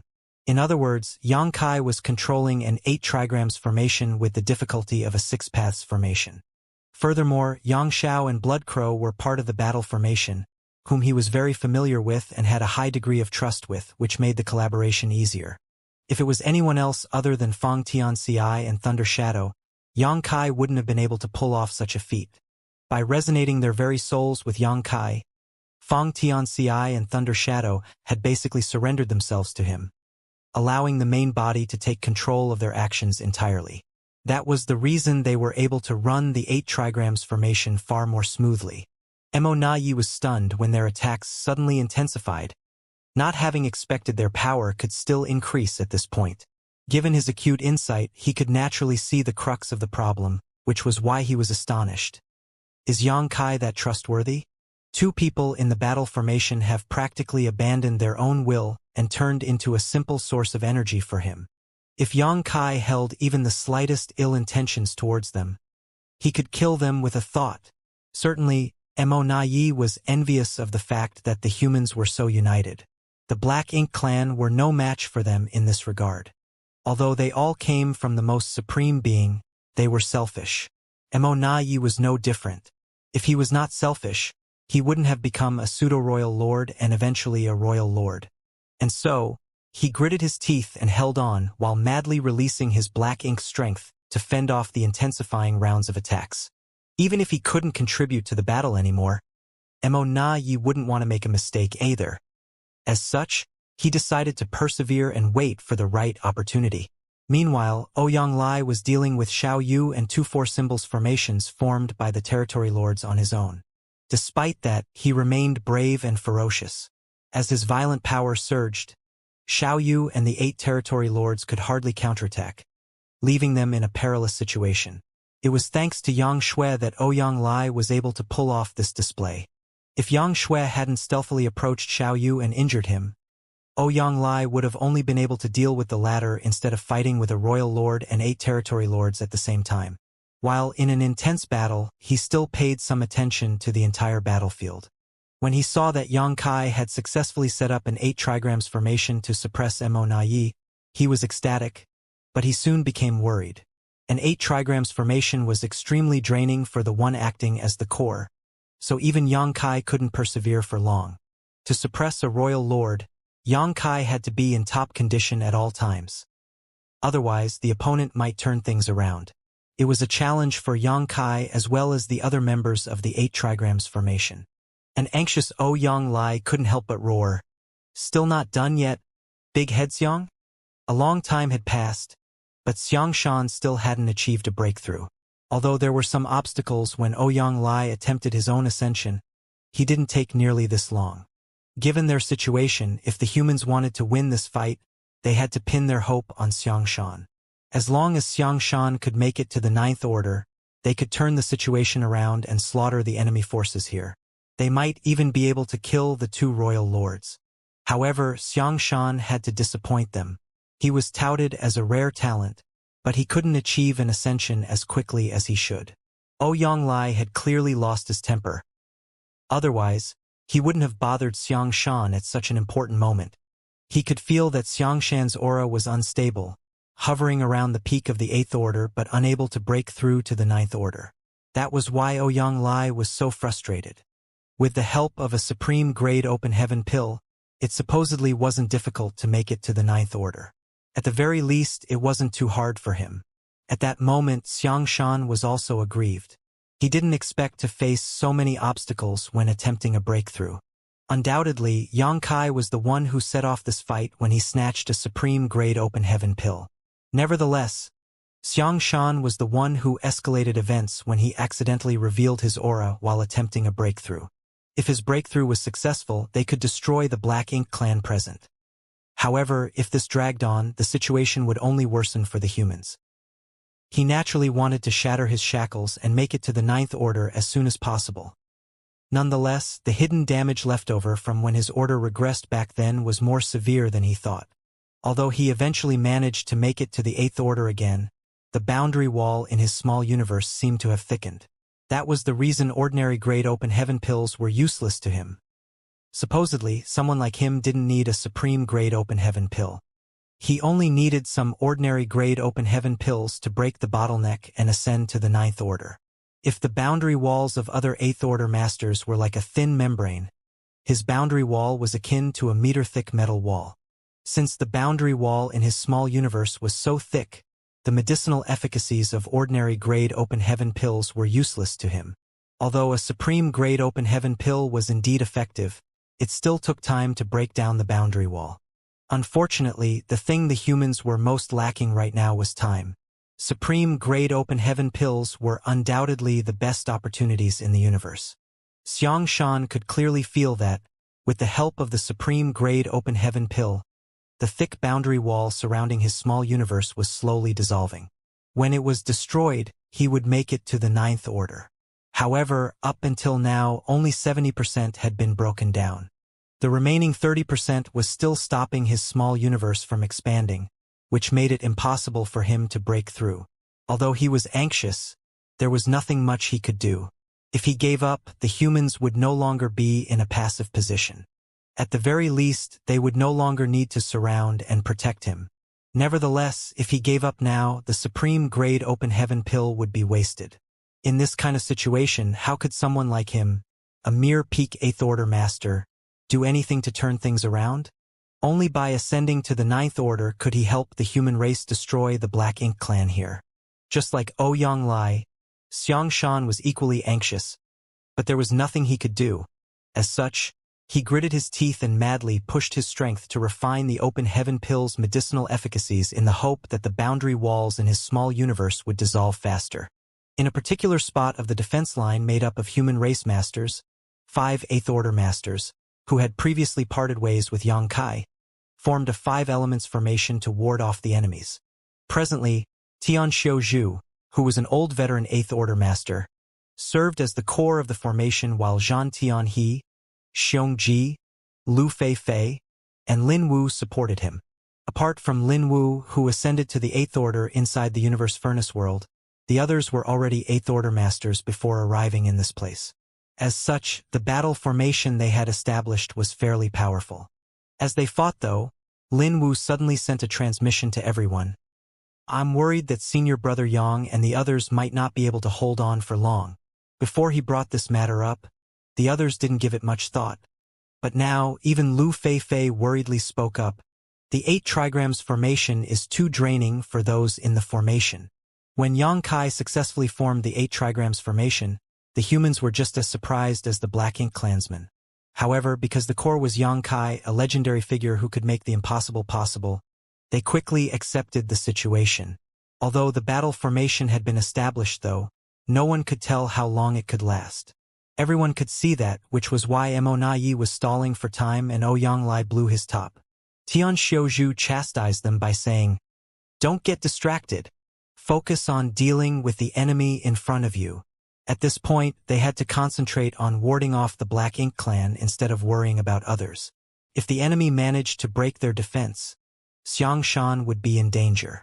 Tian Xiaozhu secretly thought that these new Eighth Order masters were just not as hardened as the longtime ones. Under normal circumstances, everyone would have just obeyed his order. However, Lin Wu seemed insistent as he went on to say, "Senior brother Tian, we have to lend a helping hand to senior brother Yang. Once their battle formation collapses, not just senior Xianxia will be in danger, all of us will be." Tian Xiaozhu furrowed his brow. How are we supposed to assist them? He had no idea what was on Lin Wu's mind. They were surrounded by Black Ink clansmen, so it was difficult for them to break the siege as it is. Blood Crow managed to escape earlier because his secret art was unique, which caught the Black Ink clan off guard. None of them had techniques that could replicate what Blood Crow had done, so how were they supposed to leave? Moreover, if they did that, the humans in this place would surely face greater pressure. Lin Wu replied quickly, "It's not that I doubt senior brother Yang's capabilities. Given his strength, he can certainly sustain the 8 trigrams formation as its core for some time, but what about the others? How long can they hold on? Apart from senior brother Yang, if any one of them collapses, the battle formation will break apart." He was only telling the truth, and it was a matter everyone was concerned about. Then, he continued, "Given the situation, only we can lend senior brother Yang a helping hand.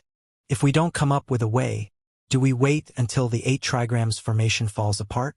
Please consider my suggestion, senior brother Tian." The others fell into their thoughts as well. Lin Wu said they were the only ones who could give Yang Kai a helping hand because they were faced with less pressure compared to the other masters. After all, they were dealing with an injured pseudo-royal lord, Meng Kai. There were over 10 pseudo-royal lords on the battlefield, and although Yang Kai had killed one of them, there were still many more to deal with. Presently, they were applying pressure on the humans in different places. Tian Xiaozhu and the others were dealing with Meng Kai and some territory lords. Certainly, Zhan Tianhe and the others were familiar with Meng Kai as he, Xiongji, and Lu Feifei had faced off against him together with Yang Kai, Ouyang Lai, and Thunder Shadow some time ago, leaving both sides battered. Since Meng Kai was badly wounded before this battle broke out, he was unable to fully utilize all his power. It was unlike the other pseudo-royal lords, who were all in top condition. As such, the other human race masters were unlikely to break the siege. If they wanted to provide support to Yang Kai, their group would have the best chance of achieving this goal by settling Meng Kai first. It had to be said that Lin Wu was a shrewd person. After his persuasion, Tian Xiaozhu couldn't help falling into his thoughts as well. A moment later, he nodded. "You have a point. Only we can help junior brother Yang and the others." At that moment, he couldn't help feeling he had grown too old. Although he was more experienced than the young ones, he wasn't as flexible as them. Lin Wu then said grimly, "Senior brother Tian, we'd better get prepared early so that we can lend them a hand at any moment." Tian Xiaozhu nodded almost imperceptibly. "Follow my lead." "Yes," they all replied. The next moment, Tian Xiaozhu surged his divine sense and sent a transmission to the human race masters in the nearby battle formations. A moment later, they nodded imperceptibly as they were ready to offer their help when Tian Xiaozhu and the others took action. Soon, everything was prepared. However, Tian Xiaozhu didn't immediately act to assist Yang Kai, as it was an arrangement that they would rather not use. Presently, they had to sustain the current situation and protect the defense line. Once it was necessary for them to shift to providing assistance, though, they wouldn't hesitate to do so. Everyone in the 8 trigrams formation felt immensely pressured, and even Yang Kai was injured and soaked in blood. Every time they attacked, it was a strain on their bodies and souls. They had no choice, though, as their opponent was a royal lord. On the other hand, Mo Naiyi was equally battered. Faced with the 8 trigrams formation, he could hardly counterattack and was forced back repeatedly as his black ink strength was scattered. Strictly speaking, a 7 stars formation was enough to deal with a newly promoted royal lord like him. With Yang Kai as the core, they could even oppose a veteran royal lord like Mou with an 8 trigrams formation. There was no doubt that Yang Kai and the others were at an advantage at that moment, as all of them were going all out to kill the royal lord before them, but it was still extremely difficult to do so. Regardless of how battered Mo Nai looked, he was still a true royal lord. Unless they were significantly more powerful, they couldn't end his life. Yang Kai and the others were caught in a dilemma. Although they had expected this outcome, they were still unable to turn things around. The space-time river had been turned into a long whip, and every time Yang Kai wielded it, 10,000 Grand Daos evolved and integrated to release awe-inspiring might. Despite his majestic aura, however, it would inevitably wither as time passed.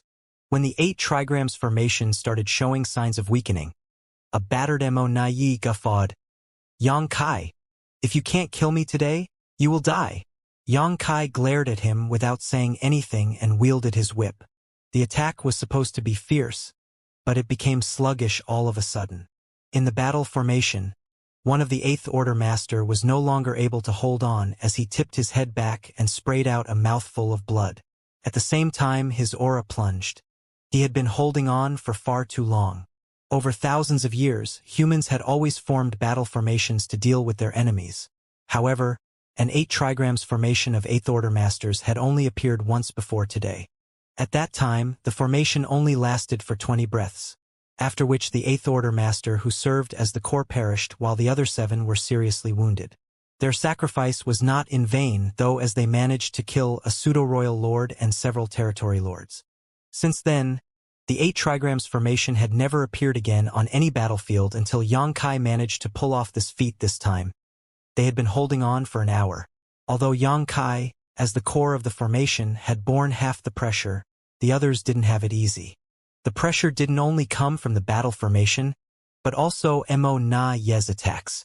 Since an 8th Order Master was no longer able to persevere, it wouldn't be long before more people collapsed. Seeing this, Mo Nai stopped being passive and became smug instead. "It's my turn." As soon as he finished speaking, he switched from defense to offense. Black ink strength surged and swept over them like a storm. Yang Kai knitted his brow tightly. Left with no choice, he surrounded them with the space-time river to ward off the attacks. At that instant, the humans fell into a passive position, and their remaining advantage was gone for good. Simultaneously, Xianxia, who had been paying attention to the battle over there, sent a transmission to his surrounding allies with a determined gaze. "It's time. Please lend us your aid, everyone." Following that, the human race masters in that section of the defense line surged their divine abilities and secret techniques. Unlike how passive they were earlier, they took the initiative to attack. The turn of events caught the Black Ink clansmen off guard, and for a moment, they found it hard to resist their opponents. Meng Ke, who was in charge of this sector of the line, was startled for a moment. He could see members of a 5 elements formation charging towards him as though they were prepared to sacrifice themselves. Xianxia, who was at the front, roared, "Black Ink bastard! Go to hell!" His imposing aura shocked Meng Ke. Although he was the 3rd pseudo-royal lord to be born within the Black Ink clan, he had never been used or valued. Now, there were quite a few pseudo-royal lords, and as such, he became even less important. He had always been ambitious. Initially, he intended to make a great contribution while in the Universe Furnace world. Nevertheless, luck wasn't on his side. He repeatedly came across powerful opponents and became injured, which was why he was so frustrated.